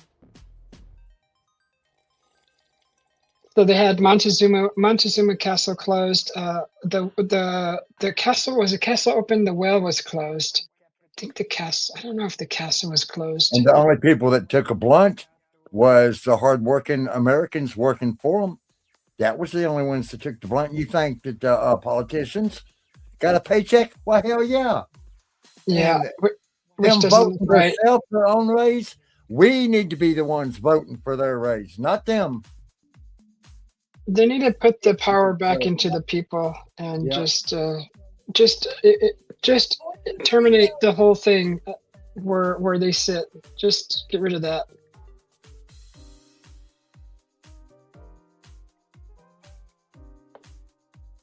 But now, did you see the one where the farmers over in the UK, the farmers went and sprayed poop on all the politicians' houses? No. Yeah, I seen that over at Dave's Waffle House. I was tripping. I said, wow, man, they're mad. They're mad. Well, see, they Yeah. actually do something. They actually do something about it, because it's their right. If they don't like what's going on, So it you should can be like that imagine everywhere. whenever the Americans get fed up. But I think that, yeah, we're going to march on Washington. Enough of it. Want to get mad and march on Washington. But I think they're going to turn our military against us and call it martial law. That's what I think is going to happen. That's if the military Because if follows they the orders. Constitution, we can unseat them. They're not allowed to the military. I know there's military probably in here. They're not allowed to attack their U.S. citizens, right? No, they're going to call it. No, they're going to call us crazy. They're going to call us radical. They're going to brand us. It's not Well, going to be we the people are standing up. It's going to be whatever they brand us as. I honestly think that Terrorists. the military has Terrorists. They'll morals. probably be branded as terrorists. Yeah. When you Yeah, go to but march on Washington, they'll brand you as a terrorist. I honestly don't think that military that with morals will actually do anything to harm the people. I Right. think they'll not only because they're told what to do, but they'll realize that this is wrong. You get a lot of veterans in here, and they'll feel this. I feel they'll feel the same way. Yeah. And they want the veterans homeless because they're the ones that know how to run a militia. They're the ones that know how to run when the shit gets deep, war comes to our soul, like Yeah. it is now, and it's getting ready to happen. Everybody around here I know has got guns. I got 3 or 4. Dude, You the know, whole so USA is armed. yeah. Even the people who don't even say they have guns have guns.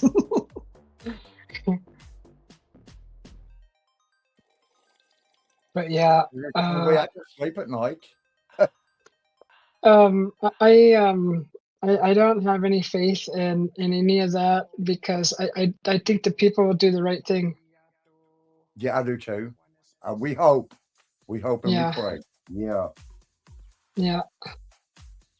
That's enough is enough already, and we've gone through so much already. Not as much as what our soldiers have gone through, Well, but they're bringing it to American soil, and and you know, also they're telling us we're $21 trillion in debt. No, the government is the one that's $21 trillion in debt. They're the ones yeah, spending it. yeah, We have yeah. no How control. We cannot control how our taxes are spent. right? Therefore, we are void. We are not in that loop. That is all on them. Yeah, All on them. That's why we're in debt. We, the people, okay. Uh, we don't have inflation because the people are living well. We have inflation because the government is living well. yeah. Ronald Reagan. You noticed that the Ukraine president was wearing a suit when he met with Trump 3 weeks ago. Is that the guy who was the actor in real? And I don't know, but there's one of them that we sent trillions of dollars to them, and they come over here and bought a bunch of American land. So that needs to be confiscated right back. We just sent you all this money. No, we just confiscated our land back. You don't come over here after taking trillions of dollars for your war and buy land over here. No, that's not right. yeah, D-Worm says the Zelensky, military is. is it Zelensky? I think. Yeah, that guy, that guy that supposedly they said was all amped up on certain recreational drugs. Military is pissed like we are too. Yeah, I have faith in humanity. I think they'll do the right thing. Government will do anything to put America in a world of hurt. We have even declare martial law, then nobody can go to work, which means no tax dollars, which means who's going to be getting paid? They got enough money to pay themselves for 1,000 years. Nope. But who would be the first ones they cut off? They would cut off the military, and guess what the military would do? yeah. But yeah, they'll have to be unseated. They will have to literally, you'll have to go in and remove them from their seat. Yep. And put a person in there that's going to take another year to figure out what the world they done to screw all this up and fix it. And fix it. Well, I think I wouldn't put so much. What is that? Credit in them fixing anything. It's us. I think we have to fix it. Right. And it has to take them screwing it up so bad that we are going to have to step in and fix it. Yep. Good versus evil. I believe that. Be careful. They'll change the Constitution there too. They need to go back to the 1776 Constitution. Look at all the stuff they're changing in our Constitution. And I think it's gotta all be reversed, because that's just someone just abusing their power. Yep. Eventually that'll. That's why we have the checks and balance system. If someone makes a law that goes against the Constitution, the Supreme Court's supposed to stop them. It's unconstitutional. It cannot happen. But when all their buddies are in the Supreme Court. Remember, we've had the Democrats has run the United States since Clinton, Obama, and Brandon. Don't forget about Bush. There's no savior coming. We have to save ourselves. That's how I feel. Yeah. There is no savior coming. We have to save ourselves. There isn't. No. If there is something that comes in the form of Jesus, I wouldn't trust it, honestly. Only because it's supposed to be literally the opposite of Jesus, but pretend to be him. Right. That's I got to disagree there, because with Bush, whenever we had our car shop, if we had to replace a service truck, that's a tax write-off. That means that we got to replace that. Instead of paying all them taxes, we got to buy a new truck. Whenever our heavy equipment went down, we was able to replace it through tax write-offs. You cannot do that no more. It depends. No. Because if it's a business expense, it technically is supposed to be taken out of the income that you earn. No, I had a business for 50 years. No. I said technically. It changed as soon as Obama come in. We'll see you later, Slim. Yeah.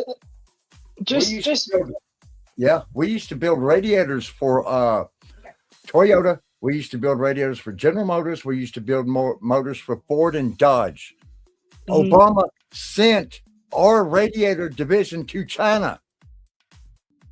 Yeah. I need to go to bed. Okay. I got work tomorrow. I'm getting into the ranting. I'm sorry. yeah, don't get worked up about it. Just relax and just have faith in humanity. Susie, it has been a great night hanging out with you. You also, thank you, Boy, both of you. But we got to get in bed. We got our early Okay. morning. Okay. We get to sleep in tomorrow. We don't got to get up till 9 tomorrow. Alrighty, you two sleep well, get some rest, and everything Okay. will be better when you wake up. They come and hung out with us. Susie, thank you for. You're welcome. Thank you. Yeah. Your company Okay. was very appreciated. It's a pleasure having you. I was gonna say, if you didn't know, I'm bad. Bat. I mean, yeah. You're and back. I mean, Yeah, we can we can come up sometimes. Yeah. Okay. Great Love conversation. winter. we Okay. usually do a show ourselves Saturday at Or Sunday or Sunday Monday. at 9 p.m. usually. And Okay. or so late. But yeah, she stopped in a couple of times on our show and bopped in Yeah. and said hello. Closest to the wall, Yeah. closest to the light. But let's get up here. Okay, good night, Susie. Okay. Good night. everybody. Sleep well, you guys. Bye-bye. Okay, yeah. What interesting conversation. We went from inventions and rant and raves in the neighborhood to shopping at the grocery market in your pajamas, all the way to taxes and martial law. This is great conversation, actually. Thank you, Slim, for popping in, and it's good to see you also, and thanks for hanging out with us for a while. But I think let me see, what am I in, 4 hours? So I think that's a great way to close up the live, huh? It's still early for me, and if anybody else wants to jump up before I close it down and talk about anything, feel free. Let me see. I don't know if I have the link here still. Otherwise, I think I'll close her down and call it a night. Let's see if I can. I think I could sleep.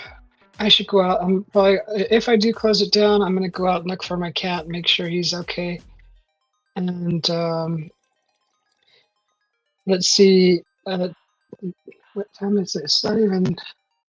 It's almost midnight. So tomorrow it's gonna be another beautiful day. I may go live out in the garden and do some more weeds, getting some weeds out of the rocks, and maybe even you'll see me cooking something tomorrow. Maybe who knows? It could be cooking, it could be gardening, it could be painting. So either one, I'm sure. I'll try to make it fun for you guys, and we'll learn as we go together. So I guess that'll be a wrap. So anyways, it's good to see you, D-Worm. Thanks for popping in, and Slim, and Wally, and Bat, and thanks for popping in. I don't know who else is still in here. Mike is probably already sleeping. Mike, it's nice to hear. See Mike in here, pop in, and we got a new viewer that goes by Richie, and I've already forgot his name. You'll have to forgive me. It'll take me a few tries to get the names down with the new. I'm horrible at names, so I got to see you for quite a while to remember. But I'll try. Boop. Yeah. So